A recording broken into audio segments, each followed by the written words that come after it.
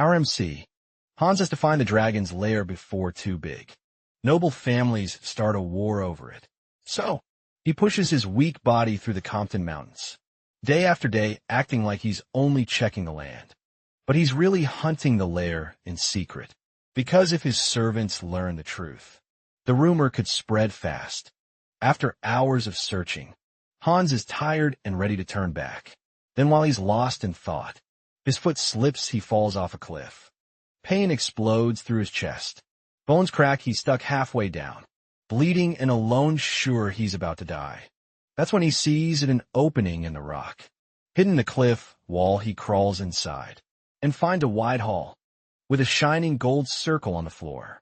The moment he steps in, his wounds close and his broken ribs heal. Deep inside the lair, Hans finds a golden dragon, and when he touches it, bright light pours into him, leaving him with a dragon heart and a new power. Well, before he finds this, in a military camp, which is located in the Compton Mountain Range, reports come in that scouting operations have been obstructed due to the intensity of the rain. However, there have been reports of lights from the northeast. Without a clear sight, the soldiers assume that the lights are coming from McCarthy's men. Heading the camp is Adrian von Callista, who is the Count of Callista. After receiving this report, the Count stands up to verify the info by himself.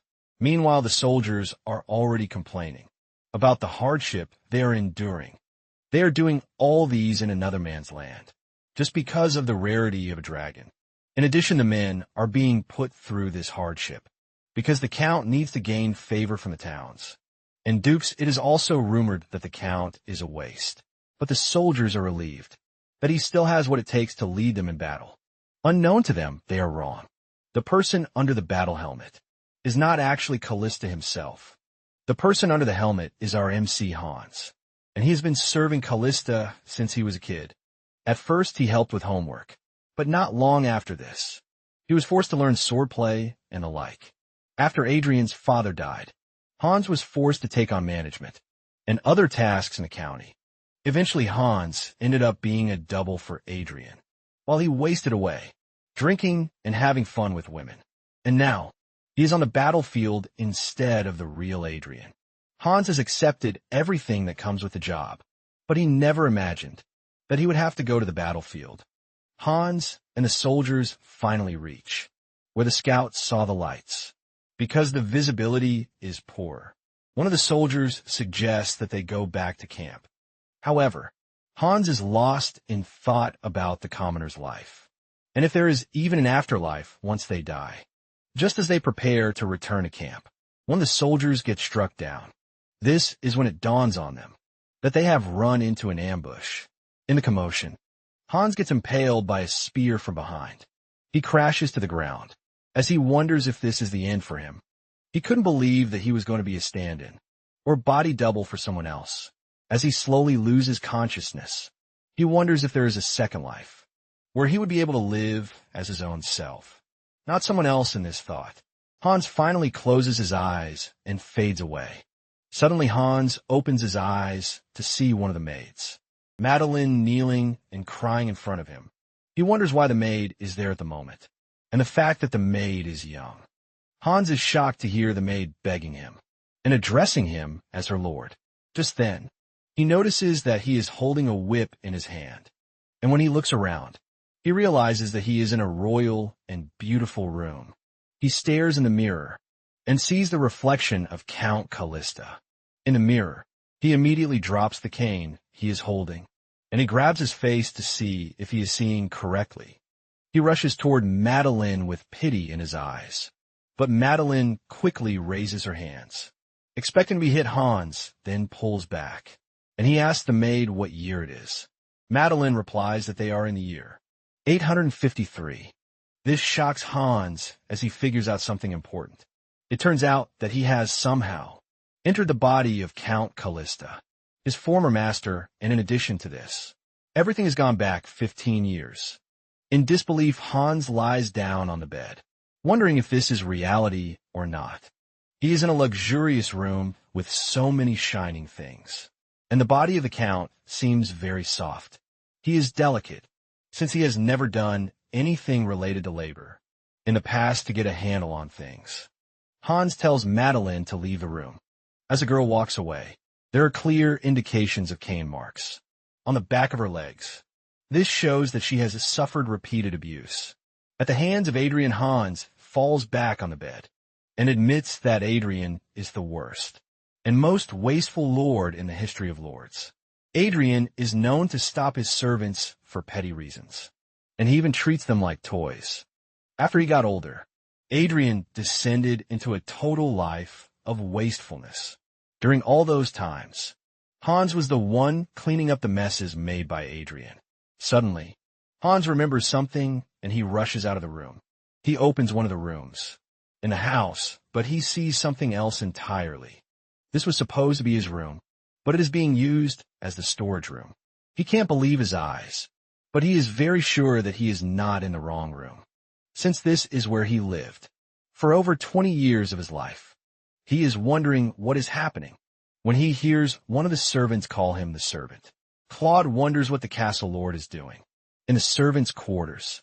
Claude is not a stranger to Hans, since he grew up with him and Madeline. They were his companions, and they're just like he remembered. Hans then turns to Claude, asking him where the servant Hans is. However, this question leaves Claude baffled, since he has never heard of anyone named Hans. Hans tried to describe who he was, but Claude had no idea what the guy was talking about. This is when the bitter realization hits Hans. That his reincarnation into Adrian's body means he doesn't exist in this current world. The news soon started spreading among the servants about the irregularities in the Lord's behavior. Some have seen him wake up early in the morning, which is very unusual, because he usually wakes up in the afternoon. Two of the maids are busy talking about Hans. When he pops up behind them, scaring them, he apologizes for startling them and asks them to call the nanny for him. It is now a week since Hans entered Adrian's body. Hans realizes that he needs to accept that he is Adrian, and he needs to live the life too. Not long after this, the nanny comes over to attend to Hans. The nanny is worried that Hans doesn't sleep well. Hans replies that he hardly sleeps. Even when he opens his eyes, he opens them again. The woman then asks if she should prepare breakfast, but Hans says no. He tells the woman that he needs to visit his mother. First, the nanny is shocked when she hears this, but she immediately agrees that Hans's suggestion is nice.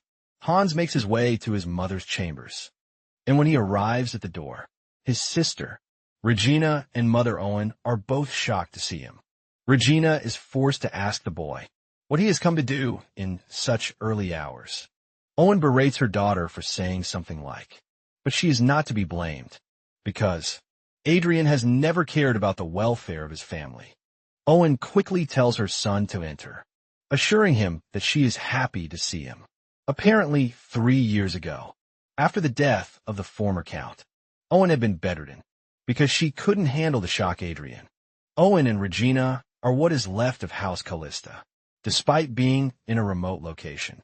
In the Rosenbaum Empire, the Callista family was well-to-do.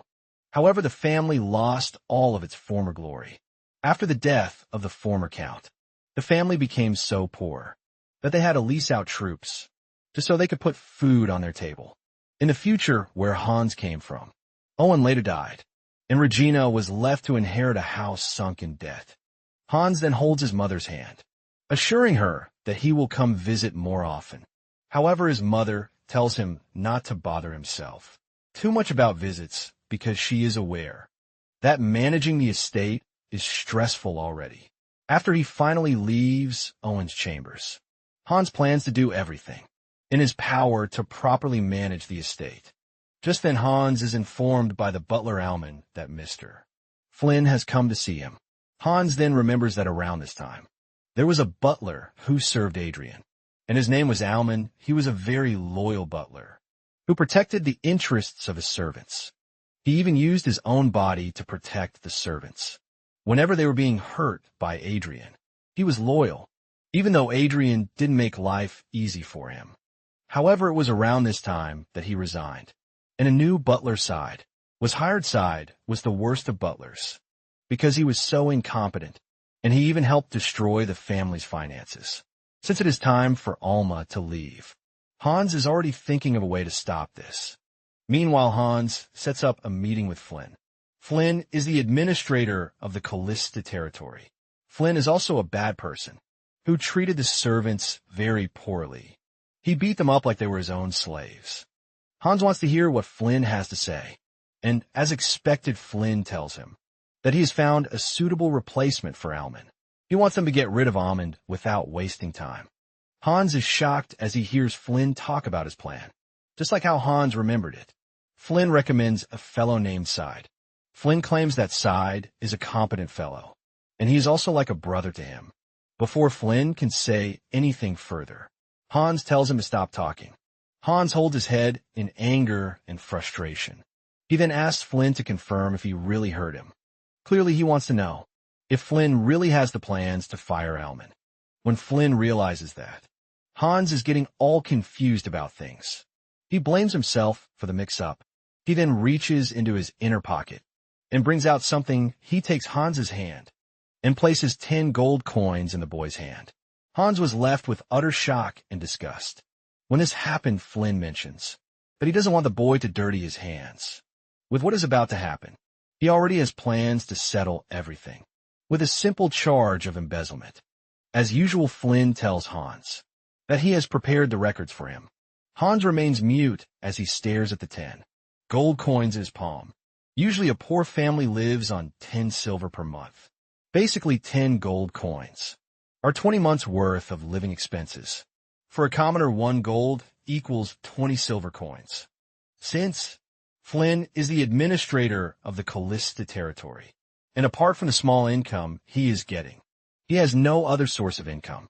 Hans easily figures out that the money given to him is stolen money from the people. Hans is utterly disappointed with the fact that Adrian had collected embezzled money as bribes in return for this. The estate is being manipulated by others like Flynn. It finally dawns on Hans that Flynn didn't resign, but was driven out. Everyone knew the man was falsely accused, but they all stayed quiet. And Hans was also too young at the time to know the truth. Hans is utterly disappointed with everything coming to light. With a low tone, Hans calls upon Oswald, the night bodyguard, in a twist of things. Hans tells Oswald to immediately arrest Flynn. Hans tells Oswald that Flynn made corrupt requests of him, and he also falsely accused his servant. Because of his offenses, Hans demands that Oswald lock Flynn in the dungeon. Oswald tends to the order without wasting time, but Flynn is left in total disbelief, and his mouth is left wide open. Flynn calls on Hans to try and convince him, but he just ignores him as he is dragged away by Oswald. Hans drops the 10 gold coins on the table, while wondering why he entered Adrian's body. He might not know anything, but he knows that the previous owner of the body, Adrian, has caused loads of people pain. Hans is not Adrian, and he is not ready to sit back and let history repeat itself. In a mansion's hall, Oswald is busy dragging Flynn to the dungeon. He tells Flynn to walk very well, while calling him a scum. Oswald doesn't know Flynn's offense, but he doesn't care. Even Flynn is surprised by the turn of events. He cannot believe that he is being sent to the dungeon in a crumbling house headed by a wasteful leader. Oswald is the only knight left. Flynn has always considered Adrian the biggest fool, since he is easy to manipulate. Now that Flynn has been arrested, he wonders if Adrian is finally trying to show some pride. But little does he know that the person inhabiting Adrian's body is no longer the foolish Adrian. However, Flynn expects Hans to suffer, because the world is not a bed of roses. Oswald drags Flynn to the dungeon and angrily throws him into the cell, without regard to his former position. Even Flynn is forced to ask if Oswald is not handling him a little too roughly. But Oswald urges him to shut up until his fate is decided by the Lord. To know more about the characters, Oswald is the son of a knight who served the previous count, and when all the knights left, only he stayed because he is loyal. Inside his cell, Flynn believes that he still has what it takes to sweet-talk the Lord into doing what he wants. He plans to manipulate the Lord and get him to fire Oswald. Flynn cannot believe that a mere knight like Oswald is acting almighty and great around him. With what he knows, Flynn says, Adrian is nothing but a 15-year-old boy who is lazy and also has poor judgment. He has always manipulated him into raising taxes, and Adrian has always followed his suggestions. Flynn believes that Adrian is just in a bad mood for the day, and just a bit of flattery will get him back in his pocket. In no time, Flynn starts practicing how he's going to talk to the Lord. When he comes to see him, he plans to laugh with him and even kneel down to him, if that is what it takes. He is in the middle of his dumb practice section when Hans arrives, judging from how Hans is standing. Flynn is left wondering if this is the same boy he used to manipulate. Flynn quickly goes down on his knees, asking Hans for mercy in a cold manner. Hans tells Flynn that there is no need for him to beg for mercy, because from that moment forward, all crimes in the territory will be judged through trials. Upon hearing the word trial, Flynn loses himself in fear. Hans turns around to leave, and Flynn starts begging. He tries manipulating Hans, as he usually does. He reminds the boy that he has been loyal to him, but Hans ignores all of his pleas and walks away like he can't hear. Flynn was originally a commoner, but managed to climb the ranks and finally became an administrator. In the Callista territory, he was regarded as very important, but now the same Flynn has found himself in a courtroom. In front of a judge, Flynn is charged with bribery, embezzlement, and breach of trust. Because of these offenses, Flynn faces asset confiscation and possible imprisonment. Flynn's trial is a significant shock to the residents of the territory, and it also serves as a warning to the negligent administrators within the territory. The servants in the house are even shocked about the trial, since it's been a long time since they had a trial. In the land, Hans calls his servants together, and some of them are already scared that they are about to be punished. Alman tells Hans that all of the servants are gathered, and with pity in his voice, Hans asks the servants how he has performed so far. As a lord, since the servants are the closest to him, he believes that they should know better. This question shocks the servants, as they do not understand what the Lord is trying to do. The only thing they can hope for is that they don't get hit or beaten up after waiting, but with no reply. Hans then opens his mouth to talk. What comes next shocks his servants, and everyone in the room. Hans bows his head, and he begs the servants for forgiveness. Hans admits that he has lashed out and caused them pain for stupid reasons. The servants start to whisper amongst themselves as they try to figure out what is happening. Hans continues by saying, one apology doesn't erase all of his past wrongs, but he just wants to make amends with the servants. He adds that he has shown unreliable behavior while leading the house. However, he assures them that from that moment forward, he is going to make Callista a better place for them to live. And to start doing this, Hans says he needs to start taking care of the people. In his castle, Hans lets them know that he plans to fix everything that is wrong, but admits that it might be chaotic at first. But he urges the servants to trust and follow him. After saying all of these, the servants are left in shock and total disbelief. After the meeting, Claude and Madeline talk about the sudden change. Madeline says the Lord still beat her some days ago, but now he is acting totally different. She wonders if someone can truly change in such a short space of time. Inside Hans' chambers, he thanks Alman for his good work and tells him that he is free to leave. However, Alman stays back, and he bows his head to Hans to thank him. Hans is shocked by what Alman is doing, and Alman reveals that he is aware that the Lord supported him when Flynn was trying to falsely accuse him. Hans then urges Alman to raise his head, reminding him that they have been together for so long, and he only did what was right.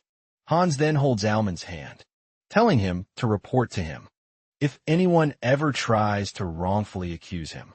Next time hearing this from Hans, Alman is forced to admit that the Lord has truly changed.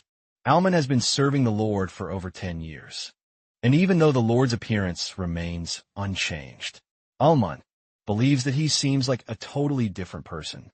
Because of his new resolve, Alman pledges his allegiance to Hans, assuring him that he is going to follow him. Later that day, Hans stands by the window in his room. He thinks about everything so far. He realizes that he was not just given a second chance, but he was also gifted with the noble title of Count. Callista. Hans basically controls the entire Callista territory. To add to this, Hans has the knowledge of 15 years into the future. Thankfully, he has knowledge about how to run things, since he was basically doing that in his past life. Since he has this knowledge, he plans to use it to his advantage. In the first step of doing what is right, Hans plans to protect those who are dear to him. These include his remaining family members and the servants. He also wishes that everyone in the land could live the life they want, without getting bound by the restrictions of a status. However, Hans is aware that he can't do all of these without making the territory better. Hans starts to think deeply if there is anything that he knows from the future that can help him with this endeavor. Just then he remembers the rumors about the dragon lair. Hans's face lights up in excitement when he realizes that he has hit the jackpot, which is the dragon lair that he needs to find. After the revelation of the dragon lair, Hans swoops into action. He organizes his servants in search of the dragon's lair. After searching for days without any result, Oswald urges Hans to take a rest. Since he looks exhausted, however, Hans is not ready to take a break. He only collects a pouch of water from Oswald and gulps it down. He apologizes for making everyone work so hard. It's been days since Hans joined his servants to inspect the territory, and he has no plan of stopping anytime soon. To his servants, he is inspecting the territory, but unknown to them, he is actually searching for the dragon's lair. Dragons are considered to be the mightiest of creatures, and also the most intelligent divine beings. Each dragon is considered to be almost godlike. However, they went extinct long ago. But whenever their hideouts are found or discovered, it catches the attention of everyone. This is because a large amount of treasures are usually found in the dragon lairs.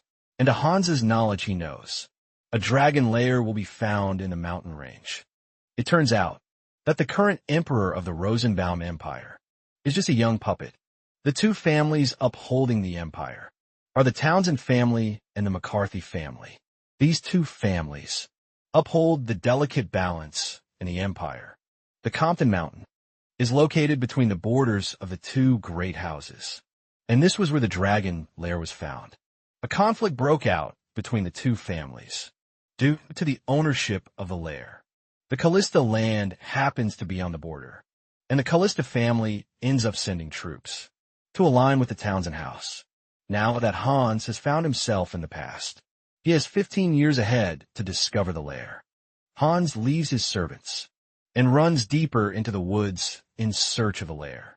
It is said that dragons hoard mountains of gold and jewels, and these jewels are enough to buy a small kingdom. According to rumors, with this in mind, Hans knows that finding the lair will provide balance to the territory. However, the exact location of the lair is unknown, but its discovery spread far and wide. It was said to have been discovered by an herbalist who was lost in an oak forest. The herbalist only ran into the lair by sheer luck, since it is easy to recognize. Hans knows that he will recognize the lair. Once he sees it, Hans continues searching, but after a few hours, he is already tired. He fails to find the lair, and not even anything that leads to it. He starts to wonder if the rumor about the herbalist is true or false, since the sun is already setting. He plans to return. He feels very tired, which indicates that Andrian's body is weak. Hans plans to exercise and work on his body. Once he returns home, meanwhile, the servants are already calling out to him. Hans is not happy with the fact that he is stressing out the servants. Hans starts thinking of asking for help so he can find the lair, but he doesn't want to do this, since he aims to keep the lair secret. He knows fully well that the existence of the dragon's lair can, as well, spark a civil war, which is why he needs to be careful. Just then, Hans loses himself in thought, and he slips down a cliff. He lands hard on the ground, sustaining injuries, but he manages to survive. Hans is stuck halfway between the cliff, and his eyes just flash before his eyes. Hans's ribs are broken, but he is worried about how he can get back to the top of the mountain. He manages to get back up, and this is when he notices an opening in the mountain. With the formation he is looking at, Hans easily figures out that he has stumbled upon the dragon's lair. The lair is located in the middle of a cliff, which is such an absurd location. Hans assumes that the entrance was used by a guardian. And talking of guardians, they are creatures that protect a dragon. The rugged terrain of the mountain range was what kept the lair well hidden. Even though he found the supposed lair, Hans is worried about how he is going to return to the mountaintop. He knows there is no way in hell that Oswald will be able to find him where he is. Hans is already thinking about how he is going to die when he enters the lair's majestic hall. In the middle of the hall is a golden magic circle. Hans steps into the magic circle, and suddenly he is healed of all his injuries. Hans is completely blown away by this discovery. As the lair was supposed to be empty, he wonders if the space itself is enchanted with healing magic. Hans is impressed by this, because he knows that, just with the discovery of the healing magic, the lair is already worth a lot. Hans almost loses himself in the thoughts of what can be, but he slaps himself back to reality. Hans plans to thoroughly explore the lair and know what it entails with the discovery of the lair. Hans figures that would be the greatest asset for him, a person who returned to the past. In someone else's body, Hans soon finds 4 doors. They're supposedly connected to the center. Hans is impressed with the spaces in the lair, as it is built like an ant colony. Hans continues to explore, and he soon finds what seems to be a library. Since dragons are known to take human form sometimes, Hans assumes that the dragon was reading, so it could enjoy human pleasures. With what he has seen so far, Hans figures that the lair is built like where humans live, since it contains a bedroom, a study, and a dressing room. Everything so far doesn't contain great treasures, like rumored, but Hans believes that the lair will soon hold great value. The most useful part that he has come across so far is the central area with healing magic. Hans decides that he is going to call the central area the Healing Hall. Hans is even more impressed by this discovery, because healing magic is almost a thing of the past. Hans then proceeds into the last room that he hasn't checked. Hans enters the room and freezes in fear and shock when he sees a golden dragon lying down in front of him. Hans doesn't want to believe that what he is staring at is real with what he knows. Dragons are said to have gone extinct at least 100 years ago. With this, Hans believes that the dragon he is looking at is nothing but a corpse, but at the same time, he wonders if a corpse will still be shining and clean. Just then Hans touches the dragon, and suddenly the room is filled with a bright light emanating from the dragon. The light is so bright that Hans is forced to back away from the dragon. The light then starts to enter his body, and at the same time, he hears a voice in his head, still trying to figure out what is happening. Hans finds himself in the presence of a man, in a royal robe with fear in his body. Hans asks the weird man who he is. Hans can clearly feel the strange aura from the man, and with this, he knows that the person standing in front of him is not human. The man finally voices out and reveals that his name is Siegfried. He continues by saying he is the last head of the Gold Clan, and in addition to this, he is the final dragon of the continent. Hans is shocked when he realizes that he is standing in the presence of a dragon. Hans then asks the dragon if he is the master of the lyre, but he decides to explain things to Hans. He tells Hans that the dragon he saw earlier is nothing more than a lifeless shell. The voice Hans is now hearing in his head is the final magic that he left behind. Hans still doesn't understand this, and Siegfried continues further. He explains that dragons are superior beings on the land, but over the ages, they were consumed and conflicted by rivalry. In the end of it all, Siegfried becomes the last dragon of the continent. Dragons are usually solitary by nature, which is why being alone means nothing to Siegfried. But he can't bear the faintest idea that the dragon's magic will disappear forever. After he's gone, this is why he made a crucial decision: to pass down his knowledge and legacy to the intelligent being who would find his lair by fate and preserve the magic of dragons. Safford reveals that he died in the year 354, and the spell he designed was to last for 500 years. After his death, if no one had found him, in the space of those 500 years, his corpse would have crumbled, and dragon magic would have been lost to history. Safford doesn't want this, but he would have accepted it as fate too.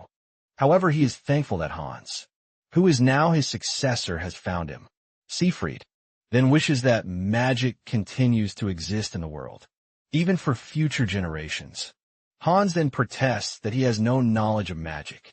He adds that there are few mages left in the world, which means it would be hard for him to learn magic. Safford laughs when Hans says this, leaving Hans to wonder what is so amusing to the dragon. The dragon reminds Hans that he has been chosen as his successor, and he points to Hans's right chest. Just as he touches Hans, he finds himself back in the lair. Hans is left wondering if what he just witnessed is an illusion or a dream. He looks around the room to see that the dragon's body has totally perished. This is when it dawns on Hans that he has been left a dragon heart, and this is located on the right side of his chest, aside from the human heart in his body. Hans can feel another presence, like a blurry smoke, but yet a powerful source of magic. With this, Safford's knowledge starts to pour into Hans. Via the new heart, Hans is blessed with so much information all at once, and he still doesn't understand most of it. However, Hans is certain about something, and this is the fact that he can now use dragon tongue magic. Unlike humans, who must craft a spell with long incantations before using an activation word, the dragon tongue magic activates with just a single trigger word, since the dragon tongue magic requires the power generated from a dragon heart. Hans is confident that the dragon heart, left behind for him by Safford, will do the job. With the help of the dragon tongue magic, Hans is able to get to the mountain top, using the magic activation word known as fly. However, Hans used up all his mana just to get to the top of the mountain. The dragon heart isn't stable yet, which is why his mana is still limited. But Hans isn't worried about this, because he knows the heart will grow to match his body. And eventually, Hans will have what it takes to use magic, which is close to divine power. Hans finally reunites with his servants, who have been worried since he disappeared. They all rushed toward him to check if he is fine. Not long after this, Hans and the group prepared to return to the estate. Hans is glad that he gained more than what he actually went for. He only went in search of a dragon's lair, but he came back as the successor of a dragon. Hans then remembers what the dragon said about the spell he used, which is supposed to last 500 years. Subtracting the year the dragon died from the present year, Hans realizes that the dragon's legacy would have been lost forever if he had been 1 year late.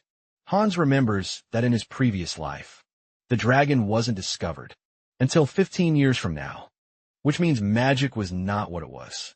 It is known that most mages can't even break past the first or second circle in their lifetimes, and those who manage to reach the fifth circle are considered to be archmages. However, dragons are born at the highest height of intellect, which is the ninth circle. The ninth circle is considered to be a level far beyond human reach. Hans knows that the ninth level might no longer be a dream to him again, since he has obtained the power of a dragon. When he finally returns to the estate, he is welcomed by his sister, who is already worried about him. His sister scolds him for disappearing and leaving everyone to worry. His sister also notices that his clothes are torn, and this forces the girl to ask if he ran into bandits. However, Hans assures his sister that he is fine, since he is not hurt.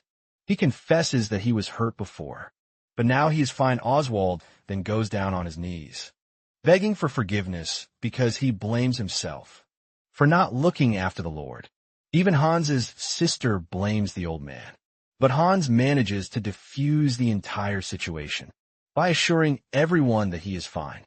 Hans manages to return to his room, and he heaves a sigh of relief. He knows that Oswald stayed behind because of loyalty, and the same thing can be said for the butler Alman. Hans is glad to have someone like Alman, and Oswald by his side, because he knows that these are people who will always be by his side. To help him, Hans then summons Alman to his chambers, and in no time, Alman shows up. Hans apologizes for calling on the man. Very late at night, he asks Alman about the servant list and salary ledger. He told him to prepare before he went on the tour. Alman assures Hans that everything is ready, but he wonders if the Lord has plans to review them. At that moment, he reminds Hans that it is already late, and coupled with that, Alman was told about Hans's accident while on tour. However, Hans assures the guy that he is pretty fine. He tells Alman to bring the documents to him, and even when Alman still tries to convince him, Hans remains adamant. He considers the well-being of his servants a priority, which is why he needs to handle everything with a matter of urgency, knowing that there is no way to convince Hans. Alman agrees to bring the documents to him. Moments later, Hans dips his hand into his pocket and brings out some gold coins. He then asks Selman if he knows about Grace. Claude visits one of the market women named Lowen to place orders from her. Claude hands her the list of what he wants, leaving the woman baffled. Claude asks her if it would be difficult for her to supply the order, but Lowen replies that she has no problem coming through. She was just happy, which is why she was baffled. Hance's policy has completely changed everything, and the territory taxes have been slashed, and orders from the estate have also increased. Everyone in the area now believes that life is worth living, and this is something none of them ever thought they could say before. Lowen gives Claude the receipt for the order and assures him that she will deliver the goods by evening. Surprisingly, the woman gives Claude 2 apples before he leaves. Lowen claims that the apples are her own way of appreciating Claude for how well he is serving the Lord. She is convinced that the servant's actions are part of what turned the Lord into such a loving person. Claude then rushes back to the estate. He finds Madeline, who is out gathering herbs. Claude wears a big smile on his face while hugging the 2 apples that Lowen gave him. He gives Madeline one of the apples, and she asks him where he got it. He replies that Lowen gave it to him, leaving Madeline totally shocked.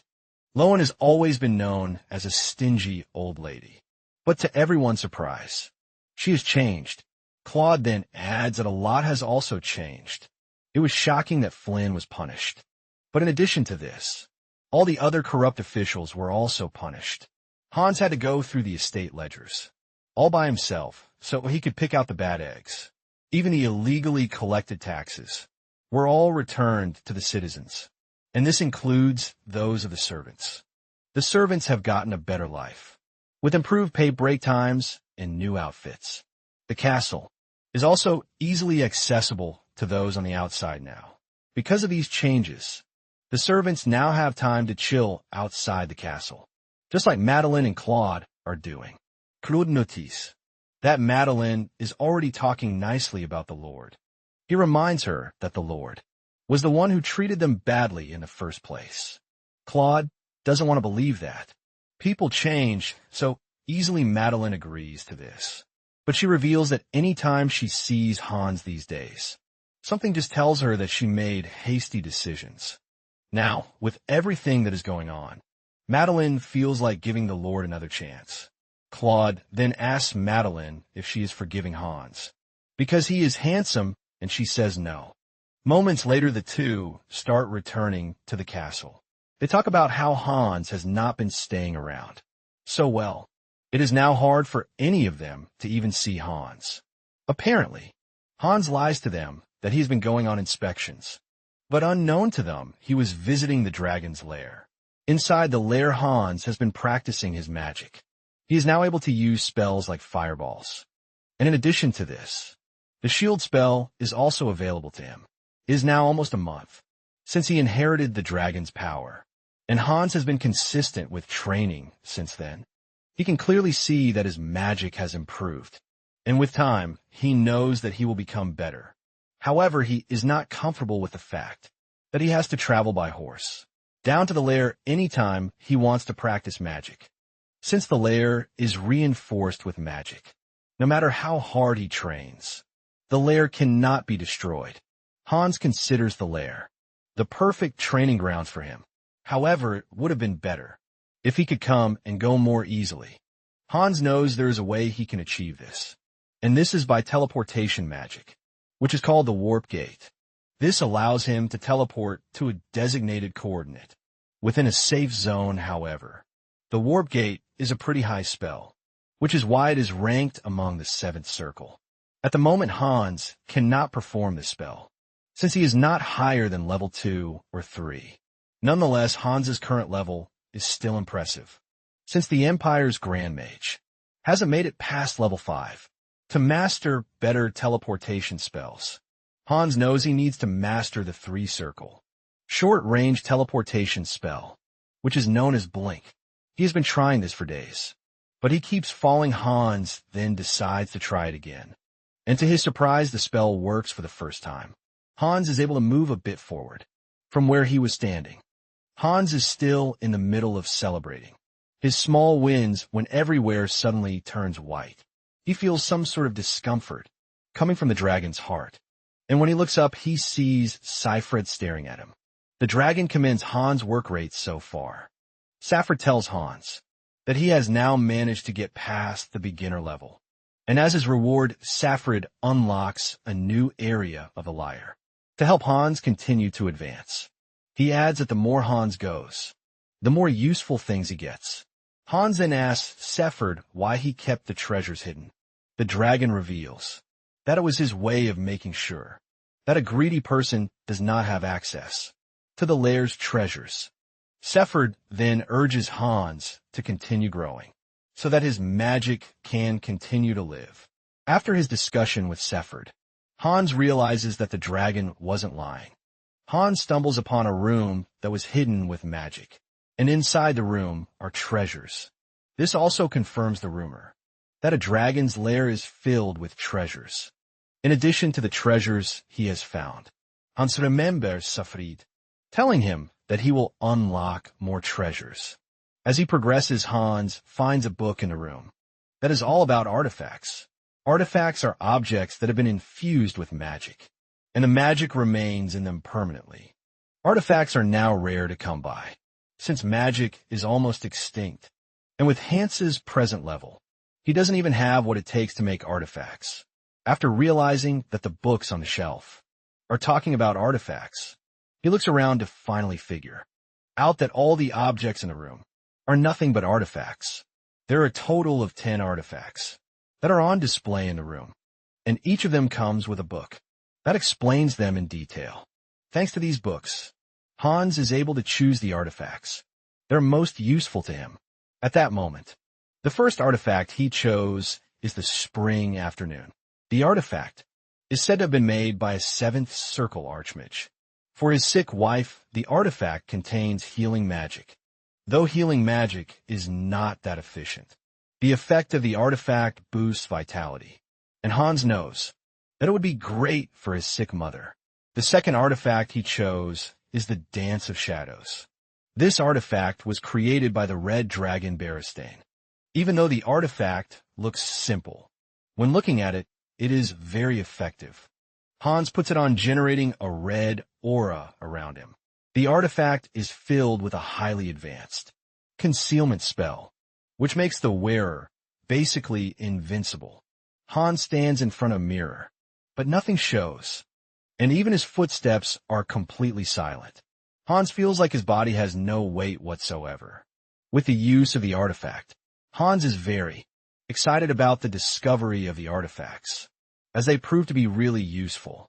And the third artifact that Hans picks is called the Breath of Earth.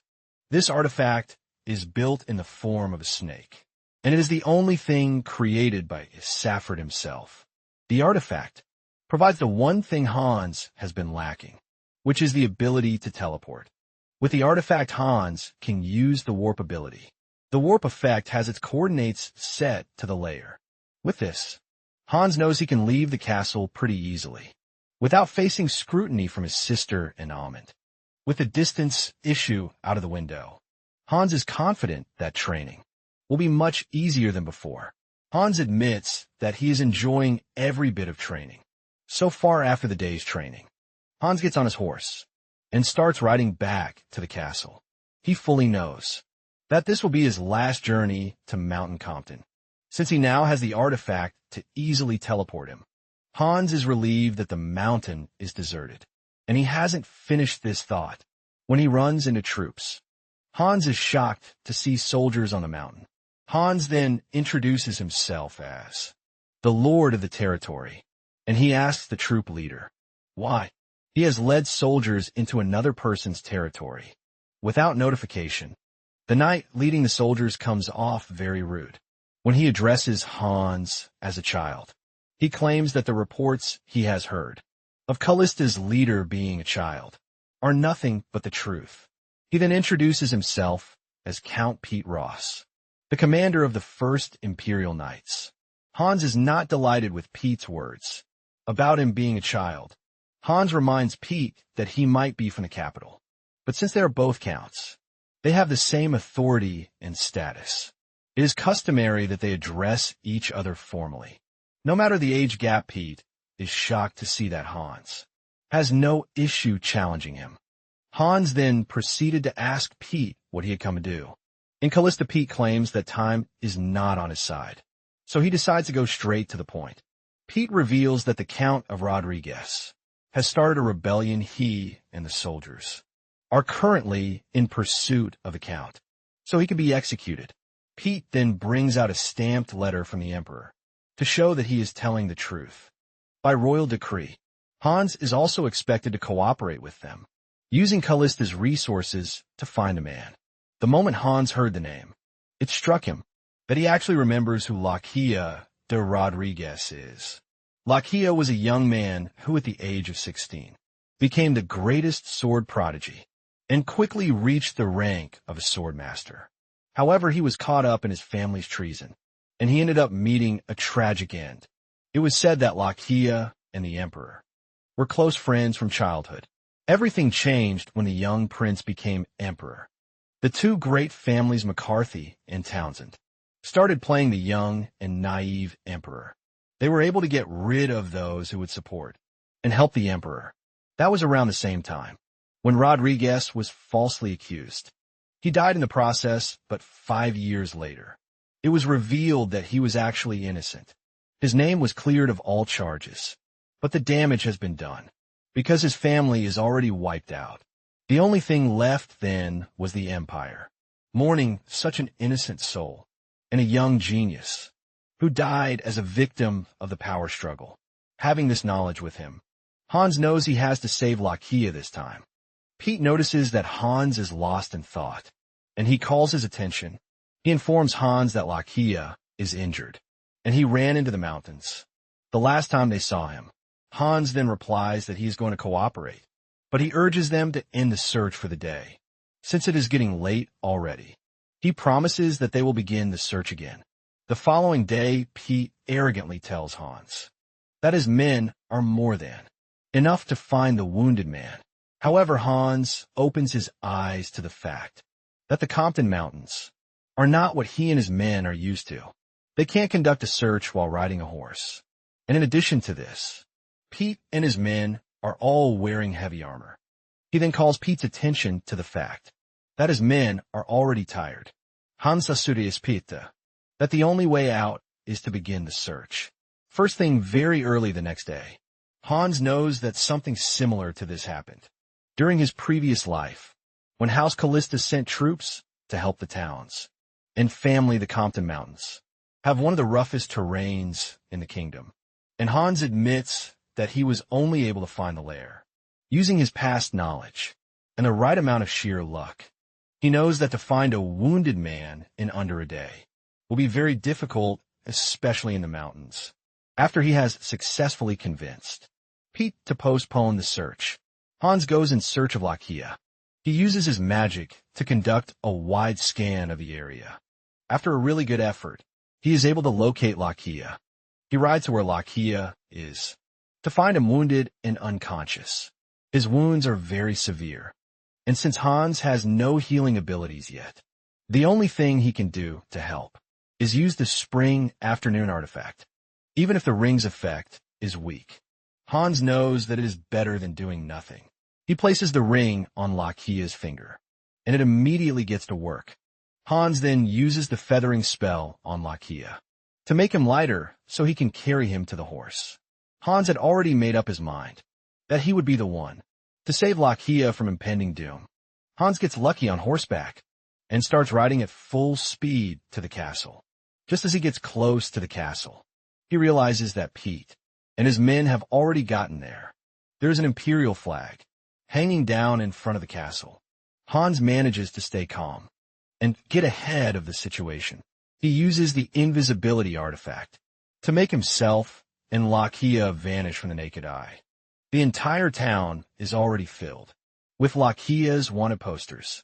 Even the townspeople are shocked at this new development. The wanted poster has everything that they need to recognize Lakia. It features his navy blue eyes and his gray hair.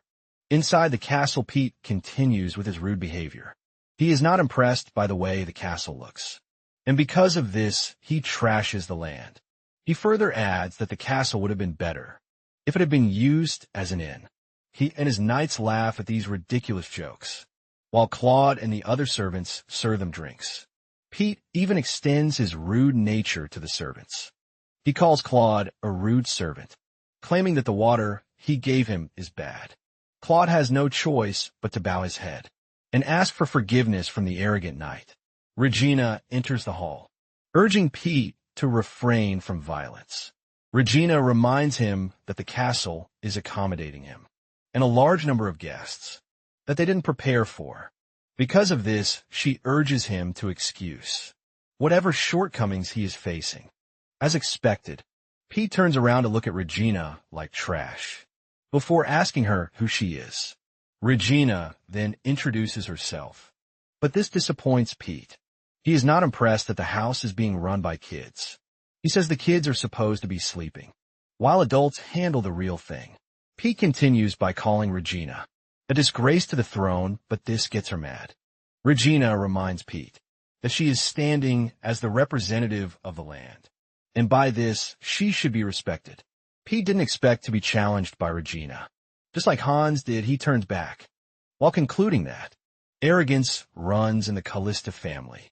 At this point, Regina is already frustrated, and a part of her wishes that her brother would show up. Meanwhile, Hans has been able to reach his room without anyone noticing, all thanks to the power of the artifact. He had actually walked past Regina when she was in a heated moment with Pete. Hans promises to handle things once he finds a way to handle Lakia. With the way things are going, Hans knows that the situation has gotten difficult. Lakia's wanted posters are all over the place, and there is nowhere for him to go. Hans also didn't take into consideration that the castle would be filled with knights. Due to Lakia's severe wounds, he is in dire need of medical attention. Hans is already scared that Lakia might die. With the way things are going, just then Madeline enters the room with the aim of doing the cleaning. She didn't think anyone was in the room, so she didn't bother to knock. But she was shocked when she found Hans inside. She quickly apologizes to the Lord, explaining that she had no idea he was inside. Hans doesn't take offense at this, but gently tells her to keep quiet.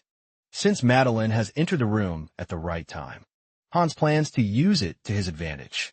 He tells Madeline to quietly bring Almond to the room, without anyone else noticing. In no time, Almond arrives in the room. Almond is also surprised to find Hans at the castle, since they all assumed he was away on tour. Almond urges Hans to head to the lobby, since his attention is needed. Hans postpones this and tells the two that he has something he needs to show them. He takes them to his bed, where the wounded Lakia is lying. The two servants are shocked to see the wanted man. In Hans' bedroom, Almond asks Hans if he captured the traitor all by himself, but Hans replies that the guy is not a traitor. Hans tells the two that Lakia was falsely accused, but he can't explain all the details yet. However, Hans reveals his decision to protect the guy. Hans asks for their help in protecting Lakia, since he can't do it all by himself. The two are stunned to speak. After Hans made this request of them, Hans knows that the two are probably wondering why. Callista, a rural lord with no ties to the imperial house, is involving himself with a powerful family. Like the Rodriguezes, in addition to this, Alman and Madeline are servants. They are people who are designed to obey commands from nobles. To put into context, they are also in a position to report the situation to Pete, who is another noble. Even with all of these risks attached, Hans tells Madeline that he would assign her to his room so he can take care of Lakia. Madeline then reminds Hans that she has no knowledge about the treatment of wounds. Hans is aware of this, and he lets Madeline know that all she needs to do is clean Lakia's wounds and give him meals. He promises to reward Madeline very generously. If she does this, Hans then turns to Alman, and he asks him for a very big favor. He tells Alman that he wants him to find a corpse that looks like Lakia. He wants a young man with a similar build and gray hair. The eye color will be a nice addition, but it's not mandatory if he can't find it. Even Alman is stunned by this request, and Hans understands his situation.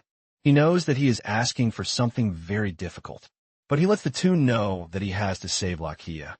Hans is aware that the servants would still have doubts about him, because no one believes he can change so suddenly.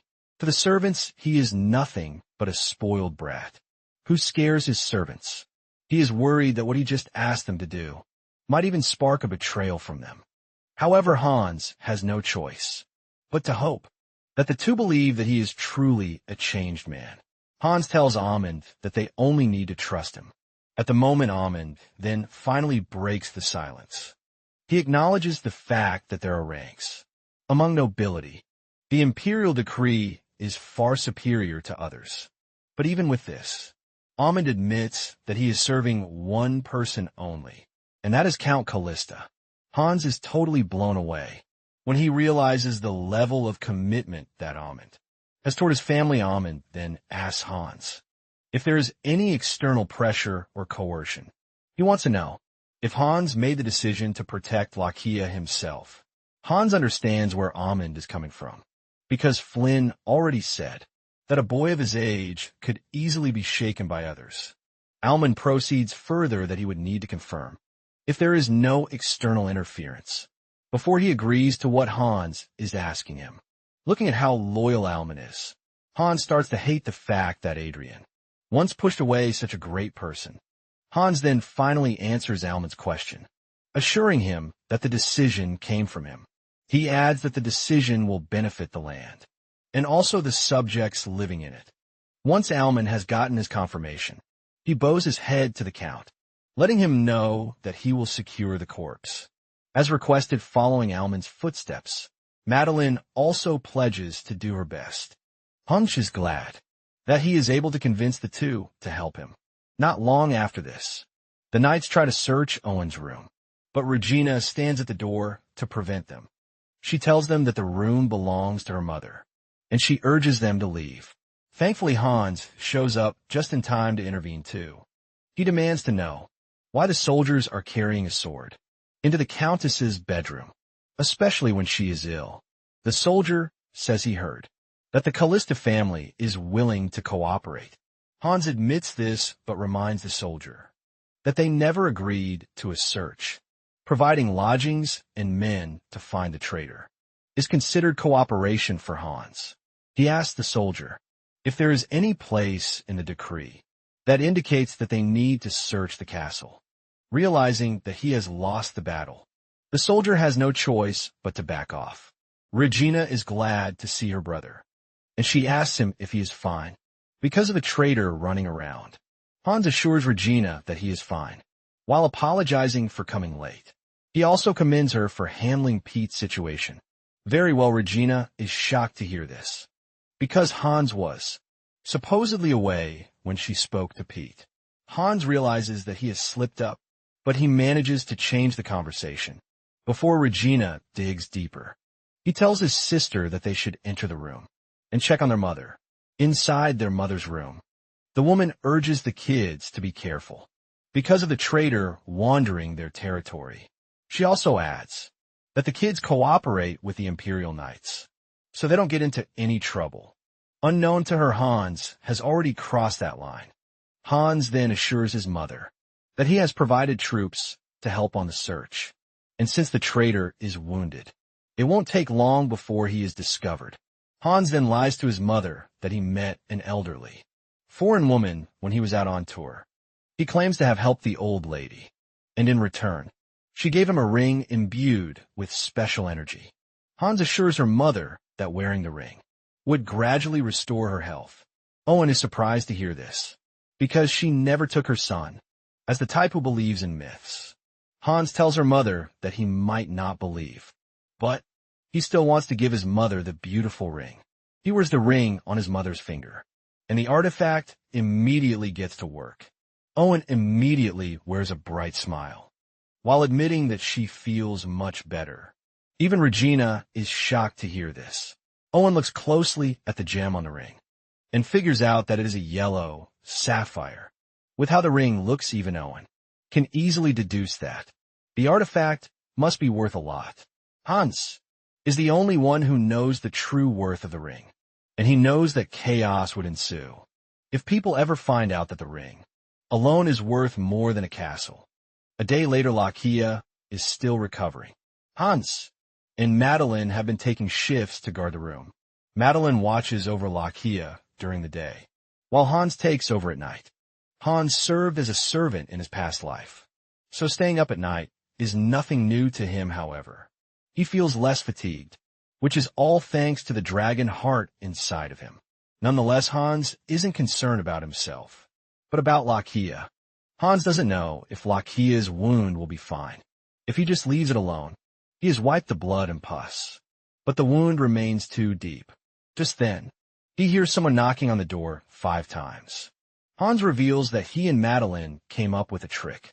Either of them will knock on the door 5 times to confirm that it is them, since they can't risk other servants finding out about what they are hiding. Madeline enters the room carrying herbs with her. Hans is shocked to see this, and Madeline explains that since Lakia's external wound is severe, she brought medicinal herbs, which are good for disinfection and recovery. Hans is further surprised by this, and he asks Madeline how she knows about herbs. Madeline reveals that her father was an herbalist, and while her father was working, she usually watched. Hans then remembers that Madeline had once told him, and the other servants, that she had learned how to make herbal teas. Hans assumed that Madeline could only make tea, but didn't know that she could handle herbs too. Madeline grinds the herbs, applies them to Lakia's wounds, and then dresses them up. Hans is glad that he has Madeline, who is basically a healer. With everything that Madeline is doing, Hans hopes that Lakia recovers. This continued for days, but Lakia doesn't show any sign of waking up. It has now been 5 days since they have been trying their best, but Lakia remains unconscious. Later that day, Madeline makes her way to the room, and she is shocked when she enters the room, and there is no sign of Lakia anywhere. She immediately runs over to find Hans, and unknown to her, Lakia has regained consciousness, and he is hiding behind a chair. While hiding behind cover, Lakia hears the troops outside announcing something quite important. Apparently, they have found Lakia's body in the mountain range. Lakia is shocked to hear this, but unknown to him, Hans is already in the room with him. He is able to get close to Lakia without him knowing, thanks to his invincibility artifact. Hans announces his presence by calling Lakia's name and expressing his surprise that he is already awake. In truth, Hans was already aware that Lakia was awake, thanks to his dragon heart. Hans now has heightened senses, and he could tell that Lakia's breathing had changed. The only reason he kept pretending to still be asleep was that he was suspicious of the situation. Hans is not surprised that Lakia did this, because it is the logical thing to do, since he is a man on the run. Lakia must have been startled when he woke up in a stranger's room to see that he was being cared for by a boy and a girl he clearly didn't know. Knowing all of these, Hans is aware that Lakia is obviously wary of his presence. Lakia shows this by aiming a charcoal picker at Hans. Lakia demands to know Hans's name, and if he is part of the troops that are outside. Hans tries the friendly approach, but Lakia suggests that he doesn't come any closer. Hans tells the man to calm down, because he is still injured. He suggests that they sit down to talk, so he can explain things to him. Lakia finally agrees to sit down, but he still makes sure to keep the weapon beside him, just in case Hans does anything funny. Hans knows that his approach and the way he talks will be the only things that can convince Lakia that he is not a threat. Hans finally tenders his explanation to Lakia, and after hearing what he has to say, the first thing Lakia asks is about the corpse. He is surprised that the corpse that the soldiers found was a fake that was arranged by Hans. Hans confirms that he dressed the corpse up like Lakia. He wore Lakia's clothes on the corpse, and also put Lakia's signet ring on the corpse. Hans then apologizes for using Lakia's things, without asking for permission first. Lakia then reminds Hans that Pete knows his face, which means that he won't be deceived by a fake. Hans acknowledges this fact, which is why he made sure everything was perfect. Since it is August and it is raining, Hans left the body in the swamp, so it would decompose naturally. The knights were already tired from searching the forest and knowing Pete. He also wanted to wrap things up quickly. With this, Hans is able to deceive Pete and the soldiers. Hans then tells Lakia to stay in hiding for 5 years, assuring him that his name will be cleared. He suggests that Lakia stay in the territory for 5 years. Just then Lakia gets defensive, asking Hans how he knew he was falsely accused. He suspects that Hans is involved in everything, but Hans lets the man know that he can't divulge what he knows just yet. Lakia also asks to know what will happen in 5 years, but Hans insists that he can't say anything. He only begs Lakia to trust him, but Lakia is not ready to have this. Lakia tells Hans that he appreciates his help, but lets him know that he is not ready to entrust his life to someone who would not tell what he needs to know. Hans understands where Lakia is coming from. He was betrayed by everyone and was branded a traitor. Hans knows everyone will definitely look like an enemy to Lakia, which is why he needs to handle the situation much better. Hans then uses an illusion spell to change Lakia's hair and eye color. Lakia is shocked to see this, and he considers it impossible. Hans just used an illusion spell right in front of him, and this is an advanced spell.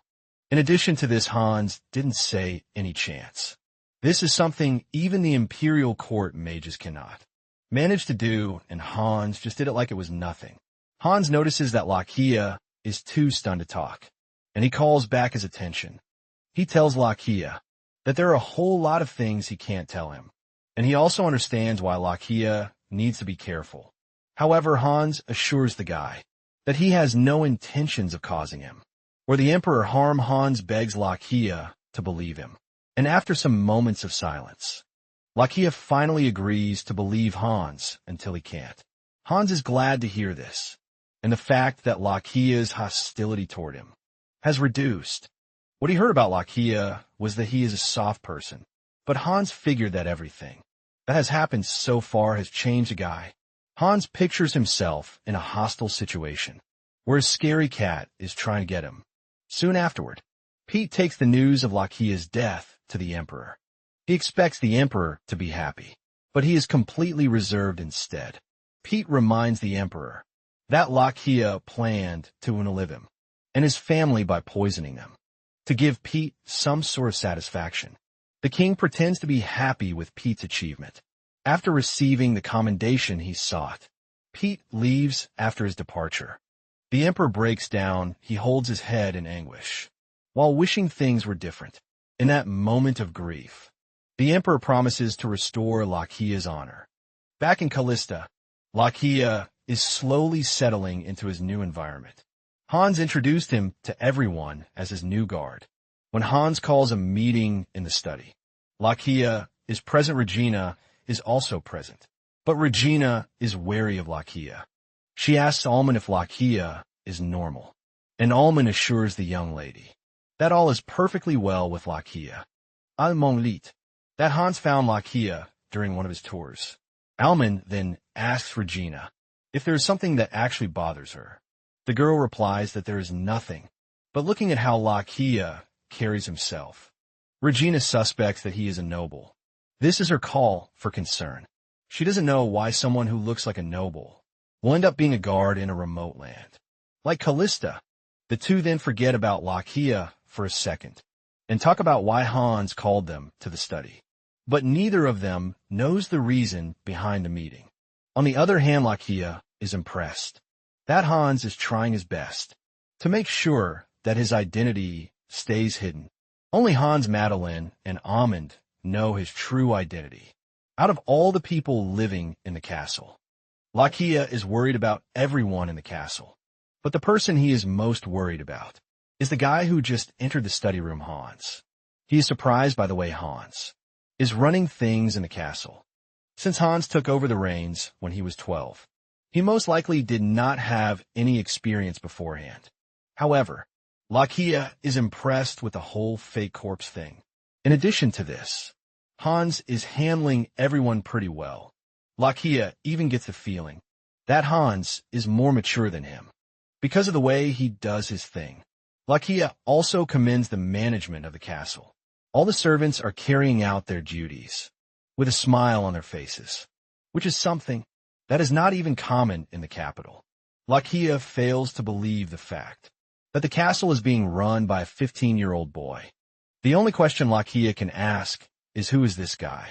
10 minutes after entering the room, Hans has already prepared something crazy on the board.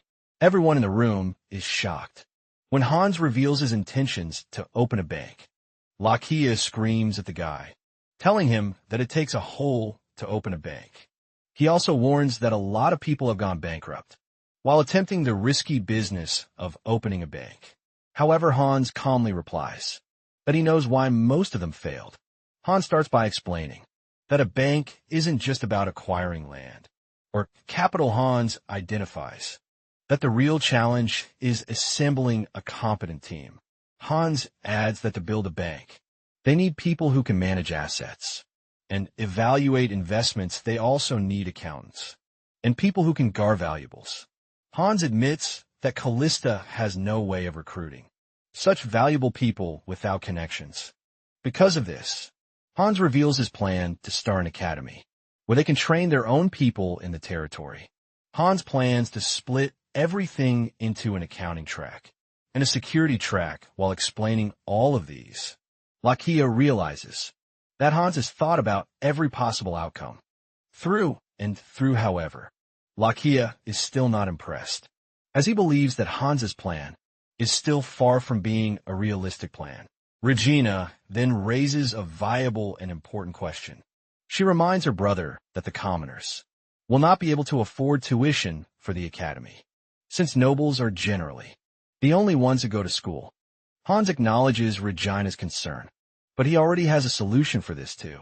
He reveals that he has no intentions of charging those who plan to attend the academy.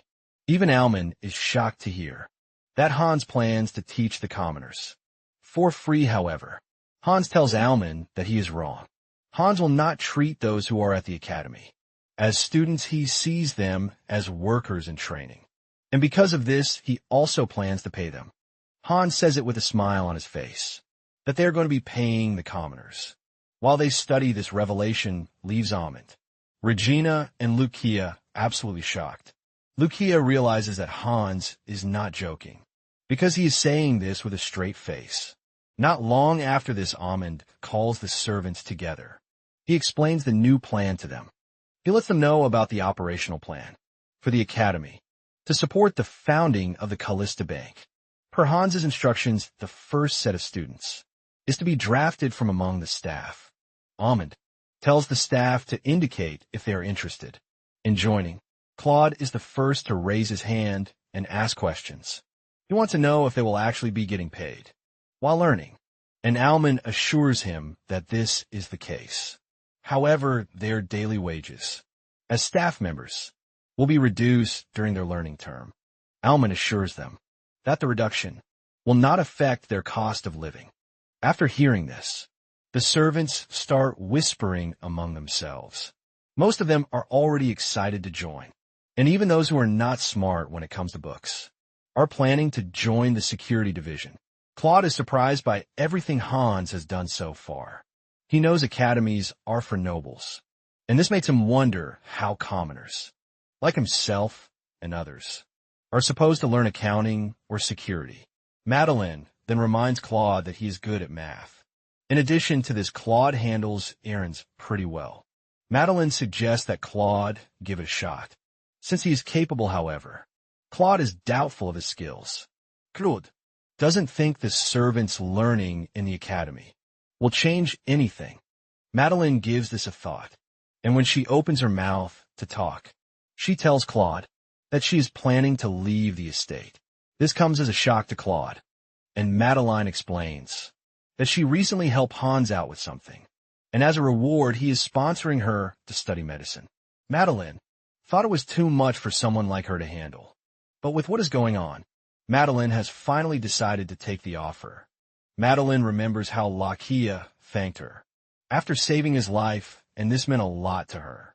That single moment filled Madeleine with pride, and it made her realize that she could do much better. Even if it sounds too much, Madeleine still wants to give it a try, since she is going to take the chance.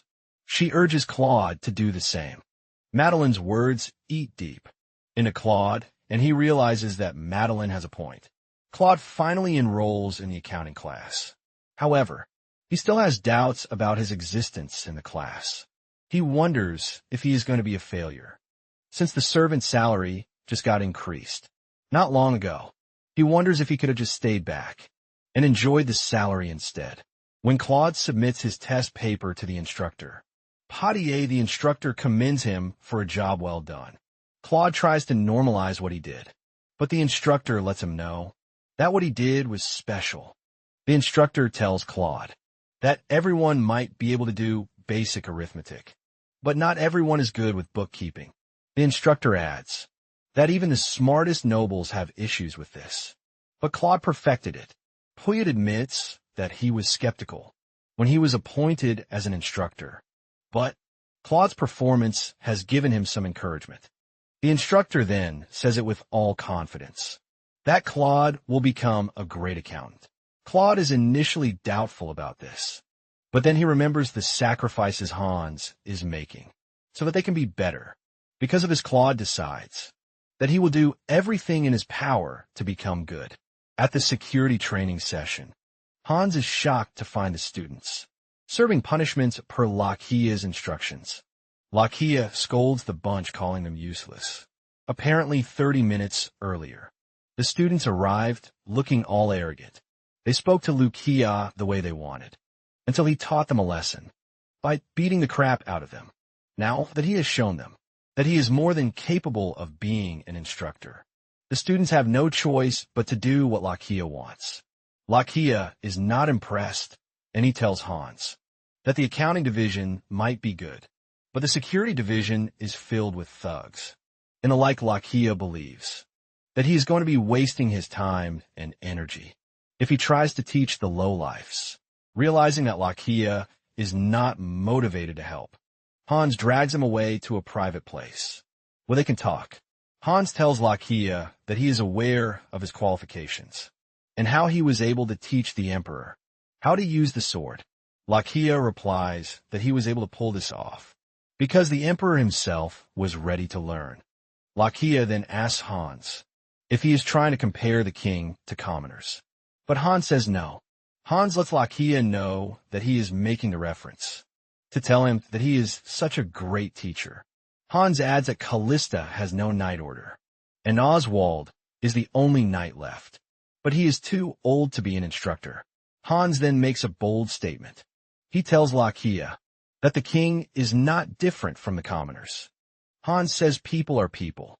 Maybe they are noble or not. In the end, they are still people. And the only difference is that someone recognizes their potential and helps them grow with the situation at hand. Hans believes that Lakia is the best candidate for the job. This statement hits Lakia really deep. He realizes that Hans has more conviction than he even gave him credit for. Lakia then tells Hans that he's going to need more time and resources, but Hans assures him that he is willing to cooperate with whatever he needs.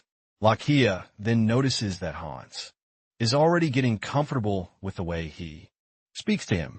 Hans was not like this when they first met, but it seems he has dropped his nervousness. Hans lets Lakia know that he considers him a reliable person, which is why he is comfortable with him. Lakia is done receiving compliments from Hans, and he quickly walks back to the training ground.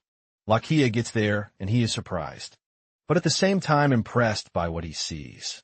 Most of the students are still in the same stance that he left them in when he went to discuss with Hans. Lakia then remembers what Hans told him about people being people until someone recognizes their potential. Lakia smiles as he remembers this, and he finally decides to give his all to training the lowlifes. He tells the students to get back on their feet. He then mentions that what the students need is not just muscles or bravado, but grit and persistence. He lets them know that their willingness to stay, even after being punished, is a good quality, and he urges them not to forget what they have learned. With this, Lakia swings his class into motion. Lakia had previously thought he would spend his next 5 years hiding in a boring situation, but he is glad he now has something to spend his time on. In that year, which is the year 853, the Callista Academy was established to support the founding of the Callista Bank. It was divided into 2 sections, accounting and security, and the students were exclusively commoners from the region. And then, in the blink of an eye, 3 years passed since the academy started. 3 years later, Hans's mother is now much better, all thanks to the artifact. She steps outside of her room, which she hasn't done in a long time. Regina is worried about her, but she assures her worried daughter that she is fine. She has missed the scent of nature, which is why she stepped outside to take everything in. Feeling very happy, Owen tells Regina to walk with her. Over the past 3 years, things like Owen regaining her strength and all others have happened in the region. Elsewhere, tax collectors visit a woman's house, demanding a huge amount of money for taxes. The woman is ultimately baffled, as she has no way to pay such a huge amount of money. The conversation between the helpless woman and the tax collectors continues until her son steps out of the house. Surprisingly, her son is Claude, and he knows all about accounting and taxes. Claude has been studying for the past 3 years, and he now dresses formally, not like a servant. He boldly reminds corrupt tax collectors of the revised tax rate. The two try to argue their case, but they soon realize that Claude knows what he is talking about. All low-earning citizens have a special low tax rate, and since his mother falls into this category, Claude is able to use this to fight the tax collectors. The officials have no choice but to back off, and Claude warns them that he's going to file a formal complaint if he ever hears any bad report about them again. The two run off like chickens, while acknowledging what Claude says. After their departure, Claude reveals his disappointment about the bad eggs they still have in the region. His mother is worried about him, but Claude assures the woman that he is fine. The old lady doesn't want Claude arguing with the officials, fearing that they might retaliate. But Claude assures his mother that Hans is there to take care of any problem they might face. Meanwhile, inside the castle, a new maid knocks on Hans's door with no reply. She continues this until one of the older maids shows up. The older maid then shows her junior the X sign on the door. She informs her that no one is allowed to disturb Hans. Once the X sign is up, the young maid is surprised to hear this, and she asks if Hans is doing something inside the room. But the older maid also has no idea what might be going on inside the room. The older maid adds that even Lakia is not allowed to enter the room once the sign is up unknown to them. Whenever Hans puts the sign up, he has vanished to the lair to train. He levels up, and he gets to talk to Seifert, whom he has not spoken to in 3 years. The dragon is impressed with Hans's progress so far. It turns out that Hans is now on the 6th circle, which is very impressive, because even the Imperial Court mage only manages to reach the 5th circle. Siegfried notices that Hans has been able to properly merge with the dragon heart living inside of him, which means he is now capable of performing large-scale magic. The dragon pats Hans on the head for growing this much in the space of 3 years. Siegfried then asks Hans if he is training any disciples, but Hans doesn't understand what the dragon meant. Siegfried explains that all great mages always have disciples, and since it is his legacy to leave magic in the world, Siegfried would like it if Hans had disciples under him. However, he assures Hans that he is not forced to do so, since the power has been passed down to him, and he is free to do with it whatever he wants. Over the past 3 years, Hans has unlocked new areas in the lair, and these are areas filled with treasures and the like. Even though there are many treasures, and Hans could have gotten rich selling them, he has no interest in this, because this is not Siegfried's legacy. Hans then tells Siegfried about his plan to build a bank. Siegfried mistakes this for a loan shark, but Hans explains to him that it is totally different. Hans then assures Siegfried that once he is able to make the bank a success, and he secures plenty of funds, he plans to establish a magic academy to carry on Siegfried's legacy. Hans comments on the fact that the current magic academies are just there for fashion, and nothing significant. No one really tries to become a mage anymore, since it is nearly impossible to get past the 1st or 2nd circle in someone's lifetime. Magic is no longer being taught, as it is now considered a thing of the past. However, with Cypher's power running through his body, Hans plans to revive magic. With this, he will be able to have dozens of disciples to pass down the magic to generations to come. Cypher's pleased with Hans's plan, and he tells him to give it a shot. Hans then leaves the lair, flying in the air with magic. He is able to look down on the territory. From above, he is happy that everything has been going on so well. For the past 3 years, the preparations to open the bank are also progressing well. Just then he remembers that Lakia told him about providing the knights with plate armor and long swords, since the knights will be fighting people. They need protection too. Hans agrees with what Lakia said, but because Callista was an underdeveloped region with no threat, they haven't put too much importance on weapons. In plate armor, however, things are much different now, and Hans knows that they need to prepare for war. In advance, Hans then decides to scan the mountains, hoping to find iron ore. That will be useful for the next stage in their plan. He is scanning the area when he suddenly spots a golden aura in the distance. Hans has not seen anything like this before, and it catches his attention. Hans moves in that direction to check out what it might be. He finds a wounded cat-like creature lying there, helpless on the ground using his magic. Hans heals the creature. He carries the creature and admires it, and then decides to take it home. This turned out to be something really huge, because the cat-like creature ended up changing into a person inside of Hans's room. After Hans carries the cat the night before, he notices that the cat is getting weaker, and he decides to take the creature to the lair, where he can use the magic healing circle.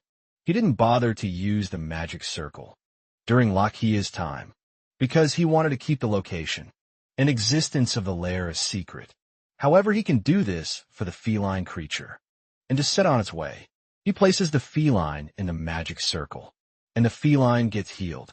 Hans expects the feline to stand up in 10 minutes, but to his surprise, the feline remains unconscious for the next 3 hours.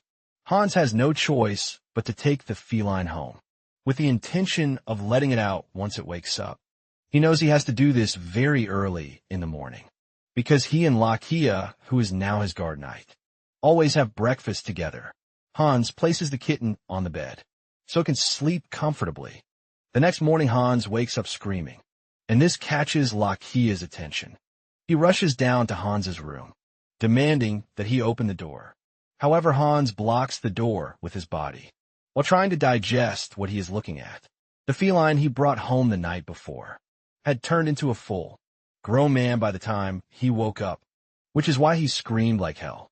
Hans tries getting rid of Lakia by telling him that he saw a bug, which is why he screamed. He also tells Lakia that he will have breakfast with him later in the day. Hans then turns to the cat guy, asking him who he is. Hans still doesn't know that the cat was the one who transformed, until the guy changes back into a cat. Hans had his suspicions, but now that he is looking at the cat guy transform, he realizes that the guy is a feline folk. Feline folks are a mysterious race, living in a society that is cut off from the human world. The feline folks have existed as long as the elves, and dwarves as well. However, people rarely see them because they are very cautious about exposing themselves, since they rarely interact with humans. Little is known about them. The cat guy starts walking around the room, and he suddenly decides that he is going to continue staying there. Hans is shocked to hear this, because he doesn't remember giving the cat guy permission to stay in his room. Hans tries to debate this, but the cat guy reminds Hans that he was the one who took him in the first place. The guy claims that Hans kidnapped him, and even treated his wounds without his permission.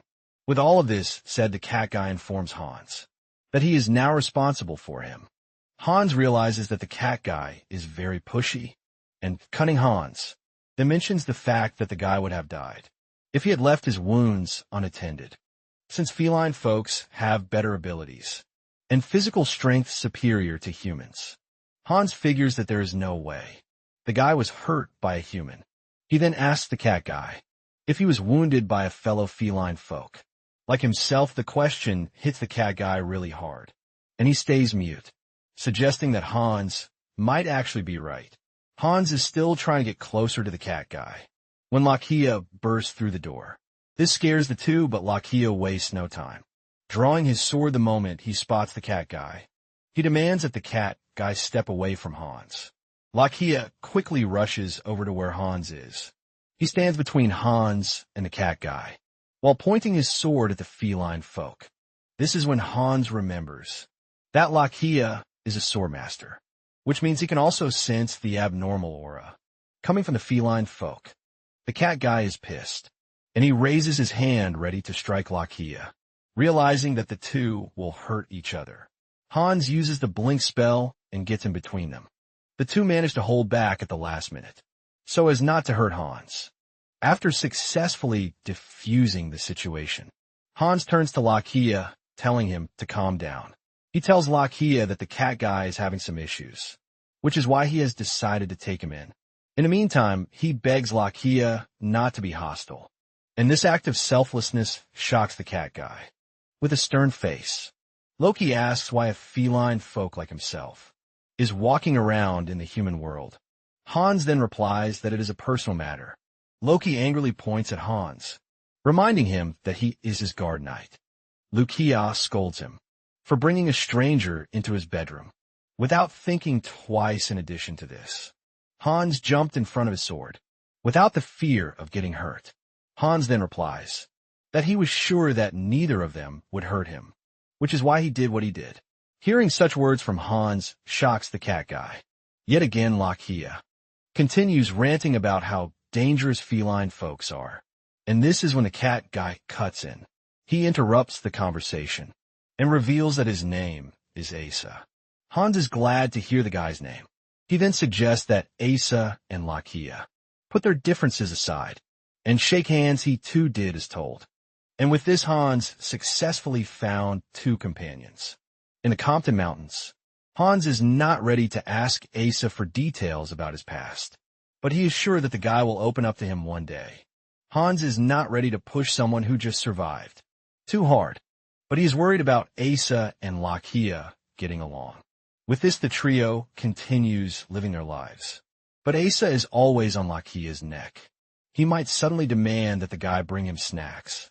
Lakia doesn't like the fact that all the cat guy does is eat and sleep with no useful purpose. However, Hans still finds a way to spoil the guy. leaving Lakia really pissed. Not long after this, Hans tells the two that everything is now ready for him to open the Bank of Callista. With excitement, he reveals that the first Callista Bank will be opened in the capital. Looking into finances, if they are to mention the richest person in the kingdom, it won't be the emperor or even a duke. It turns out that the richest person in the land is Baronet Dominic Sullivan. Dominic was the one who started the empire's first banking business, and since then has dominated the financial world. After him, many nobles tried entering the banking sector, but they all failed. No one could fight off Dominic's monopoly on the banking system in his home. Dominic receives his assistant, who is there to give him the report on things. While smoking a huge cigar, Dominic tells the guy to make his report. In order of importance, Dominic is informed that he has been summoned by Duke McCarthy, and the summons is related to the imperial protocol. Knowing fully well that it is a royal summons, Dominic says that he has to go. He then tells his assistant to schedule the meeting for the afternoon. After this, he is informed that a particular noble, Count Chenoweth, has asked for another month to consider the proposed deal. Finally, Dominic is informed about the new opening of a bank. In the capital, he is informed that the bank is being run by House Callista, but they only have one branch in the capital for now. When Dominic learns that the bank is being run by the Callistas, he doesn't put too much interest in it. He considers them a rural family with no notable investments to their name. Dominic assumes that the bank will go bankrupt soon enough, so he doesn't need to disturb himself. He tells his assistant to ignore the new bank, but in reality, Dominic plans to double-check if the Callistas have a backing that he is not aware of. Now, in the capital, the new bank that just opened is attracting loads of attention. This doesn't usually happen, but the bank is gaining attention because of its business plan and strategy. It turns out that Han's new bank is only charging 1 copper to open accounts for new customers. In addition to this, they're giving out loans without collateral. At the regular banks, a minimum of 1 gold coin is required to open a bank account, and when it comes to giving out loans, they usually take collateral of equal value. This is the reason commoners have never had any reason to use banks, since only nobles can live up to the set criteria. But this is not the case with Callista Bank. New customers are given advice on how to go about their savings. The bank tellers ask for their monthly income and use this to set a savings plan for them. For the collection of loans, the bank only gives out loans after looking at the customer's income and credit rating. They plan to give out loans that the customers will have no issue paying back due to the level of their income. Even old people who can't read are not left behind. The bank attendants are willing to help every customer according to what they need. Callista Bank gives room for commoners who are poor and have no financial backing to get access to banking benefits too. The bank takes into consideration why their customers are opening the account and what they plan to do in the future. And with this, they are able to give solid advice. A woman enters the bank with doubts about getting a bank account, but she is ultimately shocked when the bank opens an account for her. Something surprising then happens. After she is done opening the account, the woman is given a raffle ticket. These tickets will be handed out to everyone who opens an account with the bank. In their first month, the woman is asked to put the raffle ticket in the designated box, and in a month's time, lots will be drawn to announce 3 winners. The woman is further surprised when she hears that the bank will be giving out prizes. Apparently, the first place person will receive 25 gold coins. The second place person will receive 10 gold coins, while the third place person will receive 5 gold coins. Everyone present in the bank is shocked to hear this, and they all start rushing to open an account just so they can get a raffle ticket. Standing in the lobby are Almond and Claude.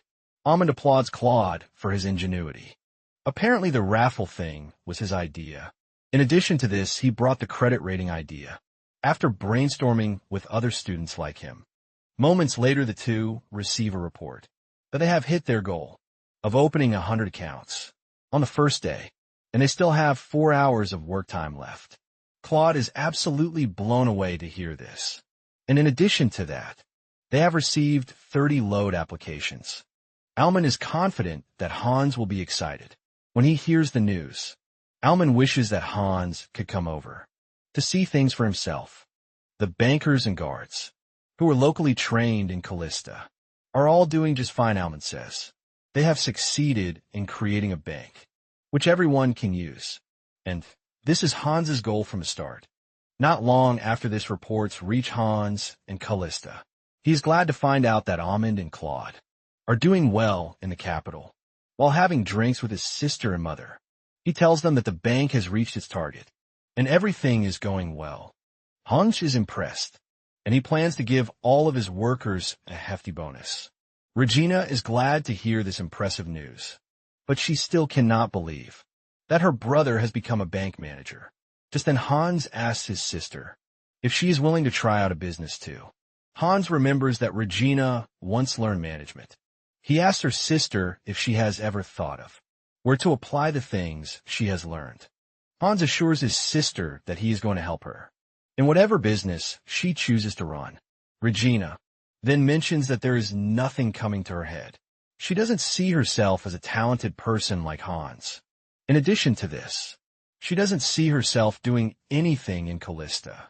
Hans then makes a suggestion. He wants them to go to the capital. Hans also tells Lakia and the cat girl this.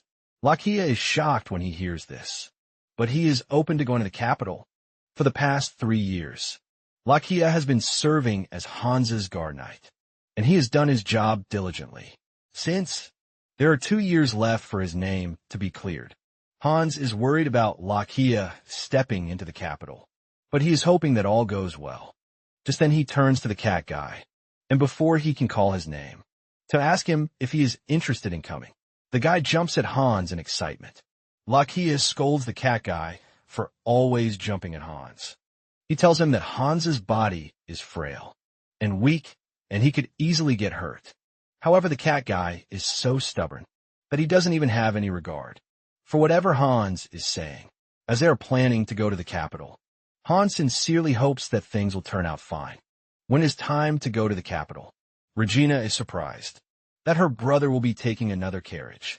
Hans explains that he can't leave Asa and Lakia alone with each other, since they have not gotten along yet. He assures his sister that he will be following closely behind. It is going to take them at least a month to get to the capital, and Hans cannot afford to leave the two stubborn heads together. This then reminds Regina that her brother supposedly found the two while on tour. She wonders how her brother ends up finding strays. While he is on his tour, she starts to doubt if Hans truly got the healing ring from an old lady. There's a moment of silence between the two, since Hans doesn't know how to reply. Hans runs off, telling his sister to call him in case anything happens. Regina complains to their mother that Hans is hiding a lot from them, but Owen urges Regina not to think too much about things. She tells Regina that all they can do for the moment is watch and wait for him to open up to them when he is ready. With this, the family begins their journey to the capital. A month later, they arrive at the capital, and Asa is the most excited as he starts jumping in the carriage. Lakia urges him to sit still because the carriage is shaking, but Asa just cannot hide his excitement. Hans understands why Lakia might be uncomfortable. Everything might be new to Hans and Asa, but to Lakia, it is a return home and a reminder that he was betrayed. Asa continues acting childishly, and he even opens the carriage door while at it. This gets Lakia mad, and he knocks him on the head for being too stubborn. An argument ensues between the two, and Hans can only wonder when the two will finally get along with each other. He sees more reason why he cannot leave the two all alone, because it is inevitable that they are going to cause trouble. Not long after this, they arrive at the Callista townhouse, and they are welcomed by Alman. The townhouse is an apartment that nobles usually keep in major cities outside of their territory, in case they come visiting. House Callista never had a townhouse, which means this is their first. The house is not that luxurious, but it will serve them for now. In addition to this, Madeline is back from medical school, and she will now serve as Owen's personal doctor. After taking a look around, Hans figures that he will be spending more time in the capital than Callista, however. He had already arranged a route just in case. Just moments after arriving, Hans prepares to go to the bank. Alman is surprised to see this, and he reminds Hans that he just arrived. After a month on the road, Alman suggests that Hans rest, but he refuses. Hans says Regina and Owen are free to rest, but since the bank belongs to him, he needs to see things for himself.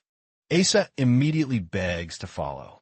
When he notices that Hans will be going with Lakia, Hans tries to dissuade Asa from following them, but he is just too adamant. Hans arrives at the bank, and he is shocked when he sees a large crowd. Inside the bank, Alman informs him that this is so because they are conducting the lottery draw. As promised, the third-place winner of the draw turns out to be number 3 on 18, and she jumps in excitement when her name is called. Those who are watching are extremely shocked when they realize that the bank is actually keeping to its promise.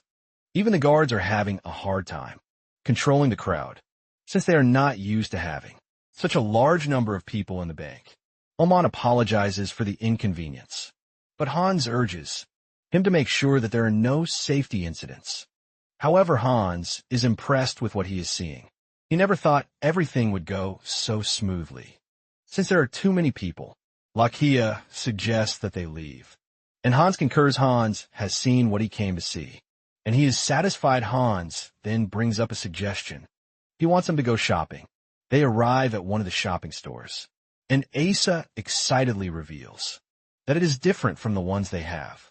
In Callista, Hans then tells Lakia and Asa to pick clothes of their choice. He assures them that he will be paying for whatever they buy, as a celebration for arriving in the capital. Ace spots a nice fabric and quickly picks it out. He tells Hans that he wants the fabric because of its elaborate patterns. Hans asks him if he wants to cut it into a dress, but Asa says no, he wants the fabric like that. Asa reveals that they usually wrap fabrics around their body. From their hometown, Asa tries it out and it looks beautiful on him. Once Hans has settled Asa, he asks Lakia if there's anything he would like to buy, but Lakia says no. He claims that the knights have no need to dress up, since Lakia has no interest in buying a dress. Hans suggests that he change his sword instead. However, Lakia still says he is not interested. Hans notices that Lakia is acting strangely, and he asks the guy if there is anything wrong with him.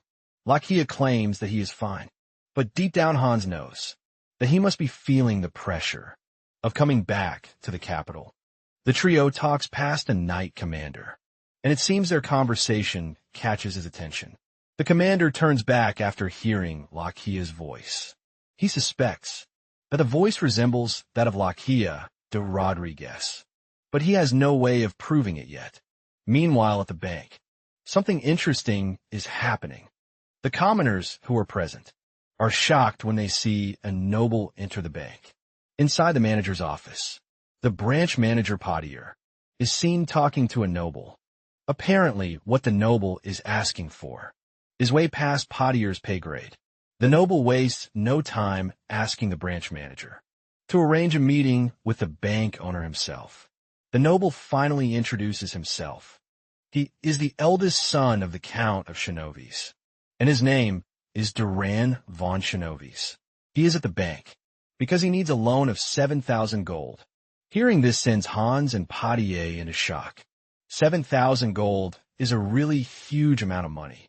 When converting it to modern money, it is 14 billion won or 10 million US dollars. Patier wonders how Hans plans to handle such a huge amount of money. A few minutes earlier, Hans was just about to return to the townhouse when he was informed that he had an important client. At the bank, he had to rush down. And now, he is hearing that Duran needs 7,000 gold. Hans then asks Duran what he plans to use the money for. Duran is stunned by the question, and Hans lets him know that he is aware of his status as a noble. But the money he is requesting is huge, which is why he needs to have an idea of what the money will be used for. Before giving an answer, this is when it dawns on Duran that Callista Bank is capable of giving him the required funds. Realizing this, Duran comes clean. He explains that the Chainovas were once ranked among the 10 wealthiest families in the empire. This is all thanks to their possession of the empire's largest grain supply in the Chernik region. Chernik is a land blessed by the goddess of earth herself, making it a fertile region where even scattering seeds brings overflowing harvests. It produced the majority of the empire's grain supply, and because of this, the Chinovoi remained wealthy for generations. This continued until the new count came in. The count is an addicted gambler, and before long he exhausted Chernit's liquid assets in a bid to recover his losses. He kept raising the stakes using the family treasures. However, things went really bad, and he ended up putting the estate itself up for collateral, and currently, the debt has grown to a huge sum of 7,000 gold in total. Talking about this large amount of money, the only financial institution capable of helping is the Sullivan Bank. However, the bank is demanding Chernobyl itself as collateral. Because Chernobyl is precious to the Chinovists, it is hard for them to put it up as collateral. Hans then thinks to himself that Chernik can actually pay Sullivan in a couple of years if they are able to manage their revenue. Hans gives it a thought. After hearing everything Duran has to say, Hans tells Duran to stay put, as he has to discuss with his staff. Hans then steps outside with Potier inside. Duran already concludes that there is no way Callista Bank is giving him the loan. While discussing with Hans, Potier reveals that Chernitz is essentially lost if the Chinoviks put it up for collateral. Hans doesn't get the logic behind this, and Potier explains to him. He lets him know that Sullivan Bank will do everything in its power to make sure that the Chainovas fail to repay the loan, and with this, he will be able to collect Chernuk. This is why the Chainovas keep stalling the deal with Sullivan, hoping for a miracle. Their issue with Sullivan is already a public issue in the capital. However, Potier still believes that giving out a loan without collateral is wrong. Hans then starts racking his brain to try and find a way out. Hans has the capacity to give out the loan, all thanks to the treasures in the lair. But he wants to be careful with his spending. He doesn't want to throw money around out of pity or pride. He then tries to recall what happened with the Chernovits in his past life, but it is hard for him to pick something out. Since the Callista territory is in a remote area, they rarely receive information from the capital. However, Hans continues thinking, hoping that he will remember something, that he can connect to his past life. Suddenly something clicks inside his head, and his eyes light up in shock. Without even telling Posher, Hans runs into the room to talk to Duran. With the knowledge that Hans has from his past life, he knows something quite important, and he knows that giving out the loan is the best course of action. Hans tells Duran that Callista Bank will provide the requested loan, and this shocks both Duran and Potier. Potier tries to argue with Hans, but Hans tells him that it will be fine. He then asks Potier to step outside, so he can personally handle the contract with Duran. Even though Potier is skeptical about the whole thing, he has no choice but to do as told. Duran sits there with total disbelief. He never thought he would get a lifeline, because since they ran into debt, the family has been mocked and trashed. They have been subjected to predators who want to get their hands on Chernobyl. But now Callista Bank is coming to his aid, with a loan with no collateral. With deep gratitude, Duran thanks Hans for the help. Hans then tells Duran that the money he is giving to him is not a donation or charity. Hans means that he is offering Duran a legitimate contract. Duran reminds Hans that the Chinoviks no longer have any property to use as collateral. But Hans is not concerned about this. He places a paper sheet on the table and tells Duran that 2 written promises are all he needs from him. With this, Hans approves the loan to help Duran and his family. When Dominic Sullivan hears about this, He gets absolutely mad. He couldn't believe that a boy of 18 years was able to manage a bank, to give out such a huge amount of money. With the information he has, the Callista territory has nothing of great importance, which means there should be no good revenue from there. However, Callista still managed to give out the loan. He then asked his assistant if there is anything or something that they are missing when it comes to the Callistas, but the assistant says no. With everything they have gathered, the territory is so underdeveloped that it has no artifacts or anything of value.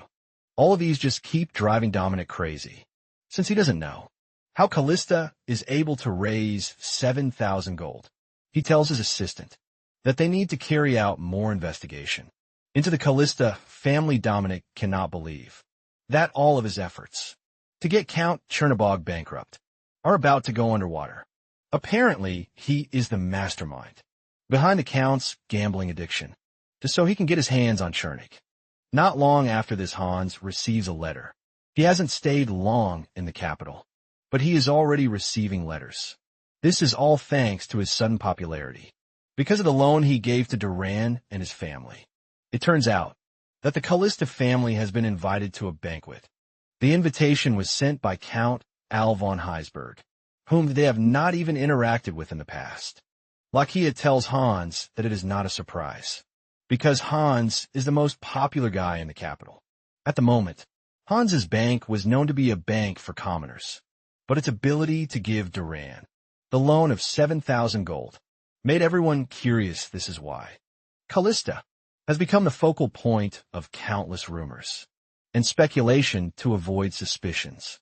Hans had to lie to Regina and Owen that their late father managed finances well, which is how he was able to get the funds he needed for business. However, Hans knows that he needs to be cautious, so he doesn't expose himself. Hans then asks Lakia and Asa if they're interested in coming to the party with him, but the two reject the offer. Lakia's rejection is not surprising, but Hans is shocked that Asa is not interested in going to a party. Asa is the fun type, and avoiding a party speaks volumes. Asa then reveals that he has no interest in social gatherings. Asa is considered a fun person because he likes to play with Hans. He lets Hans know that he only wants to play with him, and no one else. Because of this, Asa has made the decision to stay at home, and even Lakia is shocked to see that Asa still has some level of restraint in him. At the banquet, lots of nobles are present. While some are drinking and having fun, some are talking about the next business idea. Just then Hans, Regina, and Owen enter the room, immediately catching everyone's attention. Without introduction, most of the nobles in the house already figure that the trio is the Callista family. They were expecting someone who was older, but they were shocked to see that Hans is very young. They also find it hard to believe that Hans started a business at her age. Everyone has heard about the Chernobyl affair, but they keep wondering how a noble from a rural area is able to pull off such a big stunt. Their attention soon shifts to the beautiful dresses that Owen and Regina are wearing.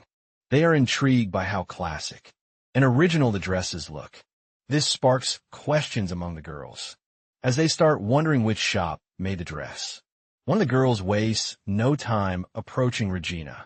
Introductions get underway, and in no time, Regina starts getting the social life she deserves. Even Hans admits that he intentionally came to the banquet because of Regina. He is trying to introduce her to society, since she has always been backstage. In his past life, Regina was the backbone of the family. Since her brother was useless, this prevented her from making friends or having a social life. However, Hans aims to change things up. He wants Regina to enjoy herself at this current time. It turns out that Hans also got the dresses from the Dragon Lair, which is why they turn out great on the girls. Hans is in deep thought when two nobles appear behind him.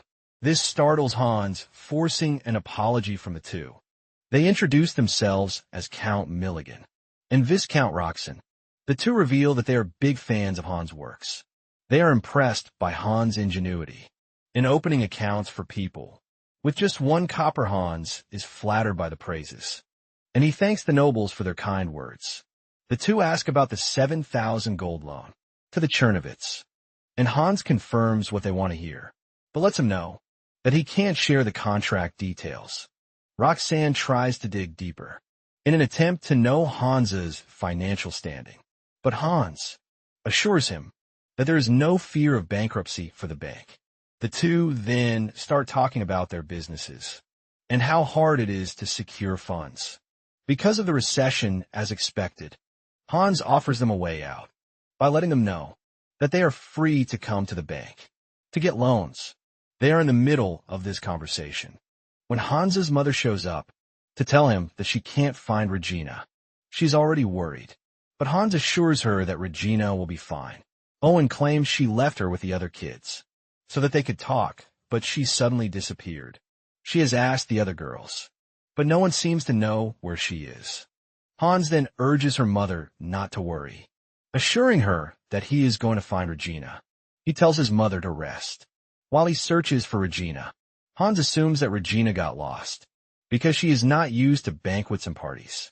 Using his magic, Hans searches the hall, but there are no traces of Regina. He expands the search outside, but still doesn't get a glimpse of Regina.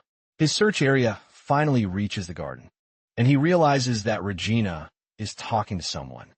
Hans steps outside to find Regina, but just as he gets closer to the garden, he hears Regina scream using a magic spell called haste. Hans rushes to where Regina is. He arrives just in time to see a guy drawing his sword at Regina. Hans is shocked to see this.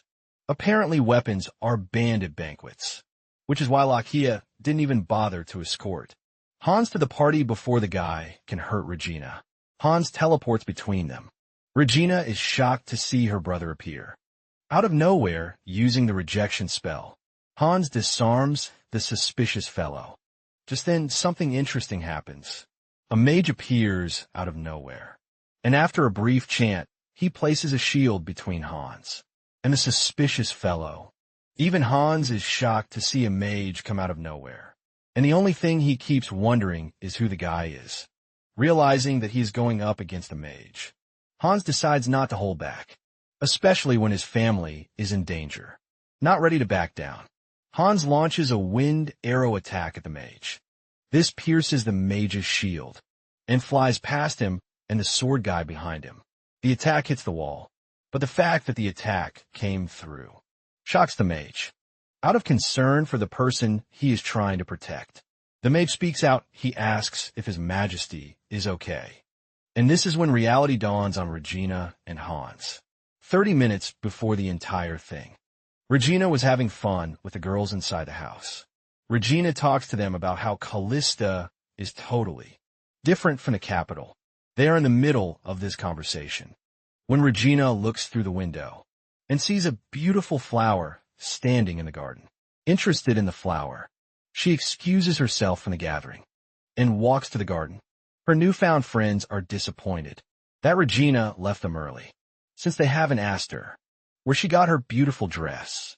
Getting to the garden, Regina stares at the beautiful pink flower, wondering what kind of flower. It is just then she hears a voice behind her, telling her that the flowers are lilac.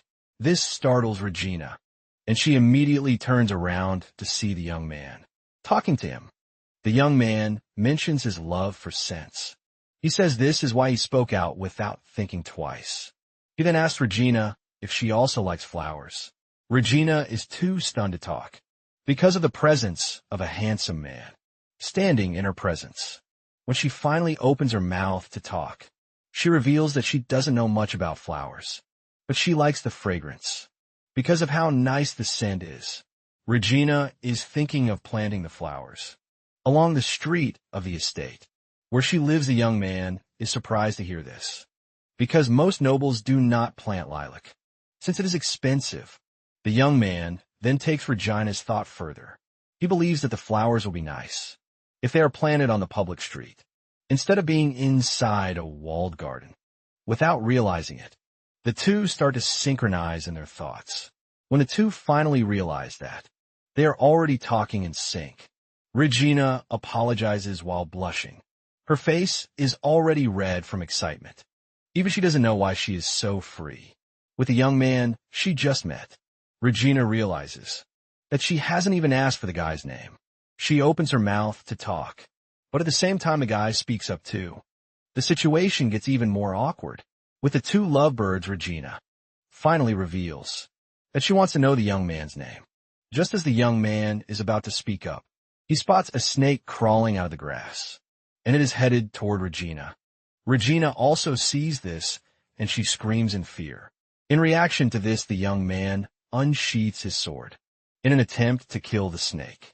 And this is when Hans showed up, believing that the young man was about to hurt his sister by instantly teleporting between Regina and the young man. Hans stepped on the snake without even realizing it.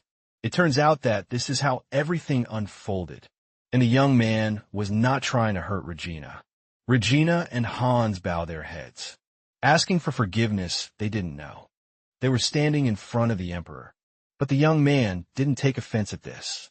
He understands that the situation was a misunderstanding. It turns out that the young man is the Emperor of Rosenbaum, late Crowell Carter III, and the reason he has a weapon with him is that only royals are allowed to carry a weapon to banquets. To make things even more interesting, the mage who protected him is the Imperial Archmage, Rumble Ivan. He is the wielder of the continent's highest magic, which is level 5 magic. The soldiers stationed in the area hear the commotion and start rushing to the scene. Crowell has no interest in the soldiers seeing him or the situation escalating. Seeing how the emperor reacted, Hans jumped into action without thinking twice. He immediately cast a mirage wall to deceive the incoming soldiers. The soldiers reach there and see nothing, causing them to go the other way, believing that they heard the noise from the other side. Once they are gone, Hans tells Crowell that he placed the barrier so that the emperor won't have to get caught. In further commotion, Hans is talking smoothly, but behind him his sister is freaking out. This is understandable, because she has no idea that her brother can use magic. As if this is not enough, Ivan grabs Hans. Ivan is totally blown away by the level of magic that Hans used. The Mirage spell is a level 6 magic, and Hans just used it without even uttering any incantation. Ivan cannot believe what he just saw, and he starts to wonder if he is wrong. But he is damn sure that he didn't mishear Hans. Crowell then taps Ivan on the shoulder to try and get the excited man under control. Crowell thanks Hans for his help, and then demands to know his name, and that of his sister on the other hand. Ivan still cannot hide his excitement. Hans and Regina finally introduce themselves, and upon hearing their names, Crowell realizes that they are the current talk of the town. As for Crowell, Hans knows that he is a puppet to Townsend and McCarthy. This is why he doesn't have any strong allies. And the more reason, he has not affiliated himself with any noble family. Because of these issues, Crow barely makes public appearances. As expected, Crowell and Ivan say their goodbyes, with Crowell hoping that he will get to talk to the two much longer. Another time Hans is surprised that, even with all the issues Crowell is facing, he still showed up at a banquet. Hans then turns to his sister, suggesting that they go back to the banquet. However, Regina is not about to let what she just saw slide. She demands an explanation, and as usual, Hans tries to dodge the conversation. But Regina is not having it this time. Realizing that his sister will not let go, Hans promises to tell her later, and urges them to head back inside first. Upon re-entering the hall, they notice that something is totally off from the way things were before. Regina rushes over to her mother to ask her what the problem is, and why people are suddenly looking at them like they are trash. Owen replies that she is also confused, but knows that everything changed when a certain gentleman entered the room. Talking about a certain gentleman, it turns out to be Dominic Sullivan. He entered the hall and tried to turn everyone against the Callistas, claiming the family lacks etiquette. Apparently, it is customary to greet all the guests in the house when a family is making its debut. Dominic trashes Hans and his family, saying they have no manners because they are from the countryside. Everything Dominic is saying is eating really deep into Hans, But Regina, most especially Regina, wants to react to this, but Hans stops her. Hans understands what Dominic is trying to do, and he admits that it is a clever tactic. In truth, there was a really old custom to greet everyone at a banquet, but the said tradition has been extinct for decades, so no one follows it anymore. Hans is aware that everyone is already seeing them as rude and uncultured with the way things are, and the one leading everything is none other than Dominic. Dominic has a vast knowledge of etiquette, and in addition to this, he started the banking business. This gives Dominic the edge over everybody. It is no private knowledge that almost all the nobles owe Dominic's bank. This is why only a few will dare to defy whatever he says. Hans was already expecting Dominic to come after him because of the whole chun of this issue, but he didn't expect Dominic to use a disgraceful tactic. Against him, Hans is totally confused, and he doesn't know what to do at the moment. He doesn't want to do anything that will escalate the situation. He knows he can endure the embarrassment, but his mother and Regina are out of the picture. Hans starts blaming himself for not thinking things through before inviting Regina and his mother to the party. He clenches his fist in anger, but out of nowhere he hears someone call his name. It turns out to be Duran, and he is walking toward Hans with excitement all over his face. The moment people see Duran talking to Hans, the atmosphere starts to change. Duran tells Hans that he has been looking for him since he heard that he would be attending. Duran goes as far as introducing Hans to his friends. Hans is blown away by Duran's reception, and that of his friends in turn. This rubs off on everyone present in the room. The girls from before run over to Regina and start talking to her again. The girls want to finish their conversation from before, and Regina openly welcomes them. Duran and Hans then move to a private place so they can talk better. Duran apologizes if he spoke too familiarly with Hans, but reveals that he saw how difficult the situation is, which is why he stepped in. He reveals that Dominic has caused situations like this several times. Hans is in no way angry with what Duran did, but instead he is grateful, because the guy literally saved him and his family from embarrassment. Hans then reveals his surprise to see Duran command such presence. From the other nobles, Duran reveals that his presence is highly influenced by his father's reputation. In the past, his father had good conduct, and he was always welcomed in every social circle. However, things are different now, that he is only known as an addicted gambler. Duran also tells Hans that he is grateful for saving his family, because without his help, he wouldn't be present at the banquet. Hans then realizes that he didn't help the Chainovas out of pity, because he didn't even know.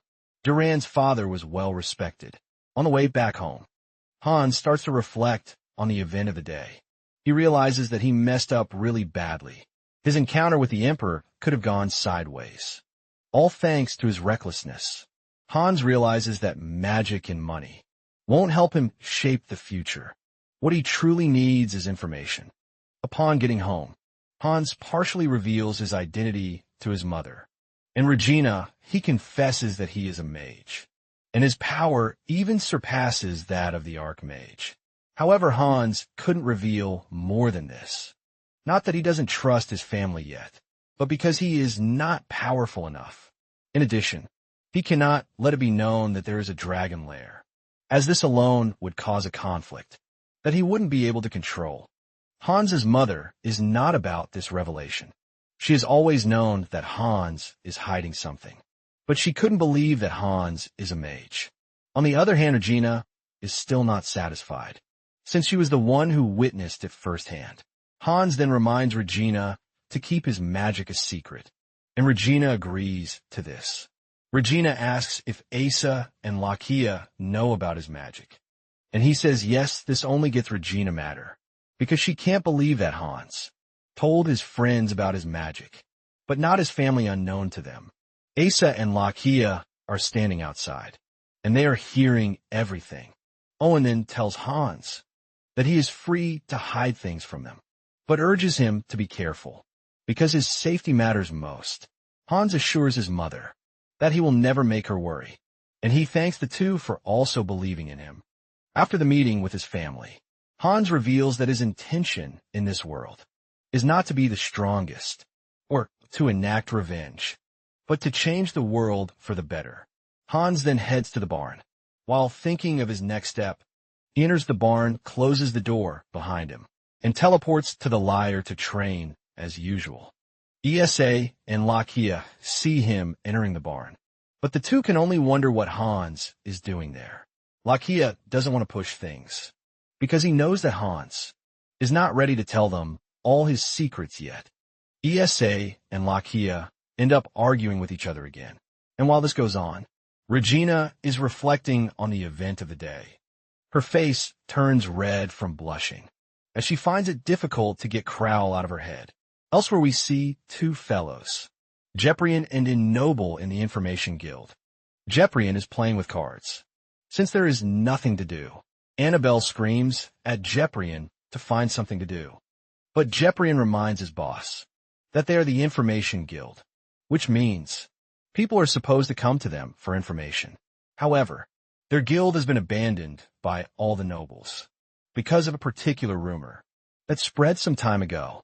Jeprian believes that it is time for them to close down the guild and give up. Just then, they hear a knock on the door. Jeffrey runs over to open the door. Hans and Lakia are standing at the door, like clueless rats. Since Hans claims that he lost his bird, Jeffrey asks him what color the bird is, and Hans simply replies that it is blue. Jeffrey then leads Lakia and Hans into the building. As they climb the stairs, Hans thinks to himself that the only thing he now lacks is information. He didn't put too much importance on this before, but after the situation at the banquet, Hans realizes that he needs to equip himself with the right info. All his past life memories are limited to Callista, or the major events that happened in the Empire, thus reaching Callista. Aside from this, Hans is clueless. This is his reason for visiting the Information Guild, recommended to him by Lakia. They get upstairs where they meet the guildmaster, Annabelle. Hans is about to introduce himself when Annabelle cuts in. It turns out that Annabelle knows who Hans is already. He tells Hans everything about him and what he did recently, leaving a shock on Hans's face. However, this is normal for her to know, since she runs an information guild. However, she has no idea who Lakia is. She then spots the cat behind Hans. It turns out that Asa is also with the two, but he came in his cat form. Annabelle carries Asa, petting him and rubbing his fur. Apparently, Asa insisted that he would follow Hans and Lakia to the Information Guild, but promised to remain in his cat form. Now that Enable is rubbing his body, he has no choice but to let it slide, since he already promised to behave.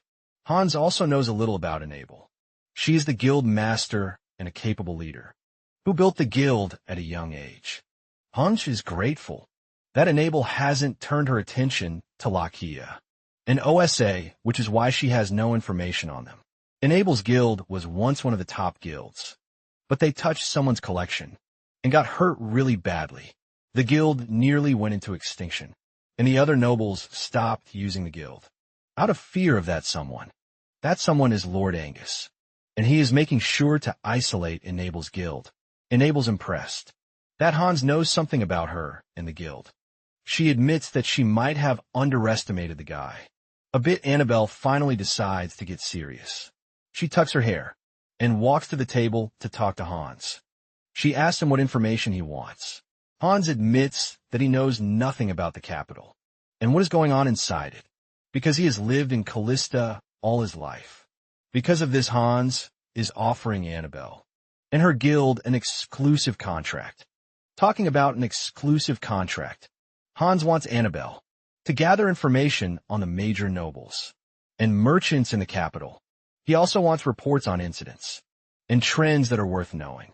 In return for these, Hans is willing to pay per information piece and also fully fund the operations of Annabelle's guild, called the Lucen Guild. Enable takes the contract and reads it to understand. Since the guild is in a tight spot with bad rep, she has no choice but to accept the contract. On a regular day, Information guilds avoid backing a useless or rural family. But since the Lucen Guild is struggling, they have no choice but to accept. Enable then decides to show them what she is capable of. She offers to tell Hans about the 3 most important families in the empire. Hans is surprised to hear this, because he only knows of 2, and these are the McCarthy and Townsend families. Enable concurs to this, saying the 2 families are the most famous, which is why they easily control the emperor himself. However, there is a 3rd important family, and they're the Krauser family. They are a 400-year-old noble house, but no one knows what they do or where. The current head of the family, Maki Chai von Krause, has been in seclusion for over a decade. Some believe that he is in his 20s, while others say 50s. The funny aspect of the entire thing is that the other 2 important families are trying to get the Krausers on their side. However, Marquis Chai Krauser has since declared neutrality. Even Hans didn't hear about the Krausers in his past life, and with the way Hans sees it, Lakia is also clueless. Hans figures that the family remains hidden, because they might not be causing major incidents in the empire, nor tied to the power struggle in the capital. Hans is glad with the information Enable gave him, and he urges her to carry out more investigation into the Krauser family. Hans then pays Annabelle for the information given, leaving a bright smile on the lady's face. She is so excited that she starts screaming about the money and the fact that she and Jeffrin can finally buy meat. She is so lost in excitement until Jeffrin calls her back to reality, urging her to remain composed. When Hans and Lakia leave the guild, Lakia asks Hans why he wants to know more about the Krauser family. Hans then reveals that, since the 2 dukes are looking out for the family, he also wants to see for himself. Lakia agrees with Hans, but he is worried about the dangers attached to the request when the trio returns home. Alman welcomes them with a worried face. He tells Hans that there is a visitor waiting for him, and this is someone they never expected. Hans enters the house to find the Archmage Ivan. Waiting for him, Hans starts to sweat, thinking that he must be in trouble. He remembers using verbal magic in front of the Archmage, and he is worried that his identity is about to be revealed. Just then, Ivan hits Hans with a very shocking and unexpected request. Ivan begs Hans to make him his disciple, and this leaves Hans's mouth wide open. It starts to dawn on Hans that Ivan is truly asking him to be his teacher. Surprisingly, Avon tells Hans to remove all formalities and address him with his regular name. Hans is taken aback by this, telling Ivan that he possibly cannot remove the formalities when they have not even gotten to know each other. That while Ivan maintains that he is a student, and his teacher is free to use whatever name he wants. Hans cannot believe that Ivan is already addressing him as his teacher, and he quickly tells Ivan that Ivan is older than him. In addition to that, Ivan is an Archmage. So Hans doesn't see how he can possibly be a teacher to him. Hans mentions that there are manners and proper conduct in the way things are done. However, Ivan argues with Hans, telling him that his morals don't apply to magic. He claims that the world of magic is a place judged solely by skill, not the age of the mage or the rank and even wealth. Ivan points out that it is the mage's dream to reach the top, and because of this, he wants Hans to be his teacher. Hans is completely overwhelmed by Ivan's arguments. Leaving him stunned, Hans finally tells Ivan that his magic is not superior to his. Ivan doesn't believe this, since he saw Hans cast a sixth circle magic mirage. Without incantations, Hans lies, telling Ivan that it was a third circle. Invisibility magic. Ivan is not a fool, and he reminds Hans that he said mirage when he activated the magic. Hans maintains his lie, telling Ivan that he must have misheard him, because there is no way he can cast a high-level spell. Ivan then asks Hans if he thinks the Emperor misheard him too. The moment Ivan mentions the Emperor, Lakia runs out from where he is standing. It dawns on Hans that he didn't tell Lakia that he met the Emperor. Ivan is pissed that a guard knight barged in on their conversation without permission, but Hans quickly steps in. Hans tells Ivan that Lakia is not just a simple guard knight, but a close friend of his. Hans knows that it sounds rude, but he begs Ivan to let Lakia stay and have the conversation with them. Ivan has no choice but to agree to Hans's terms. After Lakia is briefed on everything that happened, Hans is surprised to see that he was actually calm. Hans was expecting Lakia to be pissed because he attacked the Emperor, even though it was just a mistake. It turns out that Lakia just wants to hear about the Emperor, and how he is faring. Hans is more surprised that Evan doesn't recognize Lakia. The magic that Hans used on Lakia was a fourth circle illusion spell, and since Ivan has reached the fifth circle, Hans expects him to see traces of magic on Lakia. However, this is not the case. Even though Lakia is right there in his presence, deep down Ivan is actually wondering if he had met Lakia anywhere before. Hans decides to overlook it, since it is his first time meeting a mage. So everything is still strange to him. Lakia then asks Ivan if he truly wants to be Hans' student, and he says yes. Lucky then decides to come in, telling Hans that it is a good proposal. Lucky tells Hans that helping Ivan basically means helping the Emperor. At the same time, Lakia then says the Emperor will recognize Hans's talent one day, which will be of good fortune for them. Hans immediately figures out that Lakia is just trying to use him to get to the Emperor. Hans has no choice but to finally give in. He tells Ivan that he is ready to help, but he lets him know that it is only advisory, not an official master-disciple relationship. In addition, Hans begs Ivan not to expose his existence to other people. Ivan agrees to this and asks Hans if there are any more conditions that he wants to add. Hans then tells Ivan that he doesn't want him to use honorifics. Ivan has no choice but to accept the terms. At the same time, Hans is worried that he might not be able to permanently hide his identity from Ivan, since he is also a top-level mage. However, Hans is starting to understand why Lakia told him to agree to the deal, since it's going to be a good opportunity to build connections. Ivan is about to leave when he runs into Regina. Regina offers the proper greetings, and this is when it suddenly dawns on Avon that he actually has something from the Emperor that he's supposed to give Regina. He has a letter from the Emperor, leaving Hans and his sister utterly shocked. Apparently, he came to deliver the letter, but ended up focusing on something else entirely. Regina is confused as to what to do, and she asks her brother if he will send the letter first. However, Hans refuses, reminding Regina that it is something that was specially written for her by the Emperor.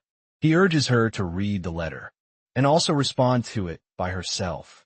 Regina then takes the letter and enters her room to read the contents. When Ivan returns to the castle, he tells the Emperor of his decision to start taking lessons from Hans. It was after telling the Emperor this that he finally remembered to give him the reply letter from Regina. The Emperor remembers Ivan, insisting on delivering the letter to Regina, even though he planned to send a servant. It finally dawns on the young ruler that Ivan had his own ulterior motive, which is why he wanted to see Hans. Apparently, in the details of the letter, the Emperor told Regina that he had to leave the banquet hall quickly the last time they met, which is why he was unable to properly say goodbye. The Emperor reveals that he intentionally came to the banquet because he had been hearing about the Callistas, and he wanted to see for himself. He wanted to know the kind of person who would open a bank for commoners. He admits that he was too focused on Hans, that he didn't realize that Hans had a wise and upright sister. The Emperor confesses that he enjoyed the conversation he had with Regina when they met because of this. He wants them to become friends and start exchanging stories through letters. Regina was utterly flustered when she read the letter. Regina had to run to Ivan to give her some time to write a reply for the Emperor.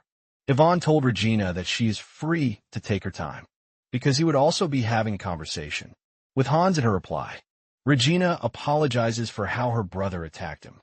Regina also admits that she enjoyed the moment she had with the emperor. She informs the emperor that she would be willing to exchange emotions via letters since this is what he wants. The emperor is also blown away when he reads the reply from Regina. Regina has no issues doing this because she believes that the emperor will eventually share his future with a noble princess from another country at the same time. The emperor is willing to live the life of a puppet, but he would not hesitate to exchange letters with Regina. Momentarily, the two started exchanging letters, and Hans soon noticed this. Although Hans was not the romantic type, in his past life, he could clearly see that something was up between Regina and the emperor. He wonders if he should allow the relationship to flourish or not. He tries looking through his memory to see what the emperor was like, but there was nothing of use to him in there. He only remembers that the emperor was married off to a suitable foreign princess who was chosen by the two ducal houses that control the empire. Hans decides not to mess with the two and allows them to live out their lives. Soon afterward, Callista Bank became the center of attention for everyone in the capital. The bank was more popular among the commoners, who started opening accounts as if it were nothing. Before they knew it, everyone already had accounts at the bank. Krudafomans, that they have recorded significant progress. And because of this, he suggests that they end the lottery event. After the next month, he mentions that when it comes to numbers, they are reaching Sullivan's bank already. Apparently people from neighboring villages and towns come to the capital to register. After hearing what Callista Bank does, Hans is surprised to learn that demand has started coming from outside the bank too. Hans is thinking of opening new branches, but Claude says this might be difficult. Claude quickly apologizes for speaking out of turn, but Hans tells him to speak freely. Claude then explains that most of their customers are commoners. Because of this, the deposit amount is small compared to the number of customers. He reveals that as of the moment, the deposit customers and loan customers are almost in balance. Claude believes that opening new branches will only drain their reserves further. Hans grins when he hears Claude's explanation. Claude then asks him why he is laughing, and Hans lets him know that he is impressed, that he knows his way around, since they're looking for a way out. Hans tells Claude that it might be the right time for them to start the business idea that he proposed. Claude is surprised to hear this, and he tries telling Hans that the idea is still at the conceptual stage. He adds that the idea was scrapped because it had fatal flaws for actual implementation. Just then, Hans assures Claude that he has nothing to worry about because he is going to prepare supplementary measures. Not long after this, Callista Bank implemented the use of checks. At the Hoffman Trading Company, the man hands his customer a check when he is about to receive payment for 30 gold coins. The merchant was shocked when he was handed a paper. The trader then explains that it is a check invented by Callista Bank. He assures him that if he goes to the bank and presents the paper to them, he will be given his 30 gold. The merchant believes that the paper is worth 30 gold coins, but the trader reveals that he actually deposited 30 gold coins in advance. Since carrying money around is heavy, he deposited it in the bank for his customer to pick up. The merchant doesn't trust the paper and insists that he will take regular money. The trader mentions that he no longer carries cash, but because the merchant is suspicious, the trader decides to take him to the bank so that they can collect the money together. The clerk attendant takes her time to check the check to confirm that it is the original. The merchant is then given his 30 gold, leaving him utterly shocked, since it is common knowledge that gold coins are heavy, and they also take up a lot of space. Trading companies that handle substantial amounts of money put great effort into cash transport to secure their money. They usually pay huge sums to mercenary guilds for escort services. Even with this, there have been reports of incidents where the transport is attacked and the cash is taken. However, the use of a check allows one to carry a huge amount of money without stress. This was Claude's idea, which is why the check was invented. He was confident that the idea would soon take over the entire kingdom. Later on, Sullivan learns from his assistant that the Hoffman Trading Company has started dealing with Callista Bank. Sullivan is enraged when he hears this, since he was the one who helped Huffman Trading Company rise to one of the top 10 trading companies. The assistant mentions that people are frequenting Callista Bank since they need to physically collect their money. After being issued a check, the assistant reveals that some customers end up conducting business. Not long after this, nobles who were in doubt before started using Callista Bank too.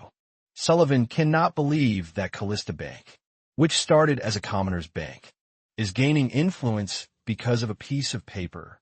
Sullivan takes one of the checks to assess it. He realizes that there is a serial number, signature, and amount on it. Sullivan concludes that there is nothing special about the check. He notices that the check is also made using high-quality fiber, mixed with silk, which will prevent it from getting wet or torn. Sullivan sees this and immediately comes to the conclusion that his bank should be able to do the same. Sullivan then tells his assistant that they need to start making checks of their own. He doesn't care if it is identical or not. He just wants it done. He is confident that merchants would rush back to them, since they were already used to the bank. It would be easy for them. The assistant is surprised to hear this, and he tries, pointing out the fact that it is unethical. This makes Sullivan angrier. He reminds the dude that he was the one who started the banking business in the empire, and he doesn't see anything special about writing numbers on paper to start selling it. The assistant doesn't want his boss's fury to be passed to him, and he assures him that he will do as he commands. Sullivan also suspects that Callista Bank will try to open new branches. Very soon, Sullivan orders his assistant to plant a spy among the new employees who will be working at the Callista Bank branches. Sullivan wants everything reported to him, and the assistant assures him that it will be done. Sullivan cannot believe the amount of stress he is going through just to run a bank, apparently. He has an interest in a noble Bowen, on the other hand. Annabelle submits the report that Hans wanted from her. In the report, he picks out a specific name, which turns out to be Bowen. He asks Annabelle to explain in detail everything about Bowen. Annabelle is taken aback when she hears this. She concludes that Hans is no ordinary person. Hans told her to gather intel on all the nobles, and he basically went through all the hundreds of pages, right on the spot. Hans even categorized them based on the priority levels. Enable doesn't want to believe the fact that Hans is just an 18-year-old kid. Enable then explains that Viscount Bowen has a unique hobby of collecting women's clothing. Apparently, Bowen doesn't take joy in womanizing or cross-dressing. He just enjoys collecting women's clothing. What even makes it more interesting is that Bowen travels around the empire to collect clothing because of this. He already has a very nice wardrobe filled with women's clothing. Enable then reveals that Bowen has been trying to open a salon for 3 years, but it is being delayed because Sullivan Bank repeatedly rejects his loan applications for salon establishment in the capital. Hans is surprised to hear this, and he asks Enable why Sullivan kept rejecting Bowen. Annabelle mentions that having a salon is lowly work for a noble. Hans then calls Potier, and he hands him the report on Bowen. He tells him where to put the report, and this further impresses Annabelle.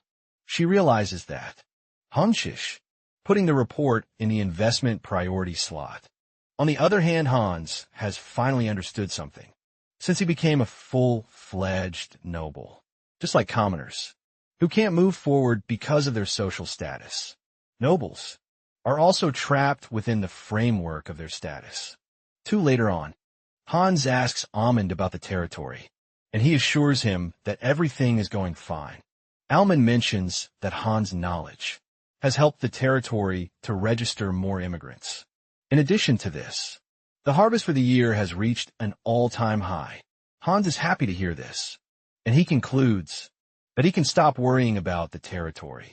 In the meantime, not long after this, Sullivan Bank also issued checks. The people started moving towards Sullivan checks.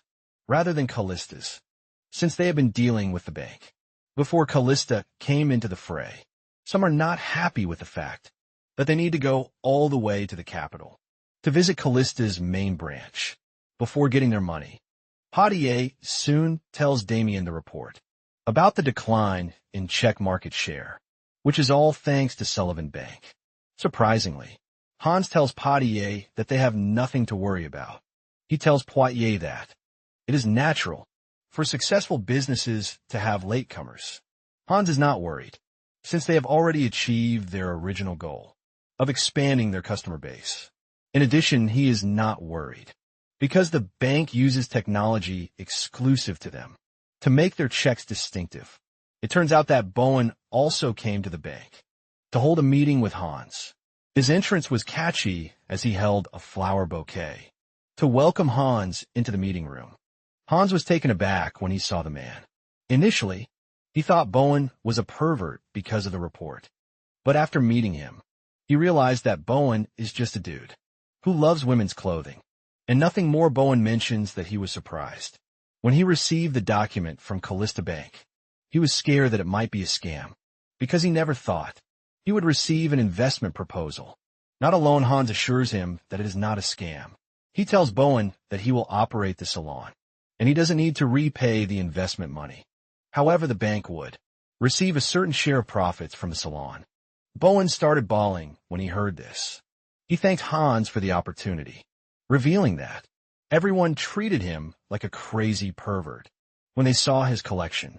Even when he mentioned salon, he was deemed a senseless person. Bowen never thought Hans would believe in him.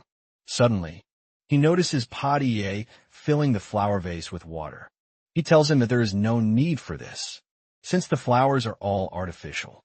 Bowen reveals that he doesn't like big flowers withering away, which is why he hired an artisan who could maintain the flower's freshness. As it is, Hans is blown away when he realizes that the beautiful flowers sitting in front of him are all artificial flowers.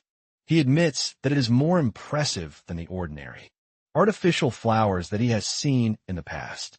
Bowen then reveals that the process to make the flowers is so expensive. He mentions that a single flower costs 2 silver coins to make. When Potier hears this, he moves over to his boss, telling him that he might want to reconsider his investment.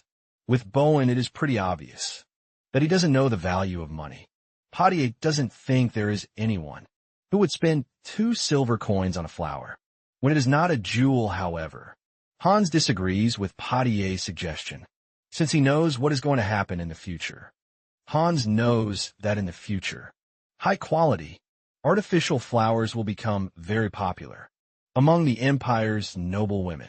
They will need it as corsages, to decorate hats, accessories, or 1 or 2 dresses.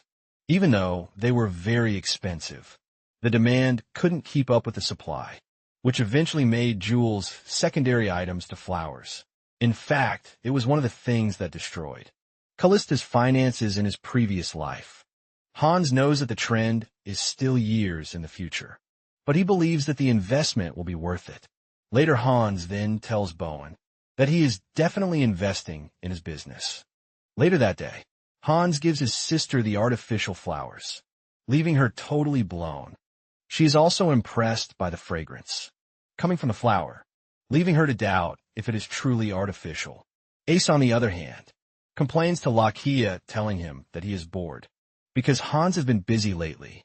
Hans has been so busy that he hardly eats meals with Asa and Lakia like he did before. Suddenly, the two feel an immense magical power hit them from the shed. Asa mentions that the magical power is always overflowing from the shed. Every evening, the two decide to check it out. Hans steps out of the shed to run into the two, who are already waiting for him. Asa demands to know what Hans is always doing at the shed. Every night, Asa believes that Hans is hiding something from them. Lakia asks Hans if whatever he is doing is dangerous, but Hans finds it hard to answer the question. Lakia realizes this and decides to back down. He believes that Hans is not ready to tell them yet. Ace, on the other hand, will not take no for an answer. He reminds Hans that he was the one who insisted that they come clean with each other. Hans realizes that things are about to get complicated, so he decides to get on top before then. He tells the two that he was just about to call them. He takes them into the shed to show them the large golden magic circle inside. He tells them that he has been working on something whenever he was free, but he has finally completed it. Hans says he should have cast a stronger magical barrier to prevent the power from leaking out. Lakia and Asa are blown away by the tremendous power coming from the magic circle. Lakia and Asa are both curious, and Hans reveals that it is a warp gate. Lakia doesn't want to believe this, since warp gate is a seventh circle magic. Before magic became a thing of the past, there were rarely humans who could succeed in creating a warp gate. This makes Lakia question who Hans really is. Hans then confesses, telling them that he is the successor of Gold Dragon, Seifred. This further leaves the two in a state of confusion. Hans knows that the two were already onto him, but they didn't decide to probe him, out of respect for the fact that he saved their lives. Hans knows that he could continue hiding his identity, but he believes that telling the two is the bare minimum, since they trust him with their lives. However, he can't tell them about the regression. Lakia finally realizes why Hans had to keep his identity hidden. Hans also had no choice but to come clean, because he would be going to the territory more often, using the warp gate. He doesn't want them worrying any time he disappears. Hans then suggests that they enter the magic circle, so that they can all go together momentarily. They appear at the Callista Castle, shocking Lakia and Esa. This was Hans's first time with a seventh circle magic, and it gave him a bit of a tough time stabilizing the coordinates. Lakia realizes that they are in the storage room, which Hans has prohibited people from entering. Lakia figures out that Hans has been preparing everything from the start. Hans says he was anxious about leaving the territory for too long. Lakia then asks him if he can only travel between the shed and the capital and the storage room in Callista Castle. Hans reveals that the warp gate is a magic that only allows for travel between fixed coordinates. Hans is happy to be back in the territory after months. He walks to the window, only to see something disastrous happening. Outside the castle, Hans runs outside the castle to see that everything is totally flooded. The butler William is shocked to see Hans, since he is supposed to be in the capital. Hans basically tells him to forget about him. In the meantime, since they have a huge problem on their hands, he asks for an explanation, and William reveals that the territory is suffering from flooding. Apparently, it has been raining for over a week, and the river finally overflowed at dawn. William and the other officials have been evacuating the citizens from the lowlands. William doesn't know about the warp gate and assumes that they came to the town by road. He asks Hans if he is fine, but Hans is already lost in thought. It dawns on Hans that every year around the same time, it used to rain for several weeks in the territory. However, the river had never overflowed to cause flooding before. He starts racking his brain, because he definitely would remember if something like this happened in his past life. William then mentions that the damage to the Western Plains is very severe. Hans starts putting everything together. House Callista wasn't a wealthy house, despite having one of the Empire's notable territories. This is simply because the East was mostly occupied by high, bare mountains, while the West is occupied by marshlands. It is basically a dead land, where people couldn't live and crops couldn't grow.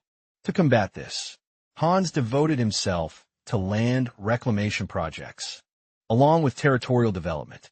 For the past 3 years, they dug waterways through the marshes and mixed in sand to make the soil fertile.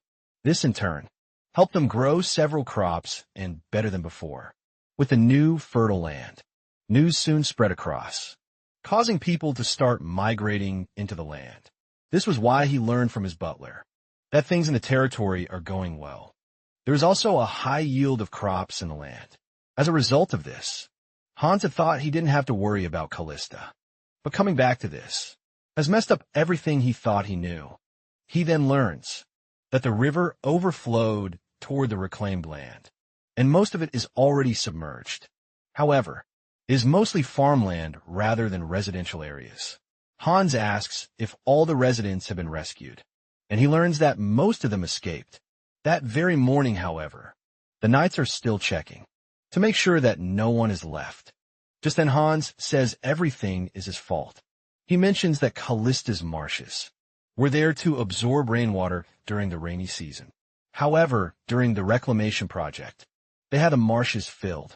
Asa is confused, as he asks Hans how a natural disaster is his fault.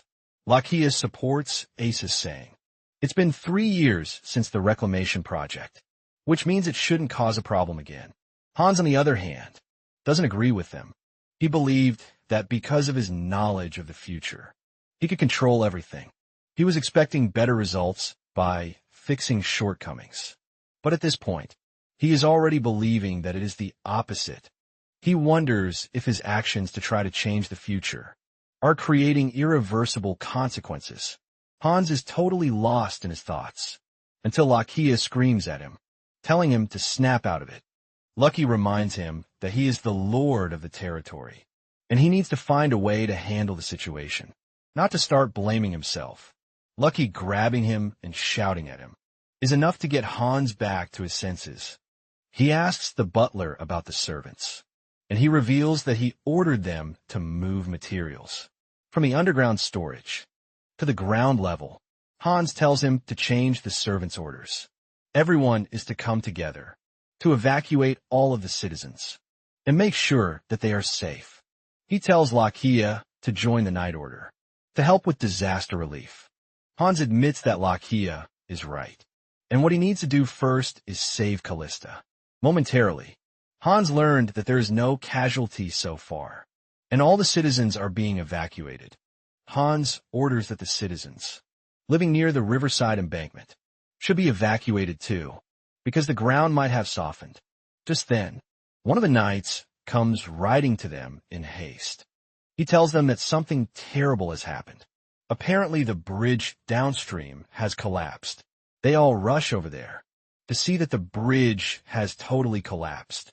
In the middle, Hans is worried because there are about 20 households living beyond the bridge. He asks for the details of the damage, and if there are still people trapped on the other side. The knight tells Hans that it is hard to confirm the details, because by the time they discovered the bridge, it was already in its current bad state. Suddenly, they spot a woman at the other side of the bridge. She reveals that there is a critically ill patient in the village. She begs Hans to save them, because they can't cross the river. Hans asks the knights if there is a detour route upstream. The knight confirms this, but lets Hans know that it is completely flooded, which makes it even more dangerous. Hans gets off his horse, picks up a stone, and casts a flying spell on it to confirm something.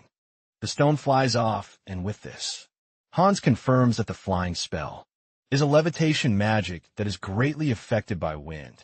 He knows that with this simple deception, won't trick everyone watching him. Hans then calls Lakia, telling him to keep the knights quiet about what he is about to do. Lakia is also curious, but he assures Hans that he has his back. Hans then walks toward the broken bridge, while his subjects are telling him to be careful. However, Hans is not ready to look away, because he is the successor of the Golden Dragon. Cyphered Hans then casts a kinesis spell, leaving everyone shocked. The rubble starts to move into place, but Hans is not yet done. He started using multiple castings, leaving the people even more confused, with a golden aura emanating from his body. Hans stacks up the castings and finishes it off with a 6th circle, hardening magic once he is done. The broken bridge is fixed up. Lakia cannot believe his eyes when he sees this. Hans then tells Lakia and the other knights that they can now proceed to evacuate residents, because the bridge is safe to use. Lakia acknowledges the order, but Hans is pretty sure that everyone who just witnessed him use magic will have their questions.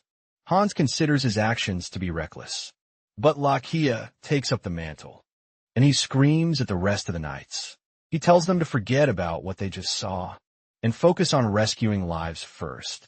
He then tells them to assemble after the situation has been resolved, because he has an announcement for them. After the bridge was restored, it made the rescue of the residents easier. The residents start thanking Hans for coming to save them. Hans is surprised that there were actually more injured people than he expected. He is thankful that the rescue was swift, because things would have been disastrous if there had been a delay. One of the servants walked up to Hans, asking him how he was able to get to the village quickly, even though he had heard that the bridge had collapsed. Hans is taken aback by the question, as he doesn't know how to lie or answer. Thankfully, the lady who was rescued came in for the rescue. She lies that the bridge didn't collapse, and all she saw was just debris. Another person supports her claim to make sure that it is convincing. The servant still insists that he saw the bridge collapse, but everyone soon turns to him, telling him that he must have been seeing things, because the bridge is perfectly okay. An elderly woman walks up to Hans, thanking him for coming to save them, because the village was home to mostly outsiders. They thought that they would be left to die, but Hans surprised them. Hans is proud of himself when he hears this. Once the flood-related activities are complete, Lakia gathers the knights who are present at the bridge. The lady who witnessed the whole thing is also with them. Lakia tells them that there is something he needs to announce. Before they all separate, it is no news to them that the lord of the territory is a mage. Lakia knows that they're going to have several questions running through their heads. He then asks them what they would do if they were high-ranking nobles. Lakia mentions that Hans is a young lord who obtained the count's title at just 15. In addition to this, he uses magic, which is among the strongest on the continent. However, Hans doesn't have the means to protect himself, aside from the use of magic. Lakia then points out that other nobles would use the opportunity to grab Hans's power if they found out this strikes the knights, and they finally understand where Lakia is coming from. Lakia opens their eyes to why they need to keep Hans's identity and power a secret with a thunderous echo. The knights acknowledge the order. Lakia then apologizes to the lady for getting dragged into the whole thing. However, the lady lets him know that she has no issues with this.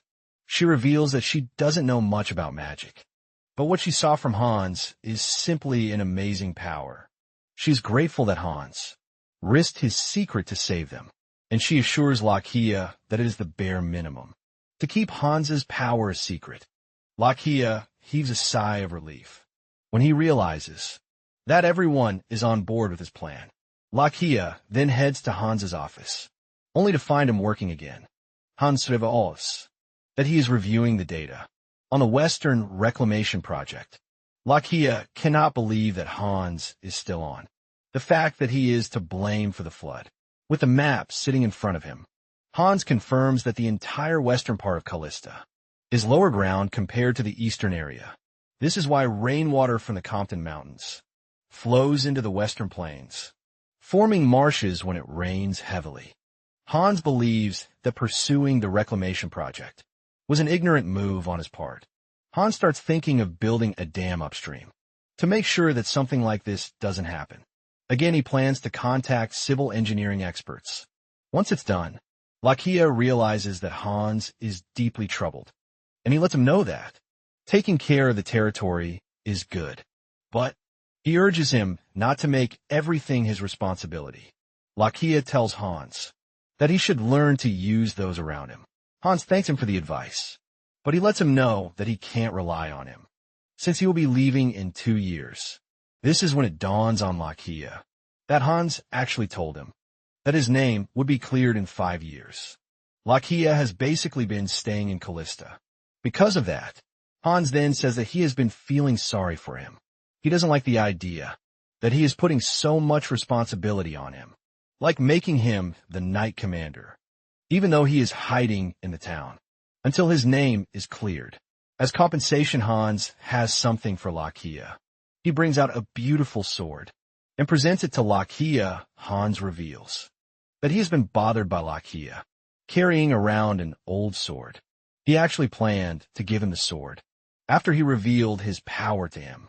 But everything just turned out the way they are.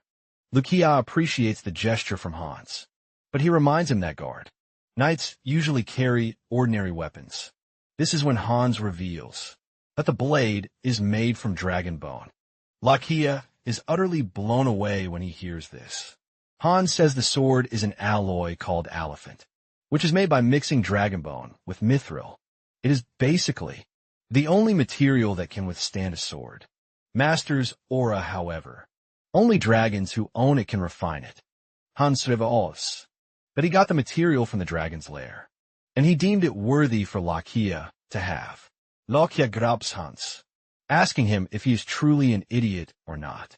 He lets him know that there are things that should be given his presence, and there are things that should not. Lucia says dragon armaments are very expensive, but Hans lets him know that he is aware of everything that he is pointing out. Lucia then asks Hans if he can rely on Asa too. Hans means Lucia. That cat people don't live in human society. Hans believes that Asa is just staying in the territory in the meantime and would eventually return to his people. When Hans says this, Lucia finally understands the kind of person Hans is. Lucia can see that Hans believes that they're going to leave his side. At some point, even with this, he is still revealing his greatest secrets and weaknesses to them. In addition to this, he is casually handing over rare materials to them. Just then a servant enters the room, telling Hans that there is a certain person who has arrived at the castle, and the person is confronting Asa. Hans and Lucia rush to the scene to see Asa in a standoff with a strange-looking dude. It turns out that Asa knows the dude, and his name is Ruji. Asa screams at Hans and Lucia, telling them to stay back. Suddenly, Ruji goes down on his knees to bow to Asa, and he regards him as his lord. This leaves Hans and Lucia totally stunned and confused. Momentarily, they enter the castle, and Hans apologizes to Ruji for his knights treating him rudely, since he is Asa's guest apparently. Ruji is a warrior of the cat people. Ruji thanks Hans for providing shelter for Asa. However, he lets them know that Asa cannot stay among humans, since he is a cat person. Because of this, he plans to escort Asa back to their territory. Just as he finishes saying this, Hans doesn't look surprised, since he was already expecting a day like this to come. Just then, Asa refuses, telling Ruji that he has no intentions of going back. Ruji tries to remind Asa of what humans are capable of.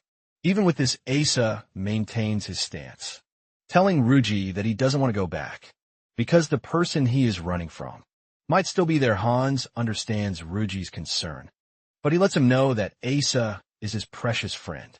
Hans then tells Ruji that he is ready to allow Asa to stay in the territory, as long as he wants to. Asa quickly jumps behind Hans to support his claim that he is not going back. Asa lets Ruji know that Hans is a good friend, and he should not doubt him. Ruji tells Asa that everyone back home will be worried and waiting for him. Asa lets Ruji know that he can't fall for this, because the people have not really shown interest in him.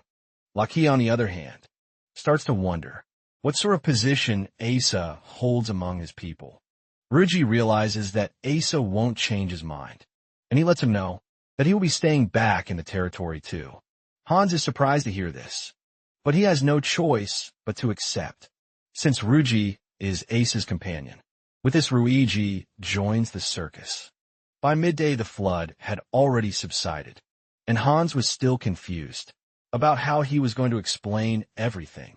He is supposed to be in the capital, but he suddenly appeared in the territory to rebuild a bridge with magic. He is in the middle of this when Lucia shows up, asking him if he's going back to the capital. Hans says yes, but he is worried that he has not been able to explain the situation. The servant in the room quickly excuses herself, and it dawns on Hans that Lucia has sorted out what he was worried about. With this, Hans and his entourage return to the capital, using the warp gate as expected. Ruji was totally blown away, since it was his first time. However, Hans's worries were not yet over, as he was met with another scrutiny from his sister, who had been looking for him. She was so worried that she had already reported to the guards that Hans was missing. Hans's plan was just to test the warp gate and return. But since he met something else entirely at the territory, he couldn't keep quiet about it. Hans is forced to tell his sister and mother that a flood occurred in their territory. He lets them know that he went over there to find out that there was a flood, but there were no casualties. After explaining everything, Regina presses him as usual, trying to figure out how he went to Callista and came back in less than a day. However, Hans's mother comes to the rescue again, telling Regina to leave Hans alone, because he would definitely tell them his secret when he is comfortable about it. Regina leaves a sarcastic comment, telling Hans to give her regards to the servants. We goes back to their territory. On the other hand, Asa is worried about Ruji. He asks him if he is okay with wandering around the way he is, and Ruji assures him that he is perfectly fine, since he has been searching for Asa for a long time. Just then Lakia shows up, telling Asa that he would like to talk to him. For a moment, Asa urges Lakia to go ahead with whatever he wants to say, but Lakia demands that they speak in private, since they want some privacy. Ruji excuses himself from the room. Instead of taking the door, Ruji basically leaps out of the window, like a typical cat. Lukia is left stunned when he sees this, until Asa calls back his attention, asking him what it is that he wants. Lukia then reveals that he has been trying his best not to get involved in Asa's business.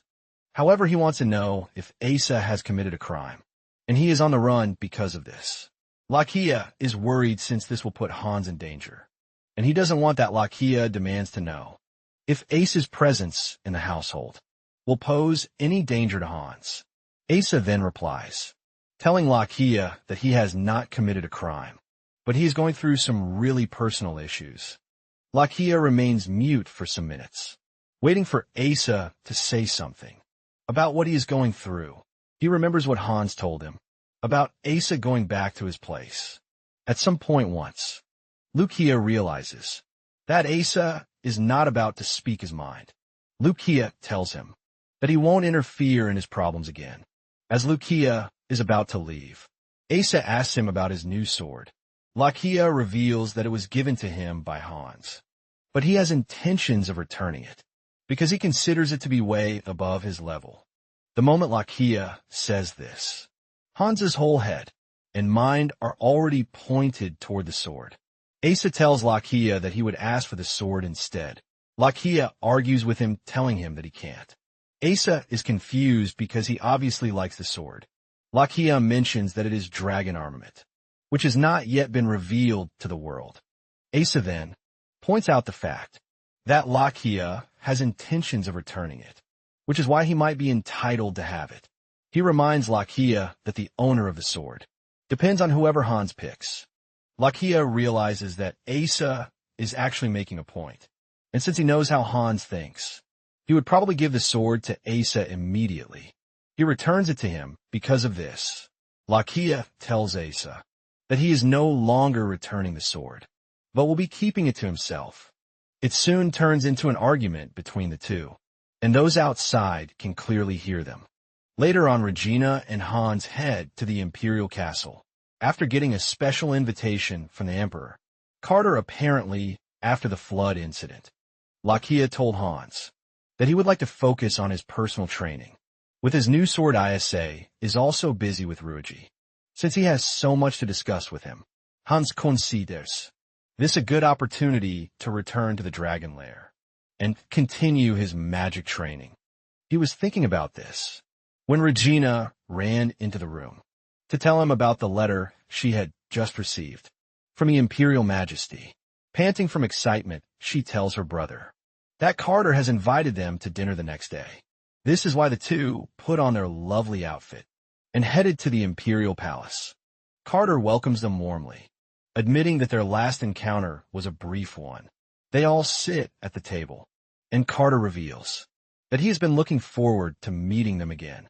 Hans is shocked to see that the only attendees of the dinner are he and his sister. In addition to this, Ivan, the closest person to Carter, is also present. Hans is surprised that the Emperor is holding a private meeting with him, because in his past life, the Emperor found it hard to socialize.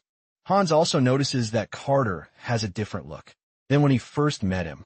Momentarily, they are served nice dishes by the chef, leaving Regina blown away. The Emperor is forced to ask if there is something wrong with the food. Regina quickly assures the Emperor that nothing is wrong. Hans gets a taste of the soup and admits that it is very delicious. The soup is salty, but it is very good. The Emperor then reveals that it is a soup with clams and shrimps apparently. The Emperor himself likes the dish, and he is pleased that they also do. Ivan then reveals that the dish is not served regularly, and this basically means that the Emperor holds Hans in high regard. The Emperor then asks his guests if they usually enjoy seafood. Regina replies that she doesn't get the chance to eat seafood, and Hans backs this up. He mentions that Callista is a landlocked area, which makes seafood pretty scarce for them. The Emperor then reveals that it is the same with the capital. Since the seafood easily spoils during transportation, it is usually very expensive. Even with this, there are certain times when the seafood is totally unavailable. Carter says the food is exclusive to nobles, but he would have loved it if commoners could also have a taste of it. When Hans hears this, he confirms his suspicion that Carter is not like the other nobles in the empire. During the course of the meeting, more food is brought to them. Regina and Hans thank the Emperor for giving them the chance to taste something really out of the ordinary. Hans soon realizes that the meeting is coming to an end, but he wonders if it is truly a gathering of friendship. Just then, Carter turns to his right where Hans is sitting, and he asks if he would like to chat more. Hans quickly says yes, but Carter corrects himself, telling Hans that he wasn't referring to him. It turns out that the Emperor was talking to Regina.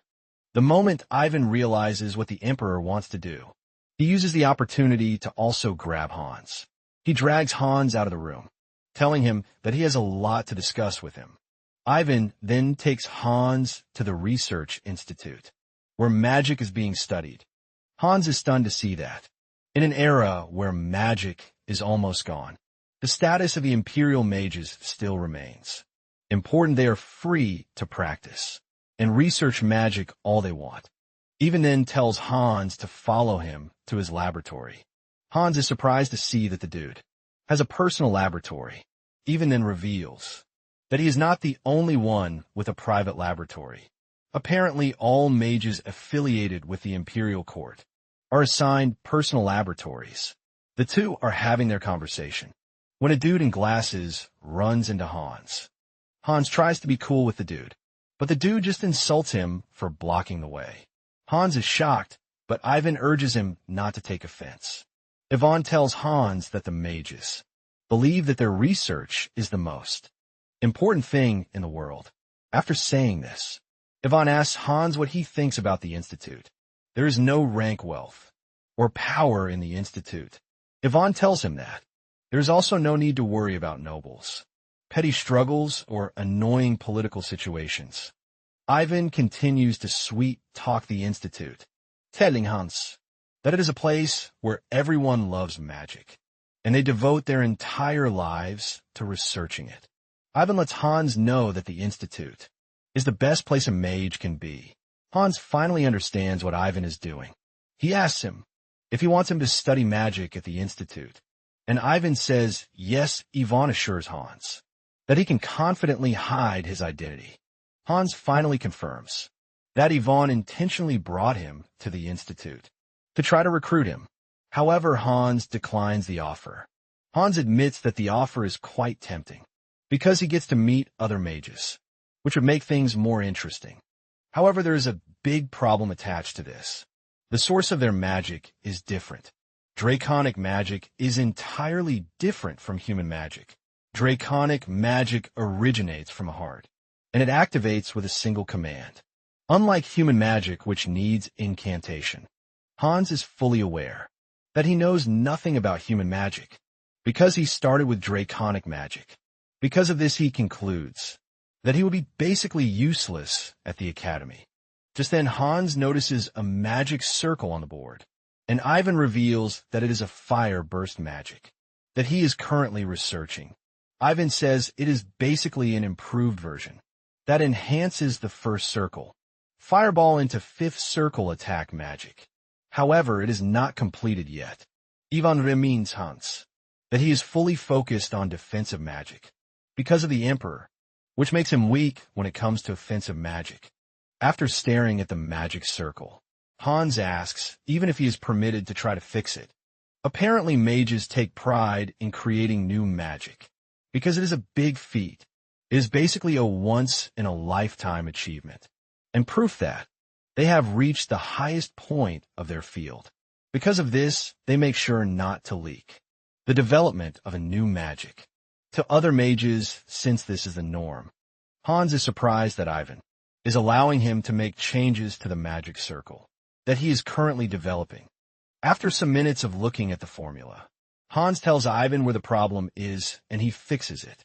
Ivan is totally blown away, and he is forced to hug Hans, declaring that he is a genius. Ivan confesses that he has been trying to fix the formula for months, without progress, but Hans did it in just minutes. Hans tries to be modest, telling Ivan that he only tweaked an existing formula. Ivan lets Hans know that he is a genius, because he has mastered the ancient runic language. Hans is shocked at the mention of runic language, even reveals that the formulas used in the magic design are symbolized in ancient runic language, and being able to grasp the operating principles just by looking at the formula makes Hans a runic genius. It finally dawns on Hans why he was able to understand human magic formulas, even though it was his first time seeing them. Basically, ancient runic language is draconic magic, expressed in linguistic form.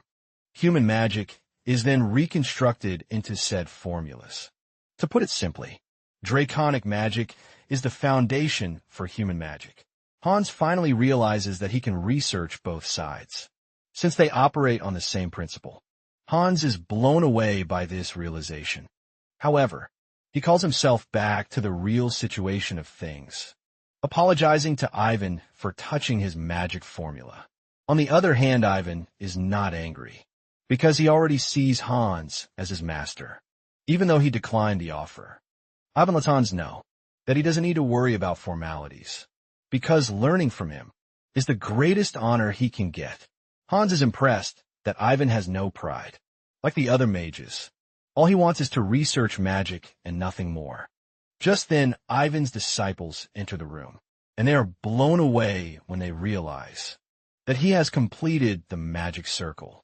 On the board, Ivan is not entirely thrilled, since he wasn't the one who completed the magic formula. Ivan then introduces his disciples to Hans. Ivan lets his disciples know that Hans came to visit the Emperor, and he is only giving him a tour of the institute. It turns out that the dude who ran into Hans earlier is also a disciple, and he questions his master's decision to bring a nobody into his personal laboratory. One of the other disciples was trying to tell the dude to forget about that and celebrate the fact that their master completed the magic circle. This only fires up the dude, who suggests that they chase out the outsider. He is pissed that a non-magic user is being exposed to their precious formula. With everything he is saying, he is getting on Evan's nerves, but he can't say anything, since he is trying to protect Hans's identity. Ivan tries to remind his disciples that he was the one who brought Hans to the room, which means they are supposed to show some level of courtesy.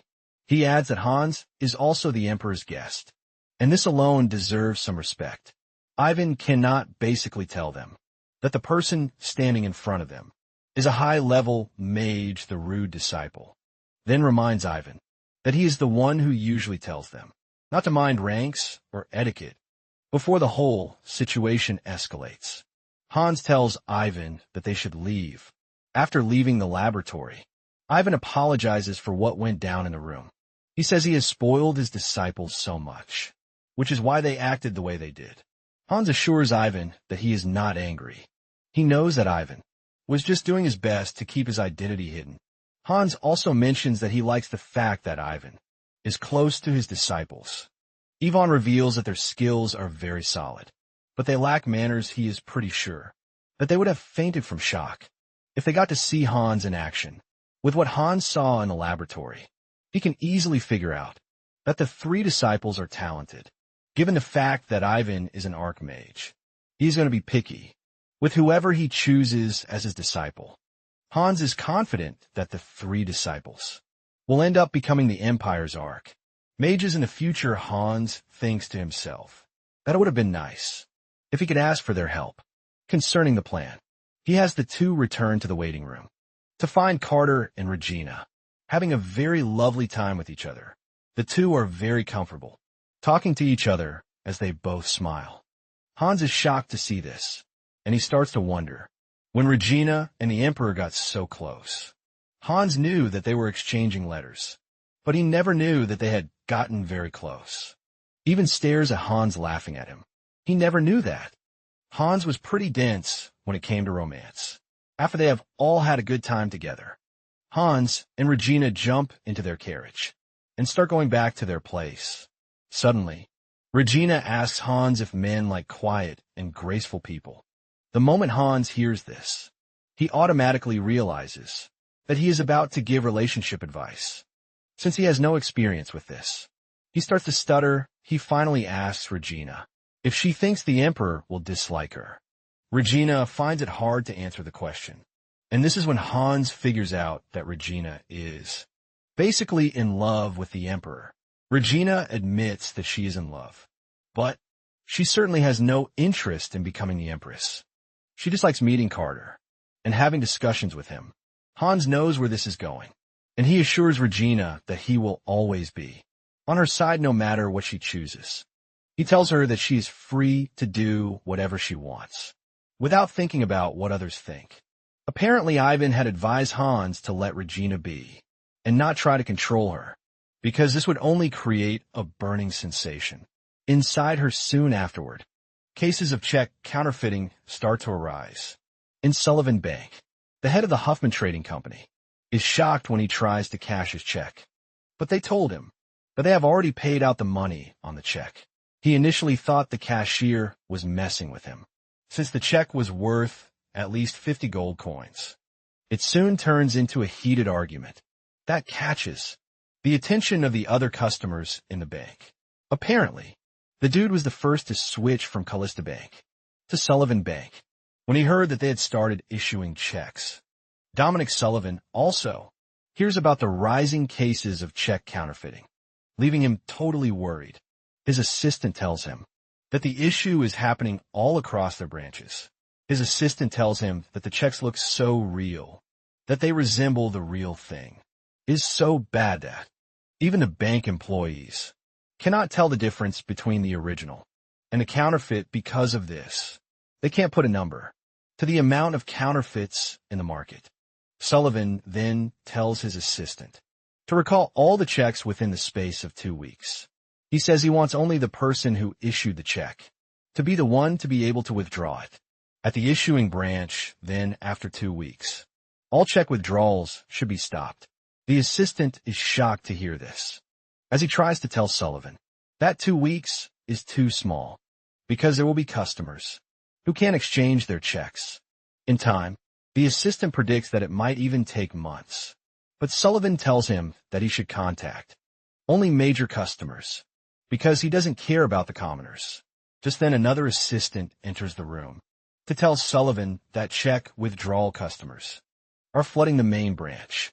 Apparently, the customers no longer trust the integrity of the bank, and they're all trying to get their money.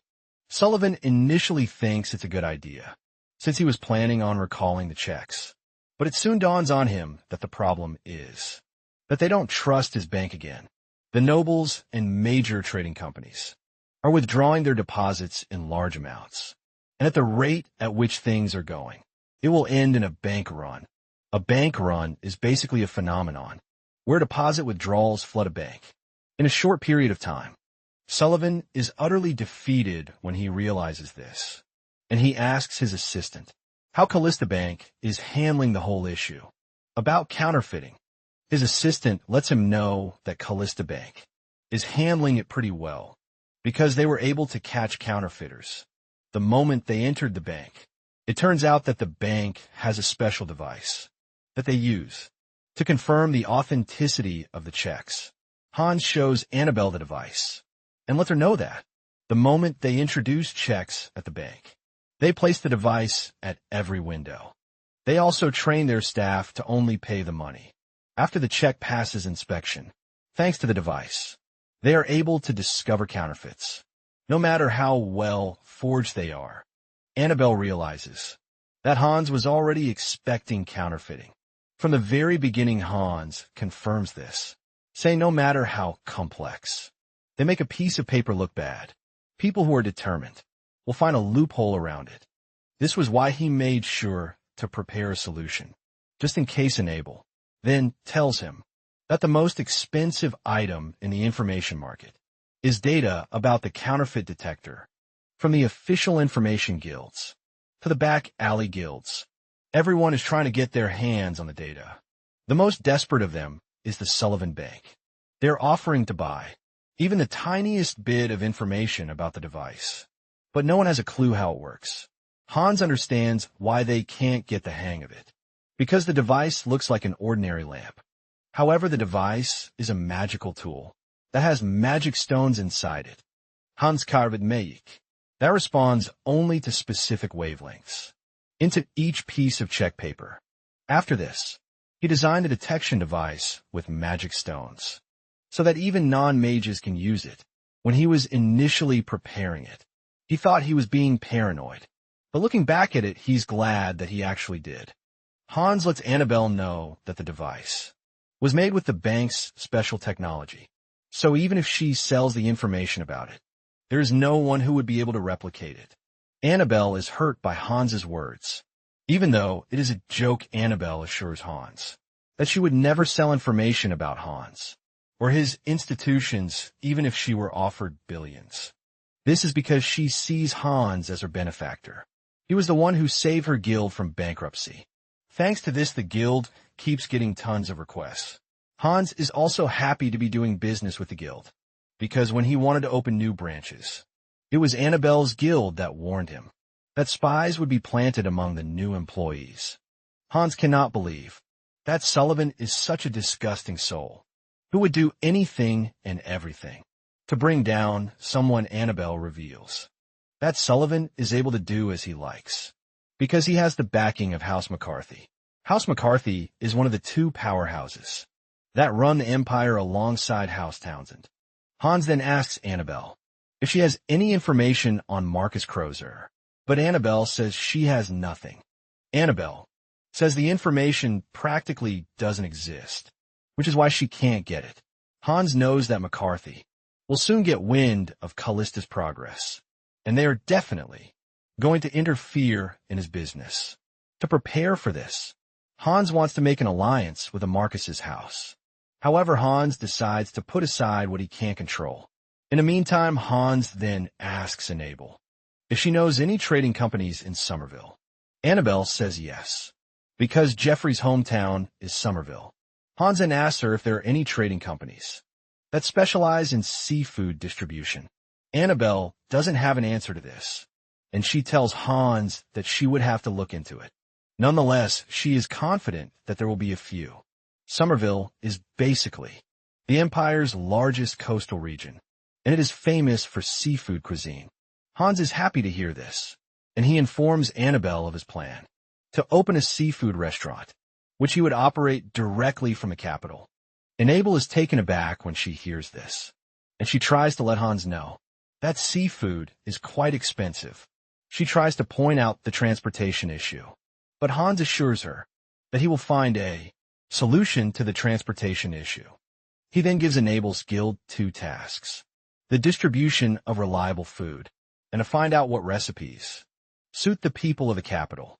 Annabelle is totally stunned, but she recognizes the honor and she smiles. Hans is surprised that Annabelle is willing to start the project without even hearing the details. Annabelle then tells Hans that she has learned one thing while working with him. This is the fact that questioning him is baseless, because whatever Hans puts his mind to, he always makes sure that he succeeds in it. Hans takes the compliment, and he smiles while telling Annabelle that he will be waiting for her contract. Because of the issue with Sullivan Bank, Callista Bank is able to garner more customers to its side. When Hans told his subordinates about his plan to open the seafood restaurant, they all took it well, with Lakia offering to go to Somerville so that he could study recipes there. Hans is glad that everything is working out well, and he believes that it is time he returns to his territory. Hans soon informs his sister and mother about his plan to return to their territory. Regina is shocked to hear this, and Hans explains that the business is already stable. In addition, he doesn't think it's a good idea to leave the territory for too long. His mother agrees with him and says she will have to say farewell to her new friends. Regina, on the other hand, thinks of going shopping before they leave the capital. This is when Hans reveals his plan to leave the two. In the capital, his mother is surprised to hear this. Hans mentions that his mother has not been able to socialize because she has been ill for the past couple of years. She recently came to the capital, and she's been making friends. His mother agrees to this as she blushes really hard. Regina adds to this saying, their mother is always getting invites to attend social events. Everyone is always looking forward to seeing her at their events nowadays. Hans then turns to Regina, telling her that it would be easier for her to stay in the capital since she plans to study more. In addition to this, it would make communicating with her certain pen partner much easier. Their mother immediately figures out that something is up, and she asks Regina if her pen pal is a man. Owen is proud of Regina, and she lets her know that she is already at the age where she needs to start looking for marriage prospects. Hans obviously cannot tell his mother that. The man in question is the Emperor. Regina then asks Hans if he will be fine to stay all on his own in their territory. Hans assures Regina that he is going to be comfortable, since he will be at home. Owen, on the other hand, is not worried, because she knows that Hans has Lakia and Asa with him. Shortly afterward, Hans and his friends prepare to return to Callista. Asa reveals his joy that they are finally going back, because he enjoys staying in Callista rather than the capital. Hans knows that Lakia will also be relieved, because he was not free to leave the house, for fear that there might be someone who might recognize him. In the capital, surprisingly, Ruigi is riding with them, but he is sitting with the driver. Apparently, he doesn't like cramped spaces, which is why he preferred to stay outside. Inside the carriage, Asa and Lakia are already disturbing each other. Asa complains about the carriage, asking if they can't use the warp gate.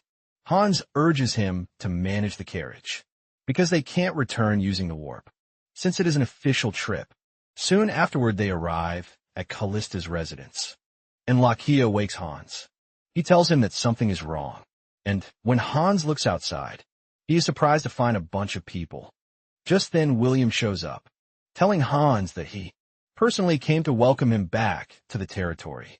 William advises Hans to get off the carriage, because it would be faster if he walked. Hans then asks William why there are so many people. At the entrance of the territory, William reveals that they are all immigrants, trying to settle in the territory. There is a long queue because of identity verification. Hans is surprised to hear this, since he thought there would be fewer people coming into town after the flooding incident. William lets him know that it is the direct opposite.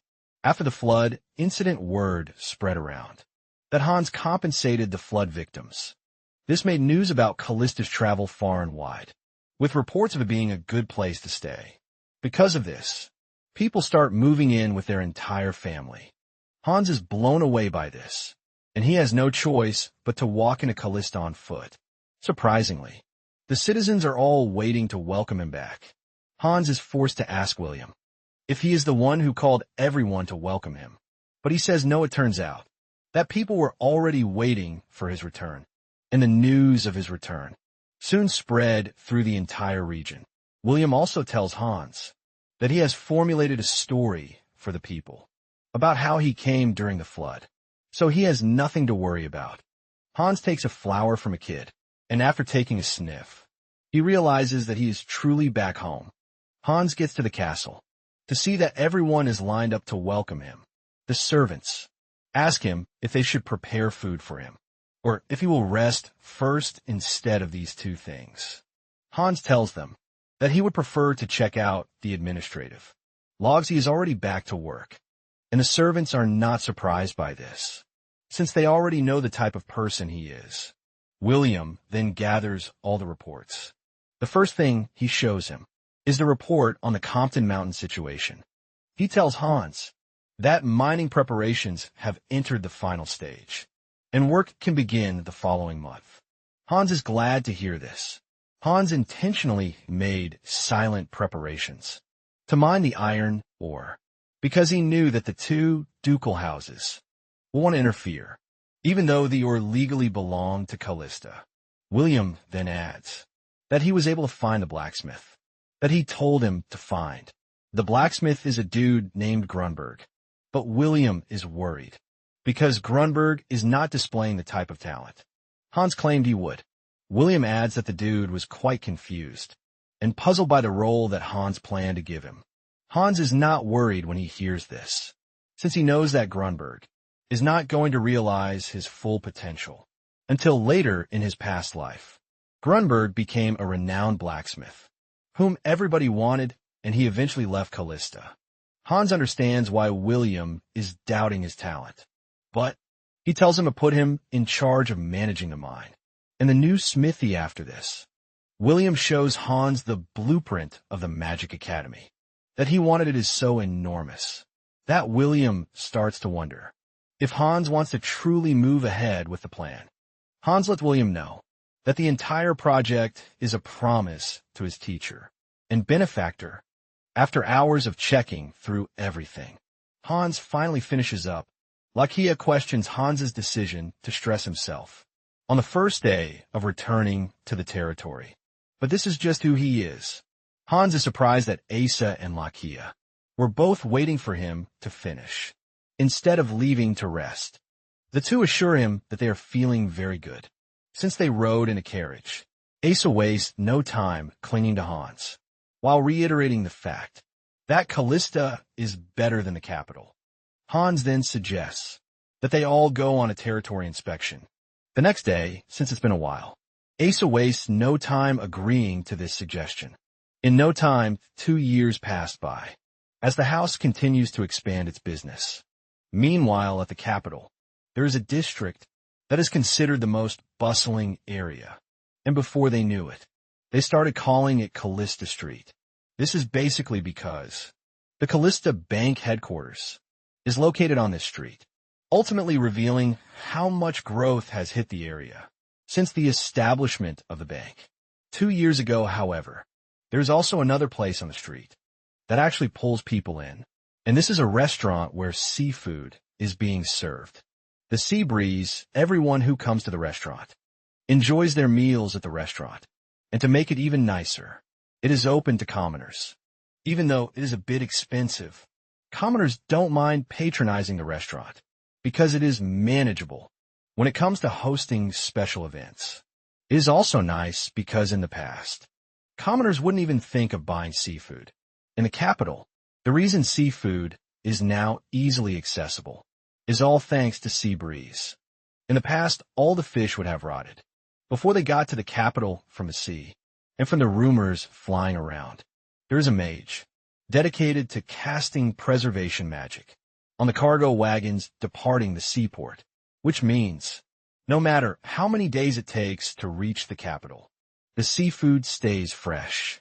While the noble class customers are discussing this, they are left questioning the possibility of this. Since preservation magic requires at least third circle, high-level magic, because of this, they assume that the Imperial mages are involved. What makes it fun is the fact that Imperial mages are not allowed to use magic, other than in their Imperial duties. With this, one of them concludes that the restaurant is linked to the imperial court. However, the question of who owns the restaurant still remains largely unknown. One of the nobles is pissed that the restaurant is accommodating both nobles and commoners. In fact, the restaurant has intentionally lowered its prices so that the commoners can also eat at the restaurant. However, the nobles use the second floor, while the commoners use the first floor. Apparently, there is still an upper floor, which is reserved only for the big shots.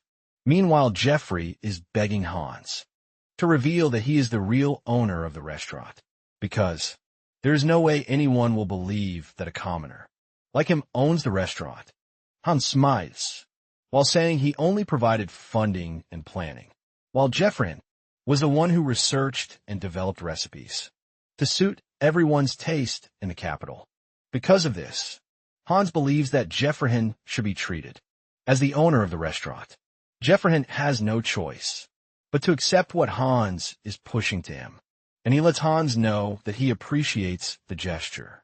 Hans then commends the day's food, and J.E. Prion confesses that he made the meal even better because it is a memorable day.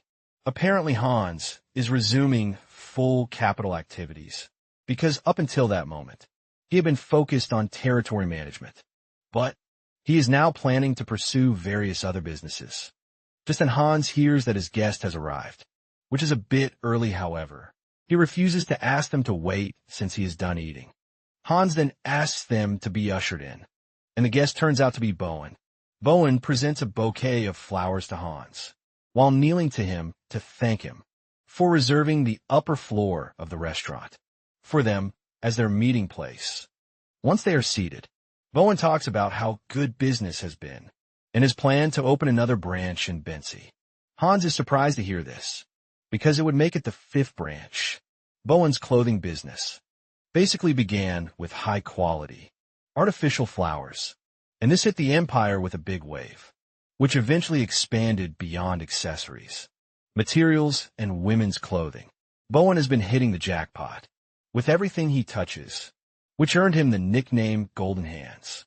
Hans also compliments him on his success in the men's salon, because even though there was a bit of resistance, in the beginning everything turned out so well.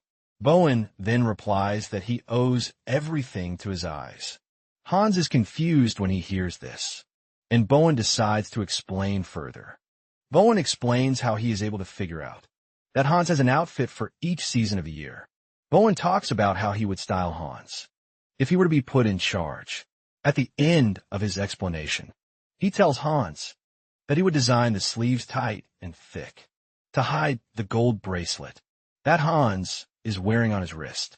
Bowen figures out that the bracelet is a secret that shouldn't be seen by others, and since he saw how Hans always wears it, he could tell that it is something of personal significance. With this, he urges Hans to be more careful. Hans nervously thanks Bowen for the advice, and he is right about the significance of the bracelet, since it is the dragon's bracelet. Bowen then urges Hans to visit his salon whenever he is free, promising to bring the best out of him. Bowen boasts about how he brings the best out of people, except for one person, and this is Marcus Krauser. This comes as a shock to Hans, because the last time he spoke to Annabelle, she told him that there was still no information on Krauser. Curious about this, Hans asks Bowen if he has ever seen or met Krauser. Bowen excitedly replies that those who are young might not have met Krauser. Bowen then reveals that he once caught a glimpse of Krauser at a banquet 10 years ago. When Bowen saw him, he was wearing dark clothes, as if he was going to a funeral. Krauser only stared outside throughout the banquet, from start to finish, and he never opened his mouth once during the entire event, not to mention talking to anyone. Bowen is surprised, leaving to wonder why Krauser came to the banquet, if he was going to act the way he did. Hans then asks Bowen what he thinks of Krauser, and Bowen confesses that it is hard for him to get a read on Krauser, because he never got the chance to speak to him. However, he noticed something when he got a good look at Krauser's eyes. Apparently, one was purple while the other was black. When Hans hears this, he realizes that Krauser has a condition called heterochromia. Later on, Hans asks Lakia and USA if they have ever seen Krauser in person, but the two tell him that they haven't. Hans then reveals that the only information Annabelle has been able to acquire is the rumor that Krauser isn't even living in the Krauser castle. At this point, Hans is frustrated already, and he starts thinking of giving up on his pursuit of Krauser. Just then, Lekka mentions the fact that Hans is preparing for a territorial war, and Hans confirms this basically. The other territories surrounding Callista have started getting suspicious that the region is building up for other purposes, thanks to the immigrants coming into the region. Every minute in addition, Hans mentions his plan to properly use the Night Order that Lakia would soon leave behind, even though Hans has gotten used to the fact that Lakia is always by his side. He has been wise enough not to include him in his future plans, because the 5-year deadline promise they made is about to run out with this. The two are slowly saying their farewell to each other. Soon afterward, Grunberg is informed that he has been summoned to the castle. It turns out that the castle's servants and staff are already aware of Hans's status as a mage, but no one cares about digging further or even spreading rumors about it. This is because they're all working together to protect the region and their young lord. Moments later, Grunberg arrives at the castle to meet Hans. Even though Grunberg is aware of the fact that Hans is a mage, he is still very much impressed with just how Hans is able to cross between the capital and Callista as if they're next door to each other. After Hans is done checking William's report, he turns to Grunberg to attend to him. Apparently, Grunberg is done with the sword he was making, and he has brought it to Hans. Hans takes the sword from Grunberg, and he is impressed at just how light it is. Grunberg explains that he was able to reduce the weight by half and increase the strength more than double. He assures Hans that by the following week, they will be able to supply the swords to the entire Night Order. William is impressed because of just how talented Grunberg is, and he attributes this to Hans's impressive intuition. After Hans is done with the sword's inspection, he shows Grunberg what he will be working on next, which is the armor for the Night Order. William is curious as ever, and he asks Hans if he was the one who made the design. Hans confirms this, saying he used the Imperial Night Order as a reference. Grunberg then points to the hollow point in the center of a chest, asking Hans if this will serve as the power source for the circuit. Hans is shocked and impressed when he hears this, because Grunberg is so talented that he already figured out the reason for the hole just by looking at the design. Grunberg then tells Hans that he might not know how it works, but he is pretty sure that it will turn out great. After receiving the design, Grunberg takes his leave and Hans talks to Williams about how he completely trusts Grunberg. Williams confirms this, saying Grunberg is a really trustworthy person. William then tells Hans that there is one more thing he has to report, even though he has mentioned it before. William then tells Hans about the drought, and this is because it has only rained once that year. Thanks to Hans's foresight, they were able to build a large reservoir, and they have been managing because of the reservoir. However, William is worried, because if it doesn't rain by the rainy season, everything is going to dry up, which is why they are all worried. Hans then tells William that, even though they can't do anything about the weather, he has made sure he prepared enough countermeasures, so no one in Callista will go hungry. Hans then tells William that he can give the people this assurance, so they have nothing to worry about. After the meeting with William is over, Hans thinks over everything again. He suspects that the drought is just beginning, because the grass outside is already dried out. However, Hans is not ready to just mess with everything, because he knows the future. He is extremely careful not to make choices that would determine many people's fates, because he has learned his lesson the hard way. Hans decides that he just needs to chill out and think things over carefully. Later on, Lakia sees the sword that Grunberg made, and he compliments it, but he still boasts about how his sword is superior to it. Just then, Lakia turns to Asa asking him where his bodyguard has been lately. Unknown to them, Ruji is always following Asa around. But they don't know this because he is very elusive in the way he does his thing. Hans also joins Lokia in asking Asa about Ruji. Asa then replies that cat people are known to wander around, and he assures them that Ryuji will always come around. Even if he disappears, Lokia then asks Hans if he has any major plans coming up, and he says no. Basically, he is stuck with managing the bank and the restaurant branches. Hans is relieved that in his past life, nothing really important happened at this time, which means he can focus on work. Meanwhile, the Emperor and Regina meet at the usual spot, which is located in a local area. They both make sure to wear commoners' clothes when coming so as not to raise suspicions. The two are happy to see each other as they exchange warm greetings. The Emperor assures Regina that he is fine because Ivan makes it easy for him to occasionally go out to meet Regina. However, Regina can see that the Emperor is acting all weird, and she asks him if there's anything wrong. The Emperor mentions that he has received another marriage proposal from McCarthy, and his mother has been advising him to meet them, since it would not be nice if he continues turning all of them down. It finally dawns on Regina that she has been going out with the Emperor of the Empire, and there is no guarantee that they are going to continue the way they are. Just then the Emperor asks Regina if she is fine with the type of relationship they currently have. Regina is confused by what the Emperor means, and he asks her if she is fine with the way they hide their statuses by wearing commoner clothes. He asks Regina if she is fine with the way they have been hiding their relationship as if it were some kind of crime. Regina then nervously replies that she doesn't mind, because she believes that the Emperor is being considerate, so that House Callista doesn't get involved in power struggles. Regina then tells the Emperor that she has thought a lot about their relationship, and she has come to the conclusion that she will be fine as long as they remain friends after the Emperor gets married. Just then the Emperor cuts in, telling Regina that he is not satisfied with this. Regina is shocked to hear this, and she watches as the Emperor stands up. From where he is sitting, he reveals his plan to announce his plan of a state marriage at the next Imperial Grand Council. Before Regina knows what is happening, the Emperor has gone on his knees, asking Regina if she would marry him. Regina is so shocked that she turns red like a tomato, while covering her mouth in total disbelief.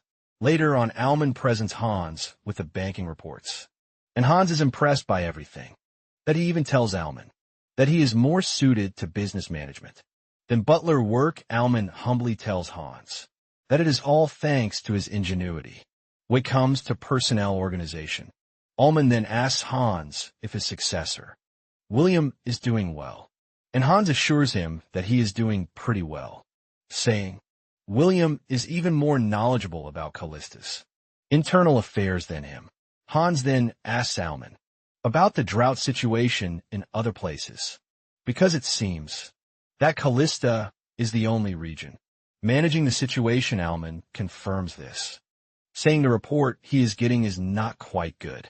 According to Claude, who is stationed in Bensi, the majority of farmers are stockpiling food without consuming it. In fact, some have completely given up on the year's crops because they're already anticipating a major famine. Alman then asks Hans if there won't be a problem if famine actually hits, making it hard for the commoners to repay their loans. Hans then tells Alman not to review the bank policy yet, and just continue with the existing one. He lets Alman know that he's going to tell him when it is time to take additional measures. After the meeting with Alman, Annabelle rushes into the office to tell Hans that they should attend the ball, hosted by House Viscount Rox. In the following week, Hans doesn't take the invitation seriously, and Enable can see it all over his face. Hans reminds Enable that he doesn't wish to attend any social event. Enable then tells him that this is much different from the usual ones. Apparently, she was able to obtain information that Lady Swergen will be present. Hans is shocked when he hears this, because he knows who Enable is talking about. Basically, Rebecca von Schweigen is the queen of high society, who always appears on the first page when listing the empire's key celebrities. Even though she spends most of her time outside the empire, she is still on the path of becoming the empire's most famous woman, because she has Duke Townsend as her maternal grandfather. In addition to this, she is extremely beautiful, ultimately earning her the nickname Goddess of Beauty. Annabelle then reminds Hans about how much Townsend cherishes his granddaughter, and there is the chance that Hans might not meet her again once she leaves the imperial capital. Annabelle urges Hans to use the opportunity to build a connection with Rebecca. Hans thinks about it for a minute and tells Annabelle that he appreciates the thought, but he has to decline. Hans admits that he's aware of the fact that Rebecca is an important figure, but Rebecca appears to be one who focuses on business rather than socializing. Annabelle then reminds Hans that he is already of marriageable age, and his mother is already expressing concern about this. Apparently Hans is 20 years old already, but he lets Annabelle know that he has no need for marriage. As things stand, this turns out to be the opposite. When Hans meets the Emperor later that day, the Emperor tells him his decision, that he wants to marry Regina. This news hit Hans so badly that he lost his footing, causing the Emperor to lean over to ask him if he was fine. An hour ago, Ivan had suggested that Hans come to the castle, and Hans thought it would be something about the research institute, not knowing it was something so important. The Emperor then suggests that they take a walk. He lets Hans know that he proposed to Regina that very day, and Hans asks the Emperor what his sister's answer was. Hans reveals that Regina initially refused because she believed that she was not confident to handle the position of Empress, thus becoming a burden to the empire and the imperial family. However, deep down, she wishes to be by the Emperor's side if she can. Because of this, she reveals that she was going to follow anything Hans says, because her brother always makes the right decisions. Deep down, Hans has always known about the relationship between the two, and since he is the ruler of Callista, he is supposed to be the one to decide Regina's marriage. However, Hans believes that a marriage proposal from the imperial family is another weight on its own. It is pretty sure that their marriage won't end as just a high society controversy. And because Hans knows what happened to Lakia, he is scared that all the empire nobles might turn to his enemies. This leaves him wondering if he currently has the power to handle such a difficult situation. Just then Hans realizes that they have reached the Empress's court, where there is an abundance of lilacs. The Emperor reveals that the space is the most beautiful and peaceful place within the imperial castle, and he often walks there whenever he seeks solace from loneliness, because of how beautiful the place is. The Emperor reveals his plan to give Regina the garden, because it is the most precious thing that he owns. In fact, the Emperor is looking to give Regina all the special things he can to make her the happiest woman in the world. Hans remembers that after the dinner he and Regina had with the Emperor at the palace 2 years ago, the Emperor never invited the two of them to the palace. Again, coupled with Callista Bank's growth at the time, all the nobles' attention would have been on them. Because of this, the Emperor would have been forced to try to protect Callista from the interest and pressure of high-ranking nobles. Hans believes that the Emperor and Regina, meeting in secret, must have been to avoid the nobles' eyes. However, the Emperor made the decision to bring Hans into the Empress's space. Out of nowhere with this, Hans believes that the Emperor might finally be ready to confront the nobles. In control just then, Hans asks the Emperor if he can ask him one extremely rude and presumptuous question. The Emperor assures Hans that he is free to ask whatever he wants to. Hans then asks the Emperor what kind of world he dreams of building. Basically, Hans wants to know what direction the empire should change toward. The Emperor thinks about this for a minute, confessing that it is a slightly different question than what he was prepared for. The Emperor then replies that it might sound like a fantasy, but he wishes for a world where everyone has an opportunity. He basically wants a world where people can live as they wish, without being bound by status class, gender, or even origin. It then dawns on Hans that he shouldn't be afraid, because he has gained a bit of power in this life. Hans doesn't mind if his people extend beyond his territory, even into the imperial palace, because he now has the power to protect what is his. With this in mind, Hans goes down on his knees, offering his respect to the emperor and urging him to take care of Regina. Shortly afterward, they hold the Imperial Grand Council meeting, and the emperor makes it known to everyone in attendance that he has decided to marry Regina. This shocks everyone, leaving them all frozen in their seats. One of them believes that the emperor is not serious about this, because the Callista family is a remote family, with no connection to central politics, not to mention legitimacy. In addition, they think the whole thing is too sudden, and the emperor reminds them that they are the ones who have been urging him to marry. Just then, Duke John Townsend tells the emperor that he might have grown affection with Regina, but state marriage is something serious and cannot be decided simply. Duke Alan McCarthy also agrees with Townsend, saying these are matters that might shake the empire's traditions if handled poorly. The emperor then reminds them that House Callista is also a distinguished noble family of the empire. The emperor demands to know with what standard they are measuring the dignity. They're talking about Townsend then mentions that they already provided the emperor with a list. On their list, they believed that a foreign princess would benefit the empire in addition. Daughters from befitting houses would complement royalty, and this is why they selected those who wouldn't damage imperial legitimacy. McCarthy agrees with Townsend, telling the emperor that he must not arrange a marriage because of his feelings just like commoners do.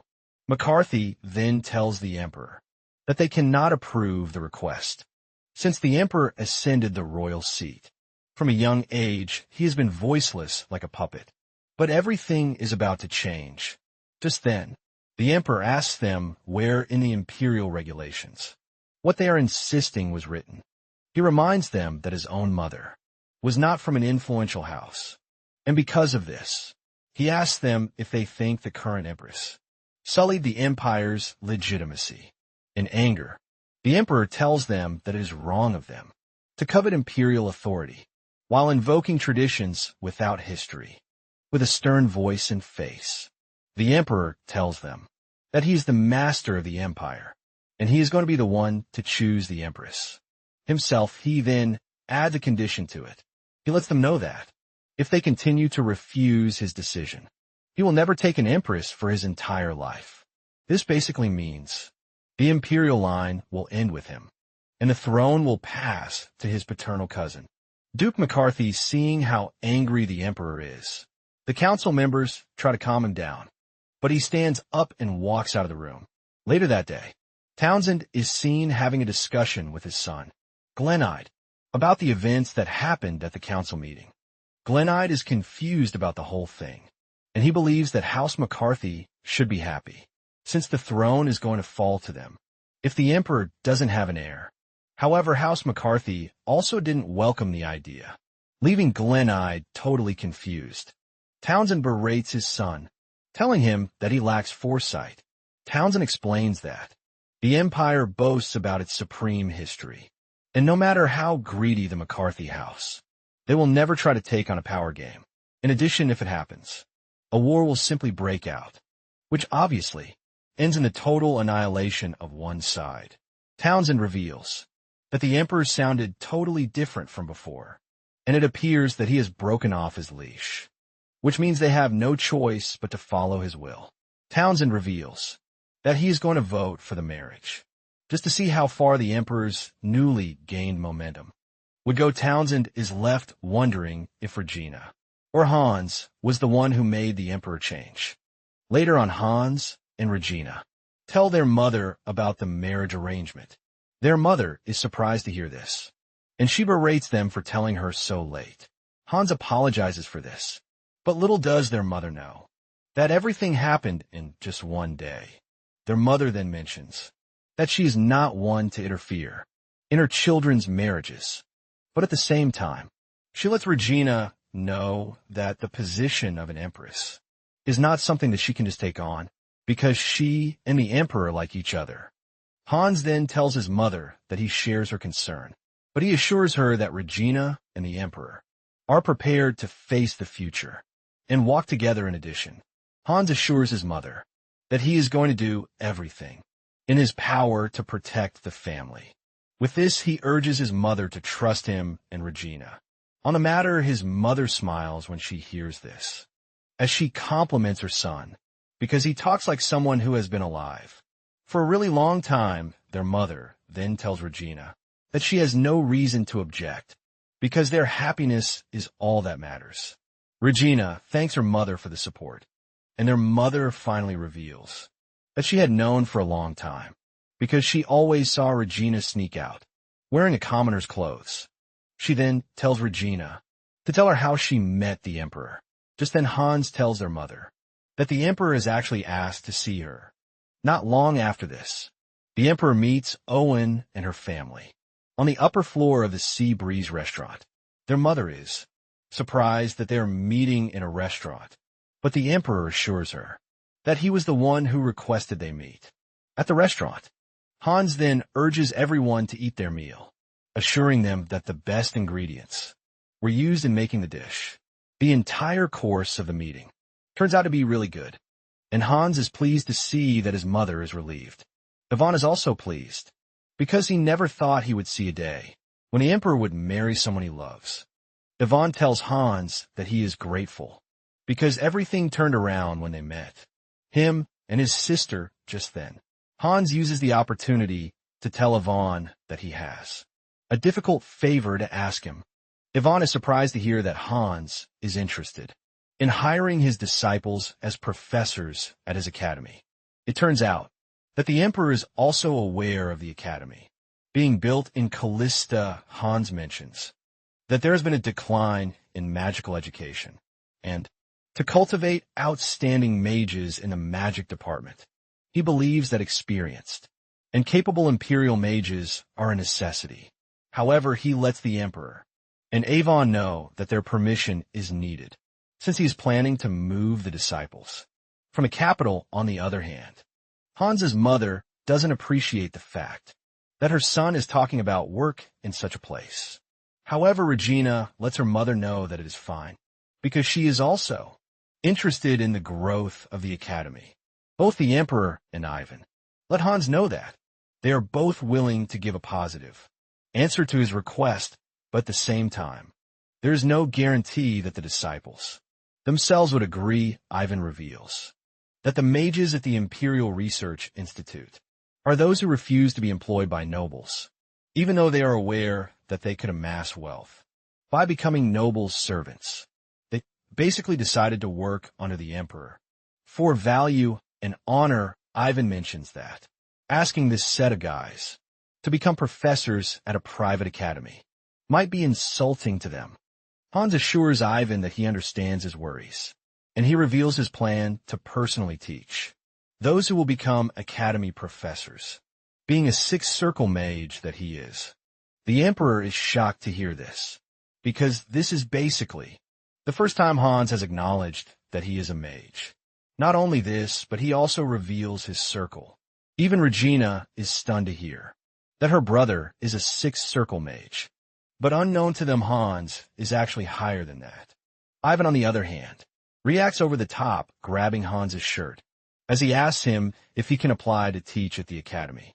Later on, the Imperial Grand Council approves the state marriage between Regina and the emperor.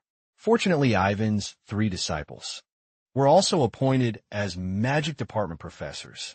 However, the trio is not really pleased with the whole appointment thing, since they don't know about Hans yet. Ivan assures Hans that they are going to come around once they know about him, and they are going to thank him for life. At the same time, Hans is worried that things are going way too well, leaving a bit of fear in him. It turns out that his fear would soon come to pass in the most violent way sometime later. Hans, Asa, and Lakia are walking through the street when a supposed pickpocket tries to get to Lakia, but he swiftly takes him down. Asa is surprised that the guy is stupid enough to target a guard. Night in plain sight, while the dude is restricted. He starts complaining about how the nobles are fine, while the commoners are hungry. Hans immediately tells Lakia to let the dude go. Surprising Lakia. Lakia assumes Hans wants him to release the dude, but Hans tells him not to beat him and hand him over to the authorities instead. Hans is well aware that everything is going south because of the famine since the farmers' years. Harvest is tied to their livelihood. Just then, they return home to see carriages in front of the house, shocking Hans, and he starts to question why there are people at the house. Alman then rushes over to tell Hans that people have been pouring in, requesting to see Hans or Regina. Alman mentions that these people are of high nobility, so he couldn't turn them away. Hans then tells Alman to refuse all audience requests, for the time being in the past. Nobles who approached Hans were those in need of emergency funds or facing financial crisis. But since the announcement of Regina as the future empress, there will be those who will want to form connections.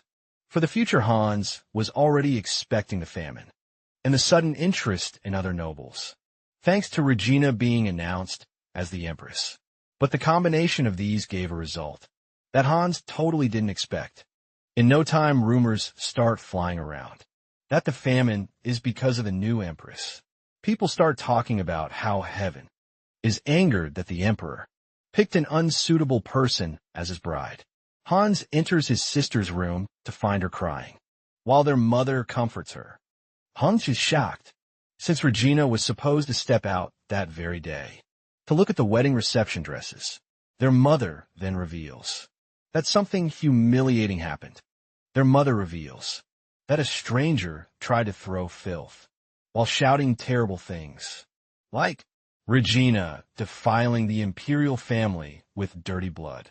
Even though the guard knight was able to stop them and arrest them in time, it shows something horrendous. Hans is left in dismay when he hears this, but Regina pulls herself together and assures Hans that she is fine. She tells Hans that she was only startled, but she's going to get herself ready to face something like this henceforth. Hans then kneels in front of his sister, telling her not to get used to such words, because she didn't do anything wrong. Regina burst into tears again, saying the people are not wrong, because famine has actually struck the land. Regina believes that this kind of thing cannot be helped, but Hans tells her that she is wrong, because he can solve the issue. Later on, an announcement is made for everyone to hear. The people are informed that Regina has commanded that relief grain be distributed to all imperial citizens. The people are shocked when they hear that they're going to get free wheat. In the year 858, a terrible famine struck the land. But this is also the same time that relief activities under Regina's name began. When the lord in charge of the slums hears this, he is pissed that Regina is carrying out such an act. Without his permission, however, his attendant lets him know that Regina is doing this based on her status as the future empress. Not as a count, apparently. It is the duty of lords to take care of their territory and care for their citizens. But these lords basically provide a tiny bit of support during famine. They do this to prevent death, while also using it as a way to get the people to be loyal to them, because Regina is not doing this the usual way that they have been doing it. The Lord is pissed off. He believes that Regina is naive, and since the famine is still early, the commoners won't appreciate her effort. Just then the attendant calls his attention to the fact that the wheat relief program might cause the wheat prices to plummet. The attendant tells him that as of that morning, one bundle of wheat was 8 copper coins. This shocks the Lord because as of the day before, one bundle was 60 copper coins. The attendant mentions that House Callista is directly supplying wheat to retailers, with a contract stipulating the selling price won't exceed 8 copper coins. The Lord almost crashes out in anger when he hears this. He talks about how he hasn't met Hans, but he is already interfering in his territory. His attendant then tells him that the relief program is being implemented simultaneously across all regions in the empire, not just their own territory. The moment the Lord hears this, he is left wondering how House Callista is able to get their hands on such large quantities of wheat. Thanks to House Callista supplying wheat across the empire, they were able to stabilize the price hike in wheat. It turns out that this famine relief strategy came to life in a meeting from 2 years ago, when Duran von Manhwa visited the bank for a loan. This was when Duran learned the conditions surrounding the 7,000 gold loan that he wanted to take basically for 5 years. There will be an exclusive supply of 50 of the wheat harvested in his territory. To Callista, he was also to pay loan interest this same way. Hans had told him to check the contract and point out whatever he felt was bad for him. When Hans sees that Duran was taking too long, he asks him if 50 was too much, but Duran nervously says no. In fact, he was surprised that the conditions were lighter than expected. Since Hans was lending him 7,000 gold, he could have just asked for 100 monopoly rights.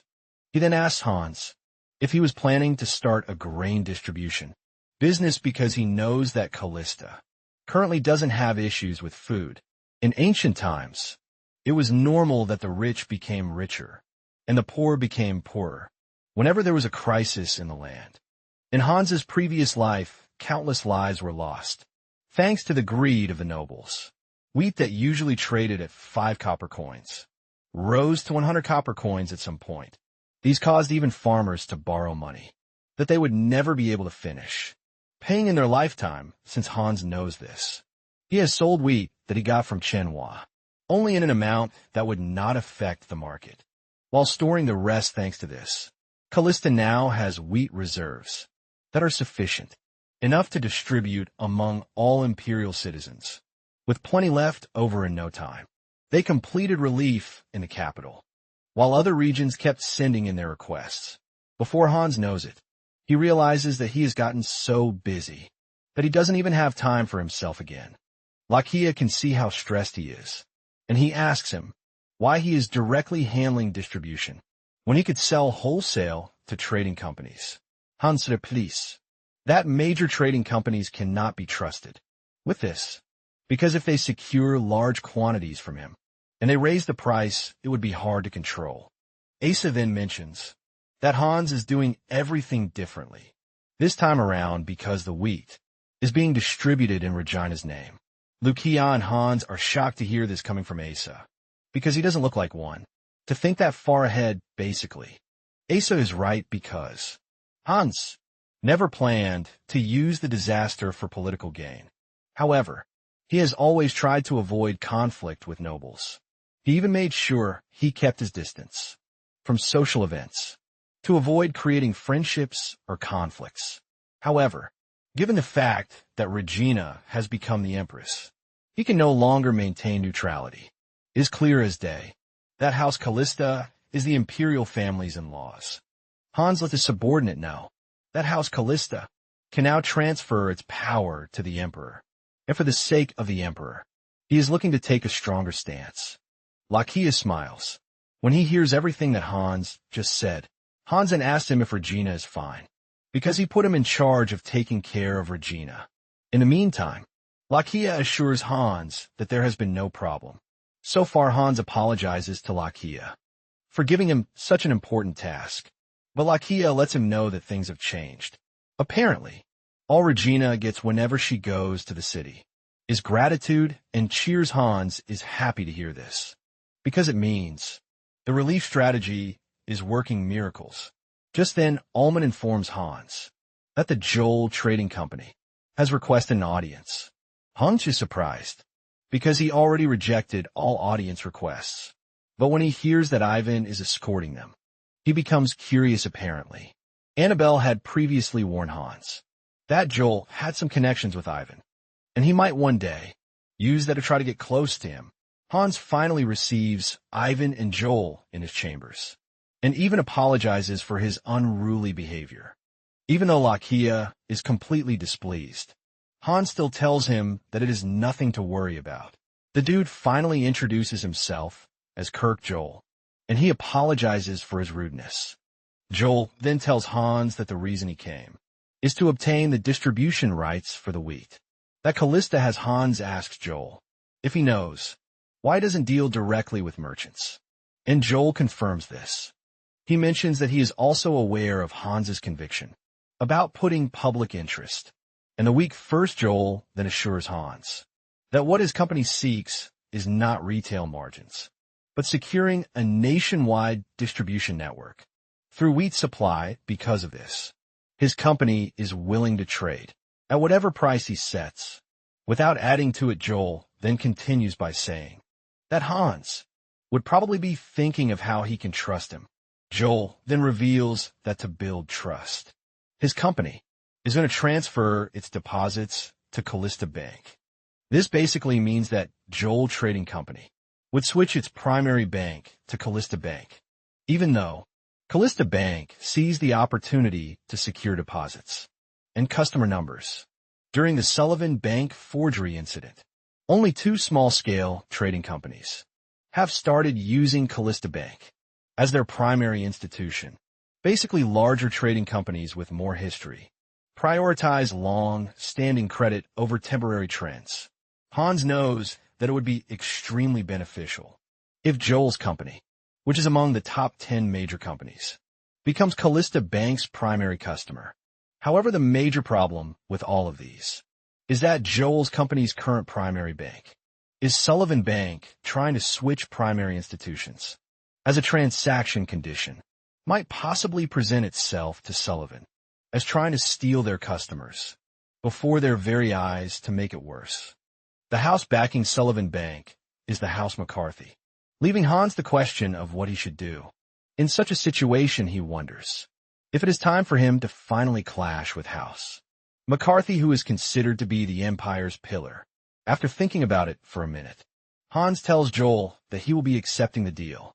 Joel is glad to hear this, assuring Hans that it is an excellent choice. Without wasting time, they move down to drafting the contract, and Hans actually made the decision after realizing that he already offended a bunch of nobles by implementing the relief policies. In addition, it is most likely that Sullivan Bank has a beef with Callista already, since they suffered massive losses from the Czech business after drafting out the contract. Joel is shocked to see that Hans actually set the supply price more generously than expected, which reduces the profit margin for House Callista. Hans then mentions that he's aware that trading companies generally pursue profit, so it is fair of him to give Joel a share to help maintain smooth relations. Joel greatly understands what Hans did with this, because it is a simple method of giving to avoid betrayal. Joel is impressed at just how perceptive Hans is, but he assures him that he has nothing to worry about, because he cares more about his reputation. Above all else, Joel then reveals that this is the same reason he has secured a deal with Cat People. It finally dawns on Hans that this is the reason Joel was nicknamed the negotiation genius.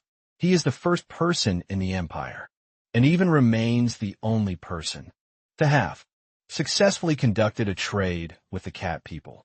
Hans also notices that Joel has been looking in Ace's direction since he entered the room, which means he recognized Ace's identity.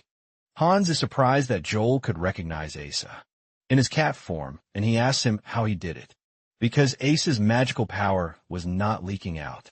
Joel then replies that it was a simple method. He mentions that only cat people have such beautiful, magnificent, and luxurious fur. Evan is shocked when he realizes that the cat he has always been seeing around is a cat person, and he never knew. Joel then walks up to Asa to bow and offer his greetings to him while addressing him as the son of Shaha. Esa immediately returns to his human form, asking Joel how he knows him. Joel then tells Esa that he might not remember, but he is someone who never forgets anyone he has met before. Surprisingly, Asa doesn't take this very well as he runs out of the room.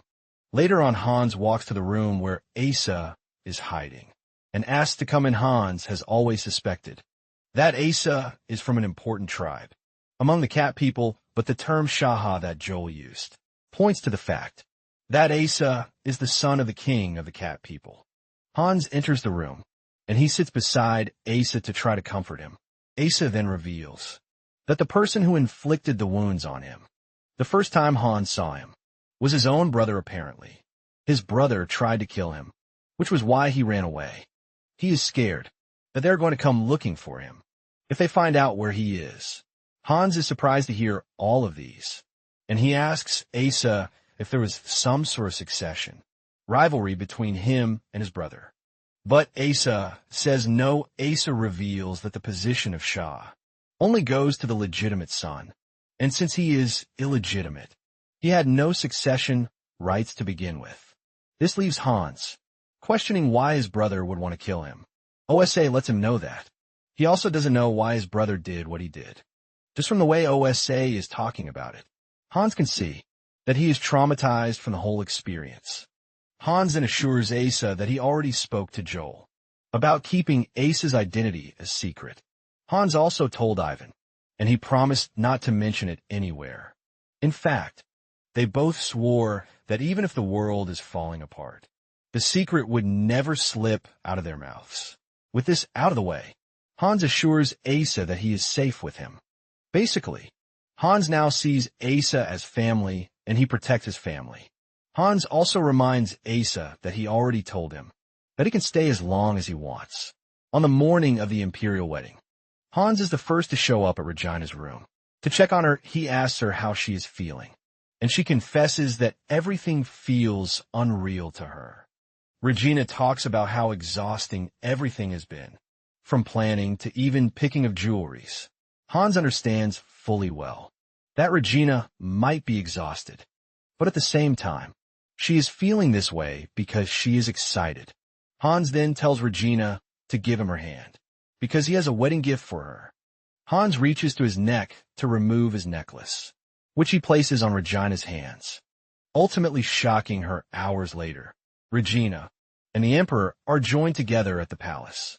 Originally, state marriages were always very big, but thanks to the ongoing famine, it was held simply within the imperial palace. Deep down, it was done this way, in concern for public sentiment at the venue. Ivan made sure to set up defensive magic around the banquet hall. The weapon inspection at the entrance was also thorough, so Hans believes that he can at least relax a bit. However, he had prepared beforehand, because the necklace he gave to Regina was an artifact. This is why Regina was shocked when Hans gave it to her. Hans urged her never to take it off her body, and also not to tell anyone about the necklace's effects. Regina then asks Hans if the imperial palace is a dangerous place, and Hans confirms this, telling Regina that she can't trust anyone inside. Now, at the banquet hall, Hans hopes Regina will never have to use the necklace. Once they are done with the official wedding, they move to the reception, which is also the beginning of the real social warfare. This is simply a gathering to build connections with influential nobles. As the Emperor's brother-in-law, in no time Hans meets with Duke Townsend, and Hans offers his respect to the man. The two shake hands, and by the time Townsend is done, Hans can feel immense pressure from their encounter, which is far greater than when he met Sullivan. With this, Hans can clearly see that Townsend doesn't have good intentions toward him. He wonders if what Townsend did was a silent warning, or just an intimidation just then. Hans is informed that Prince Carlisle of Garcia requests to greet him just as usual. Hans walks over to offer his greetings to the prince, who came from a long distance. Carlisle is shocked when Hans greeted him in his native language, forcing him to ask if he speaks Garcia too. Hans then lies that he learned basic conversation, even though this is thanks to the knowledge he received from the dragon. Carlisle immediately grabs Hans's hands, complimenting the fact that he is the first person in the empire to speak in such perfect conversation. Carlisle talks about how no one in the room understands Garcia. In fact, his interpreter is pretty useless, leaving Carlisle totally frustrated. It soon spreads across the room that Hans can speak Garcia, which has made it easy for Carlisle to talk the way he wants. This leaves the people wondering if Hans is interested in trade, which is why he knows the language of Garcia. Just then Hans hears a sweet voice behind him, and when he turns around, he gazes upon an extremely beautiful lady. She commends Hans for his fluency in a foreign language. She wants to know if Hans travels around, and she also wants to know the farthest place he has traveled to. Hans then replies that he has never left the Empire, and that everything he learned was from books. Curious about who he is speaking to, Hans asks the lady for her name. The lady apologizes for not introducing herself, blaming it all on excitement. She then introduces herself as Rebecca Swergen, and this is when it dawns on Hans that he is standing in front of the most popular woman. In high society, this was the lady Annabelle wanted him to meet earlier. In no time, people start to notice that Rebecca is speaking to Hans, and this is the first time that they're going to see Rebecca speak to a man first. Rebecca soon notices that they have become the center of attention, and she apologizes to Hans for making him uncomfortable, suggesting that she leave. However, Hans assures her that he is fine, so she doesn't have to worry about him. Hans reminds Rebecca that the party is just getting started, but Rebecca insists that she is leaving. As she walks away, she tells Hans that they're going to meet again, if fate wills it. The moment some men notice that she is leaving, they waste no time offering to escort her, and Hans can finally see why she is very popular.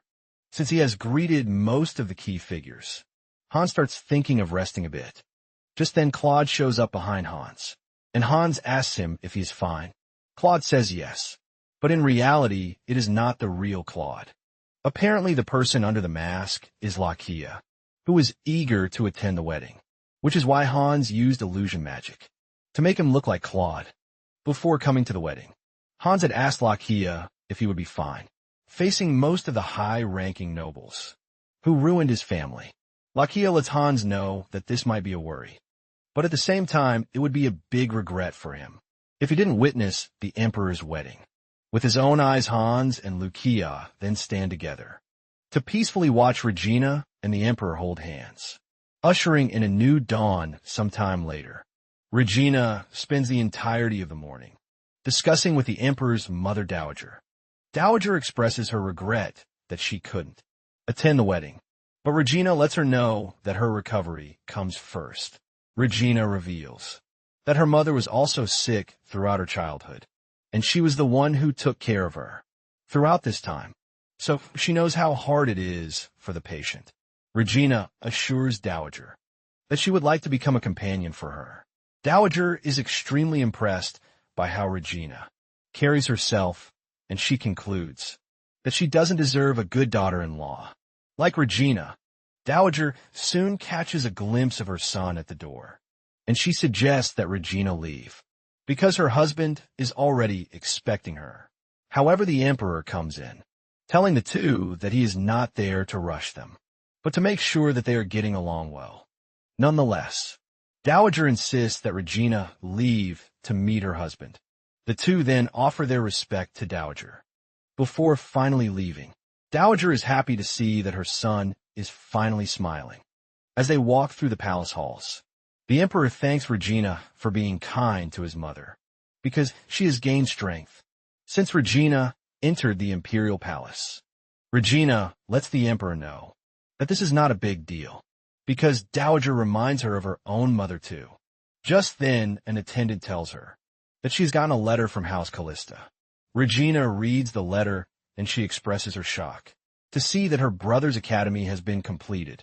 When Hans took a tour of the academy, he was completely blown away by how big the entire area is. Alman assures Hans that it is going to become the continent's finest academy, just as he wanted Asa. On the other hand, is tired already because of how big the academy is. In fact, he has forgotten everything that he saw during the tour, and Hans offers to explain using the map. Hans mentions that the academy has 3 departments. There are the administrative studies, knight training, and magic studies. The main building, which is in the center of the academy, is reserved for all students, because this is where they will be taking the required general courses. Hans also talks about the dormitory and dining area. Lakia then cuts in asking Hans if he thinks many would accept the idea of the dormitory.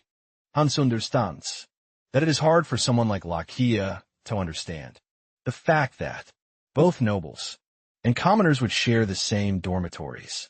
In fact, there is already great resistance among the nobles, as most have decided that they can't send their kids to the school. However, Hans has a solution in his mind already. Apparently, there are two criteria to be admitted into the academy. The first is the enormous tuition fee and the noble status.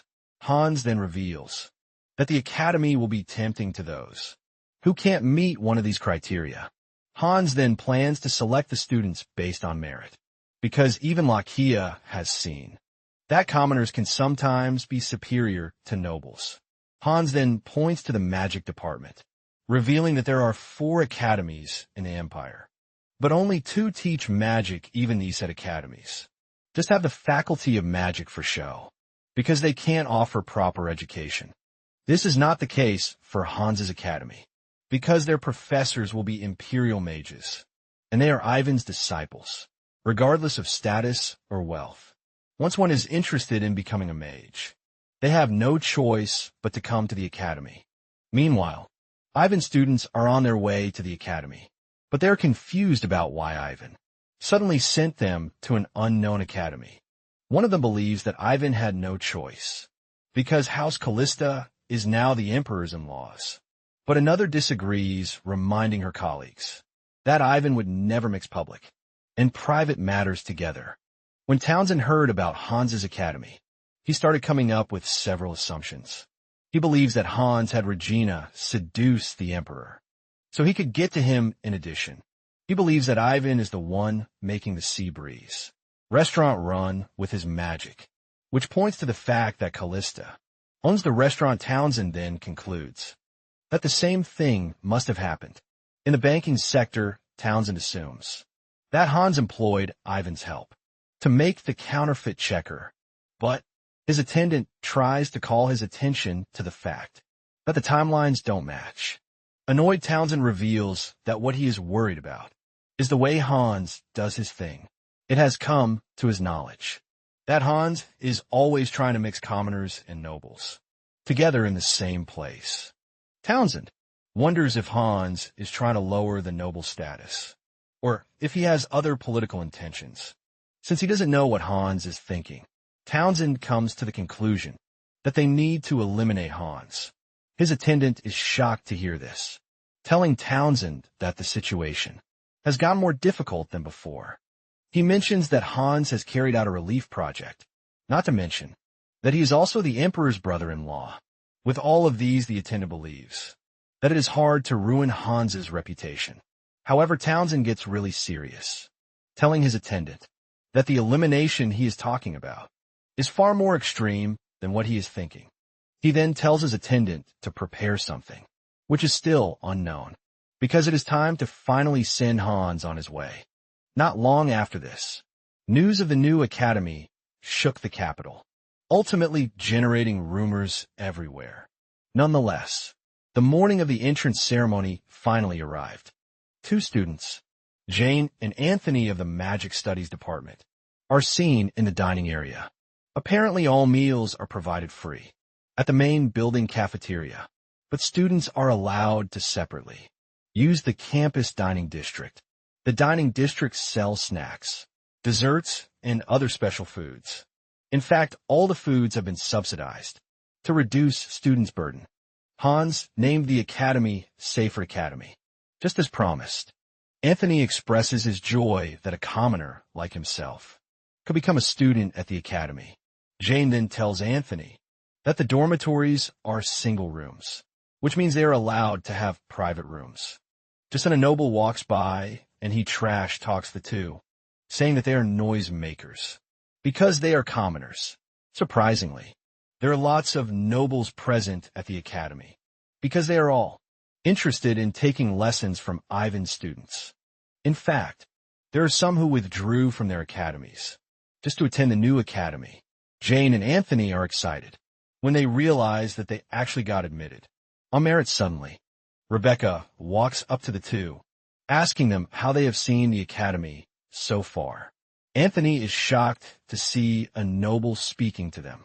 And not just any noble, but a beautiful one at that. Totally carried away, Jane assures Rebecca that she's going to tell her whatever it is that she wants to know. However, she lets Rebecca know that they are just freshmen, so they really don't know much. Rebecca then tells them that she would like to know what the name Safford means. This is because Hans has always used the Callista name in whatever he has done in the past, which makes this an exception.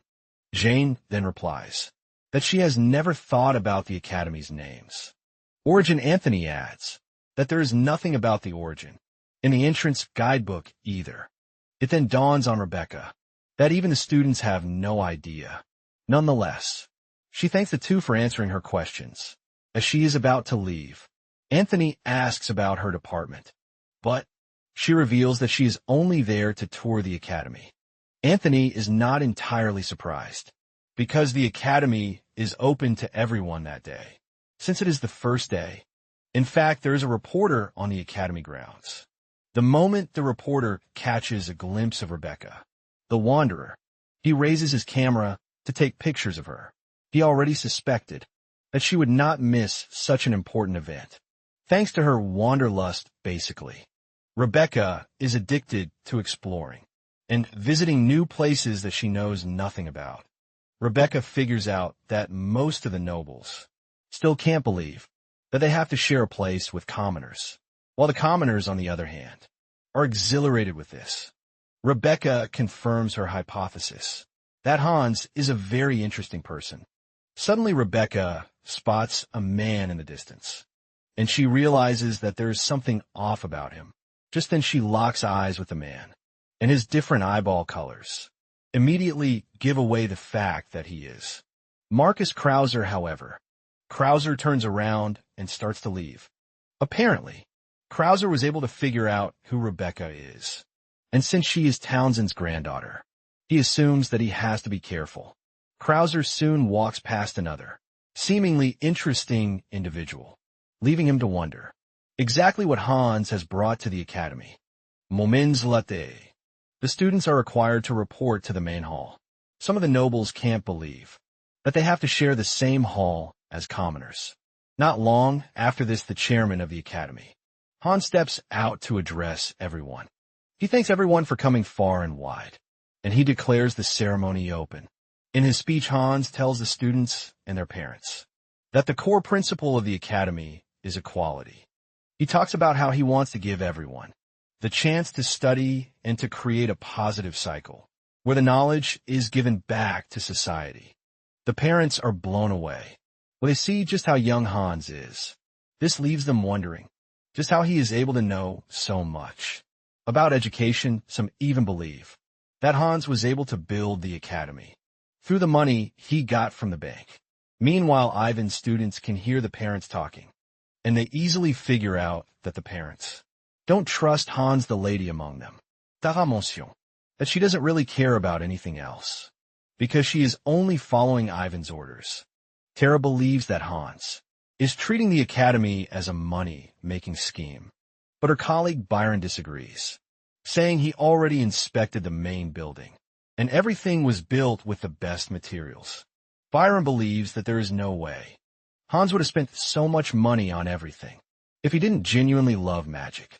On the other hand, the third guy, Porto, is not impressed because he believes Hans just has money to build the academy, but doesn't know anything about magic. While giving his speech, Hans can sense some foreign mana in the air, and since he doesn't know if it is because of Yvonne's students, he decides to focus on the entrance ceremony.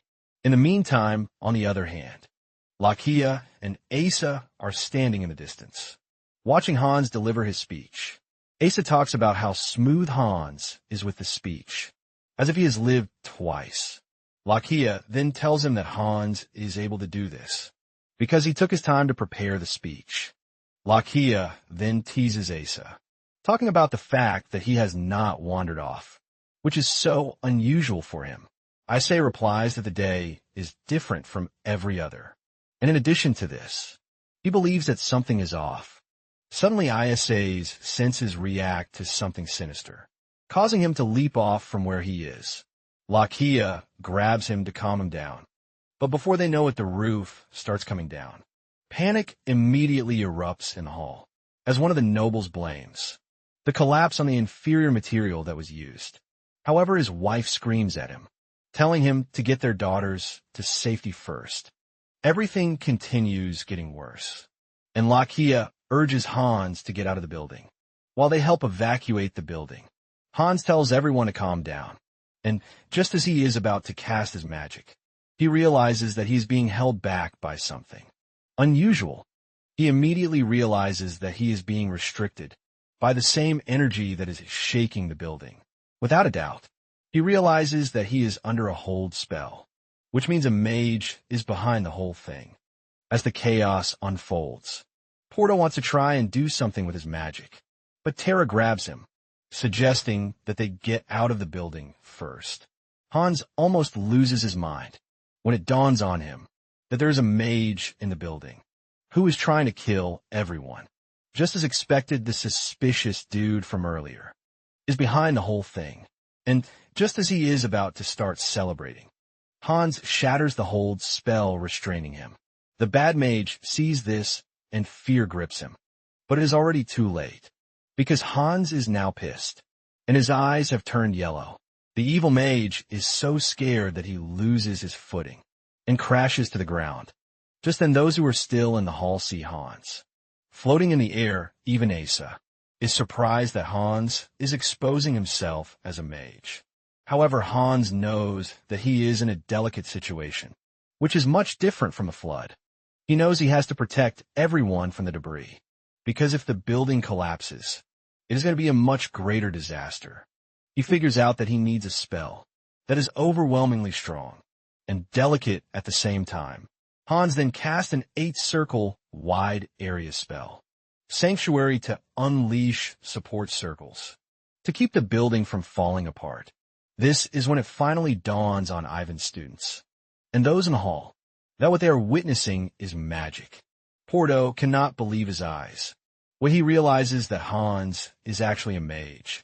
Seeing that people are distracted, Lakia screams at the top of his voice, urging the mages to evacuate the people first. Just as the people are exiting the building, Hans moves over to the scared, evil mage to confront him. Once they are outside, the exceptionally rude noble starts talking about how he is leaving for his territory immediately, but his daughter, Isla, refuses, telling her father that she wants to remain at the academy so she can study there. The noble argues with his daughter, telling him that the buildings were poorly constructed, and the same thing might happen to the other buildings. Later, however, Isla disagrees, reminding her father that he just saw the magic that he used. She lets her father know that the other academies are useless when it comes to teaching magic, and her father knows that Isla talks about how Hans appears to be an incredible mage. In addition, she believes that the incident might have been caused by an attack. Her father asks her what she means by this, and she reminds her parents that Hans was moving close to a strange man. As they exit the building, she believes that the man was guilty about something, which was why he couldn't move from where he was. Since everything doesn't appear to be an accident, the noble decides that he's going to wait around to hear the outcome of the investigation. Just then, one of the nobles rushes over to grab Porto, demanding to know why he is not attending to her wounded son. Porto calms the woman down, telling her that her son's injuries are minor, and it is common, since to attend to those who have critical injuries. First, her son agrees with Porto, telling his mother that he is not badly hurt, so others should be attended to first, because healing magic is extremely difficult to wield. Porto believes that it is right that they attend to those who really need the care. Just then, Terra shows up to tell Porto that she and Byron have attended to all those who have minor injuries, but they have used up their mana in the process. Porto then replies that he is going to finish up the rest. However, one of the mothers hears the trio talk about their mana exhaustion, leaving them questioning what can be done. since some of the kids are dying. Porto then apologizes to the woman, telling her that mages are not all-powerful beings who can just heal critical wounds. However, Hans steps out at the right, and he demands that they show him the kids, who need attention, while Hans is being LED to where the kids are. Dada is shocked to see that Hans's eyes are back to normal, because she clearly saw that they were yellow before. The butler then shows Hans the two critical patients, who have severe conditions, which have stopped them from attempting healing magic. Apparently, they have already requested emergency carriages from a nearest clinic. Hans ignores what the dude is saying, and he kneels close to the two to place his hands on them. When Porto sees this, he believes that Hans is fooling around, because magic is not some omnipotent power that could just heal injuries like that. Basically third level. Basic healing spells are even dangerous enough, not to mention attempting to heal critical injuries. Surprisingly, Hans pours an extremely large amount of mana into the two to instantly heal them. This leaves the witnesses in total disbelief, because Hans healed the two completely, leaving no scar on their bodies. This is when it dawns on some that Hans might actually be on the same level as Ivan. However, Porto is not a fool, and he can clearly see that Hans is way above a fifth circle mage. Hans manages to walk a few steps before losing his footing, thanks to exhausting himself. Fortunately, Lakia is able to catch him. He asks him if he is hurt, but Hans lets him know that he is fine, but only ran out of mana. Hans then asks Lakia if he was able to catch the evil mage, and Lakia says no. He reveals that Asa is currently watching over him, and it is important to note that the evil mage didn't resist. Lakia then urges Hans to leave the rest to them, since all the injured have been taken care of. Just then, Lakia felt the overwhelming presence from before again. He can see Krauser standing in front of him, but he has no idea that he is the one, even though there is no killing intent from Krauser. Lucia could clearly see that he is dangerous. Krauser stares at Hans and Lucia for a few seconds, before suddenly walking away, leaving Lucia totally confused. Hans notices that Lakia is worried, but Lakia urges him not to worry, because it is nothing serious. He then suggests that they head back to the castle as quickly as possible. Shortly afterward, Regina and her husband arrive at the Callista castle. Hans steps out to welcome, and Regina rushes over to check on him. The Emperor reveals his surprise at the incident, because he was initially worried about coming late for the ceremony. Not knowing that something even more anguished was going to happen, he asks Hans if he is hurt, but Hans assures them that he is going to be fine, because he only lost some strength, thanks to his mana depletion, but he will surely be fine after some rest. The Emperor then asks if it was an accident, but Hans lets them know that it is more serious than they think. He suggests that they discuss the details in his reception room. As they leave, the Emperor tells the knights to make sure the castle is properly protected, just as Avon is about to follow them. His students grab him and drag him back. They look absolutely pissed. As they drag him away to where they can talk, they scream at him for not telling them that Hans is an archmage. Ivan then reveals that the only people who know are him, and the Emperor Ivan lets them know that Hans was very particular about keeping his identity a secret, and the Emperor was also ready to help him do this. However, things are different now because everyone knows, and Yvonne knows, that the two dukes are going to go crazy about it. The trio starts freaking out because they have been rude to Hans. From the very beginning, Tara starts thinking about how she can recover her favorability rating. She even thinks of getting on her knees to beg Hans. But Porto tells her that she is already taking it too far.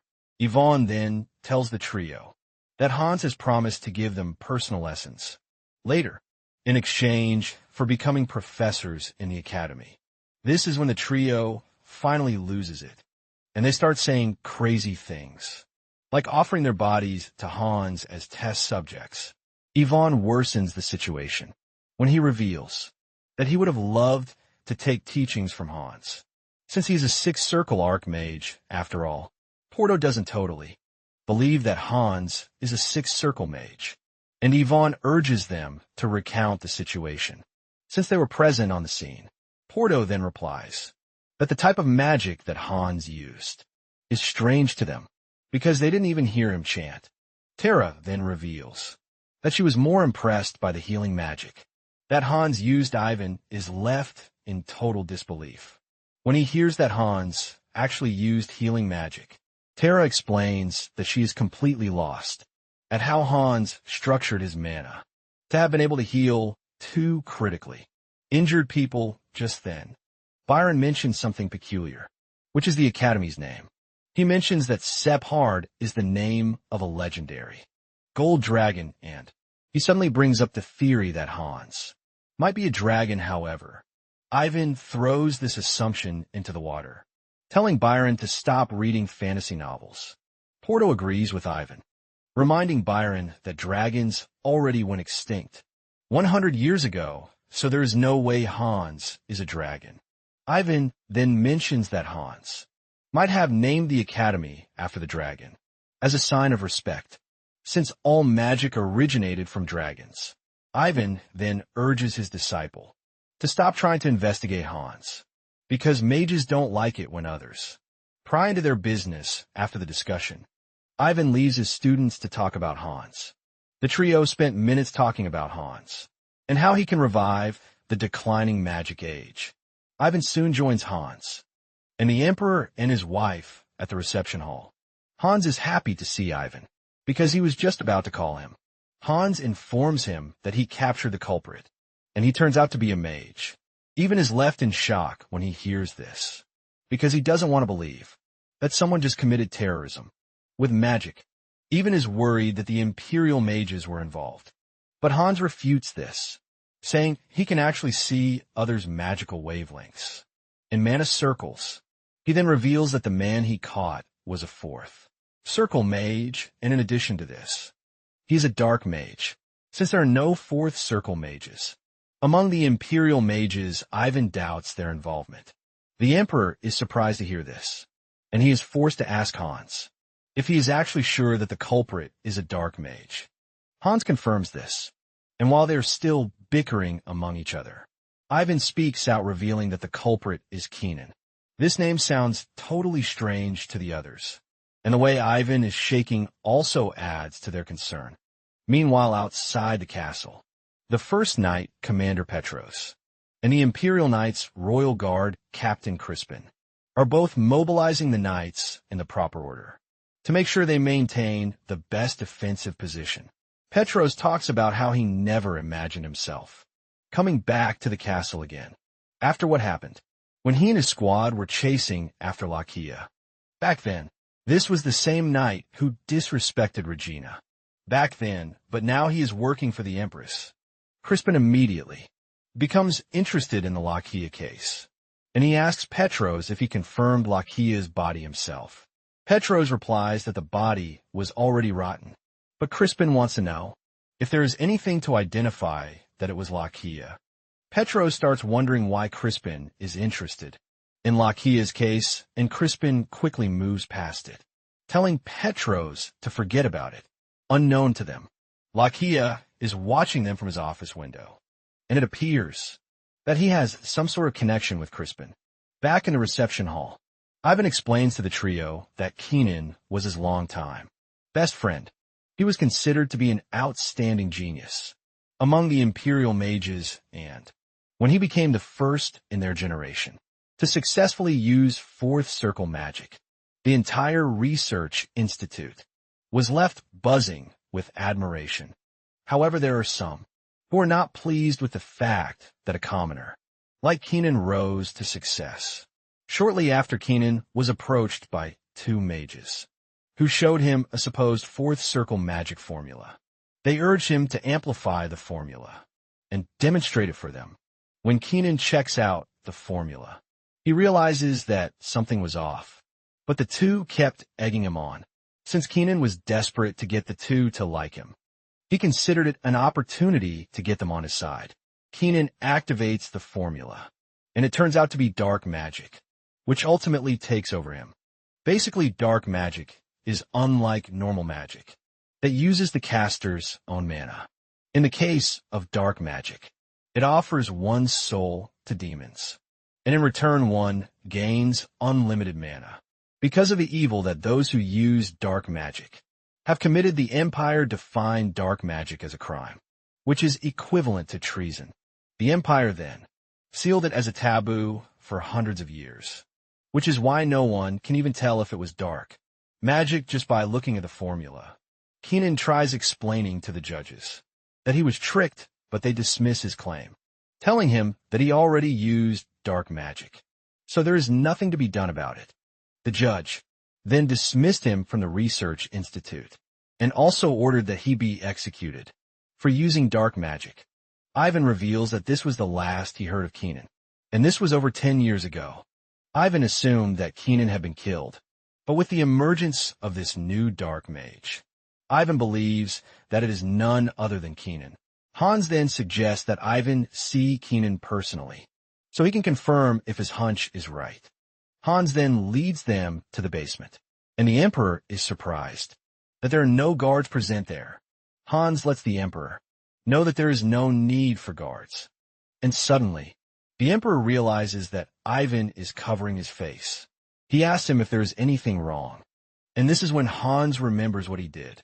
He apologized because he forgot to mention that he had already set up a barrier in the prison, so that he is the only one who can use magic. Since Ivan's magic has worn off, Hans tells him that he will gladly look away if he is not comfortable about showing his real face. Deep down, Ivan is only wondering at just how powerful Hans seems to be, because he is able to cast a mana-blocking barrier that allows only specific people to use magic. Ivan is blown away because he hasn't even heard of such magic before, and this tells him that Hans is way ahead when it comes to magic. Just then, they arrive at the cell, and Keenan dashes away from the door. When he spots Ivan, Ivan confirms Keenan's identity, telling Hans that he is the one. Hans is surprised to hear this, but then he lets Yvonne know that there is a slight problem. He tells Yvonne that Keenan doesn't appear to be in the right state of mind, because he can't even have a civil conversation. With him, Yvonne then asks how Keenan ended this way, and Hans replies that he has no idea. Hans mentions that from the moment they arrested Keenan, he's been acting weird. Hans tells Ivan that he can confirm that Keenan used dark magic, but since he is in bad shape, they can't charge him yet. The Emperor suggests that they turn the investigation over to the Imperial Palace because they need to know why a death row inmate appeared in the Callista territory. Ivan, on the other hand, is still trying to understand the situation, because Keenan is someone who couldn't even hurt a fly. Suddenly, Keenan comes to his senses, and he recognizes that Ivan is the one standing behind the locked gate. Meanwhile, Lakia and Asa have made their way to the top of the tower to get a good look over the house. Lakia mentions that they are doing this because of a suspicious dude that he saw at the academy. Lakia confirms that this dude is strong, but he can't say if he has bad intentions or not, since Lakia is exhausted, and the Emperor and his wife are at the castle. Lakia believes that they must stay on their guard to avoid any major casualties.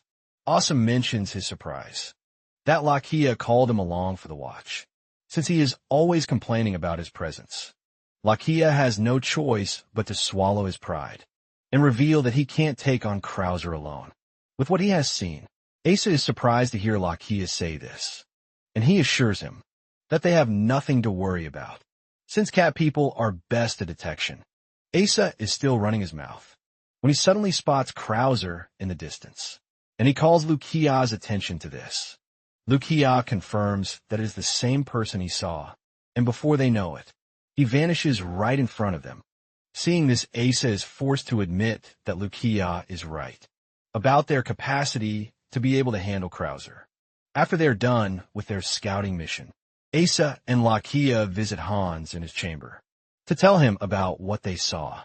Lakia mentions that he has seen him at the academy earlier and at the house too, which means Hans is his target. Lucia reveals that he and Asa tried to handle the situation, but it appears that they are no match for Krauser. Lucia then tells Hans that he needs to be really careful.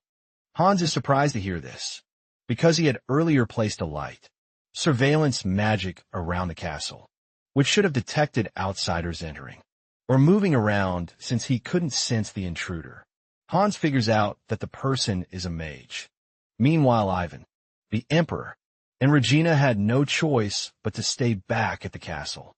Thanks to the whole issue, Ivan had asked Hans if he could speak privately with Keenan. Hans initially refuses, because Keenan committed a grave offense.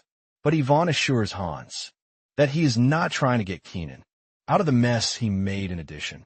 The Emperor lets Hans know that he can trust Ivan, because he is not one to mix personal business with state issues thanks to everything going on. Hans assumes that Krauser is working with Keenan, and he might even commit another crime soon.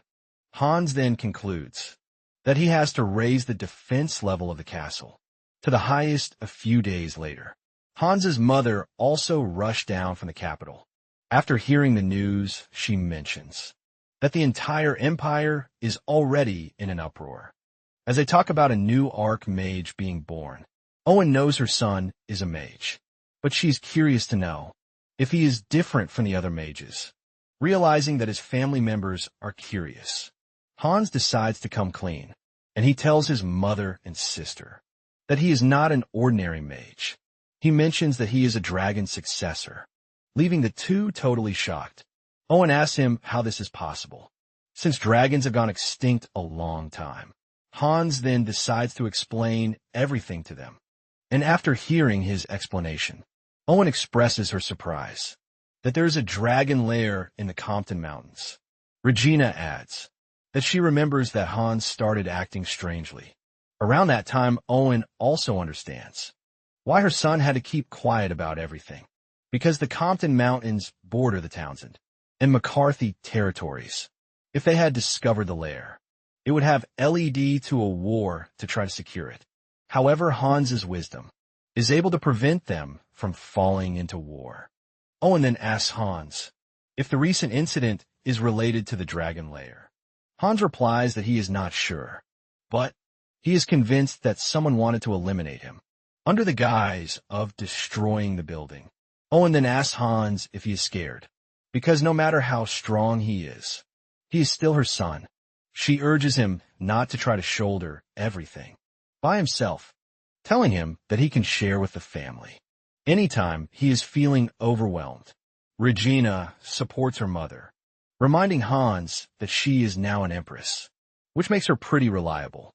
Owen realizes this, and she expresses her relief that her children are at the top of their games.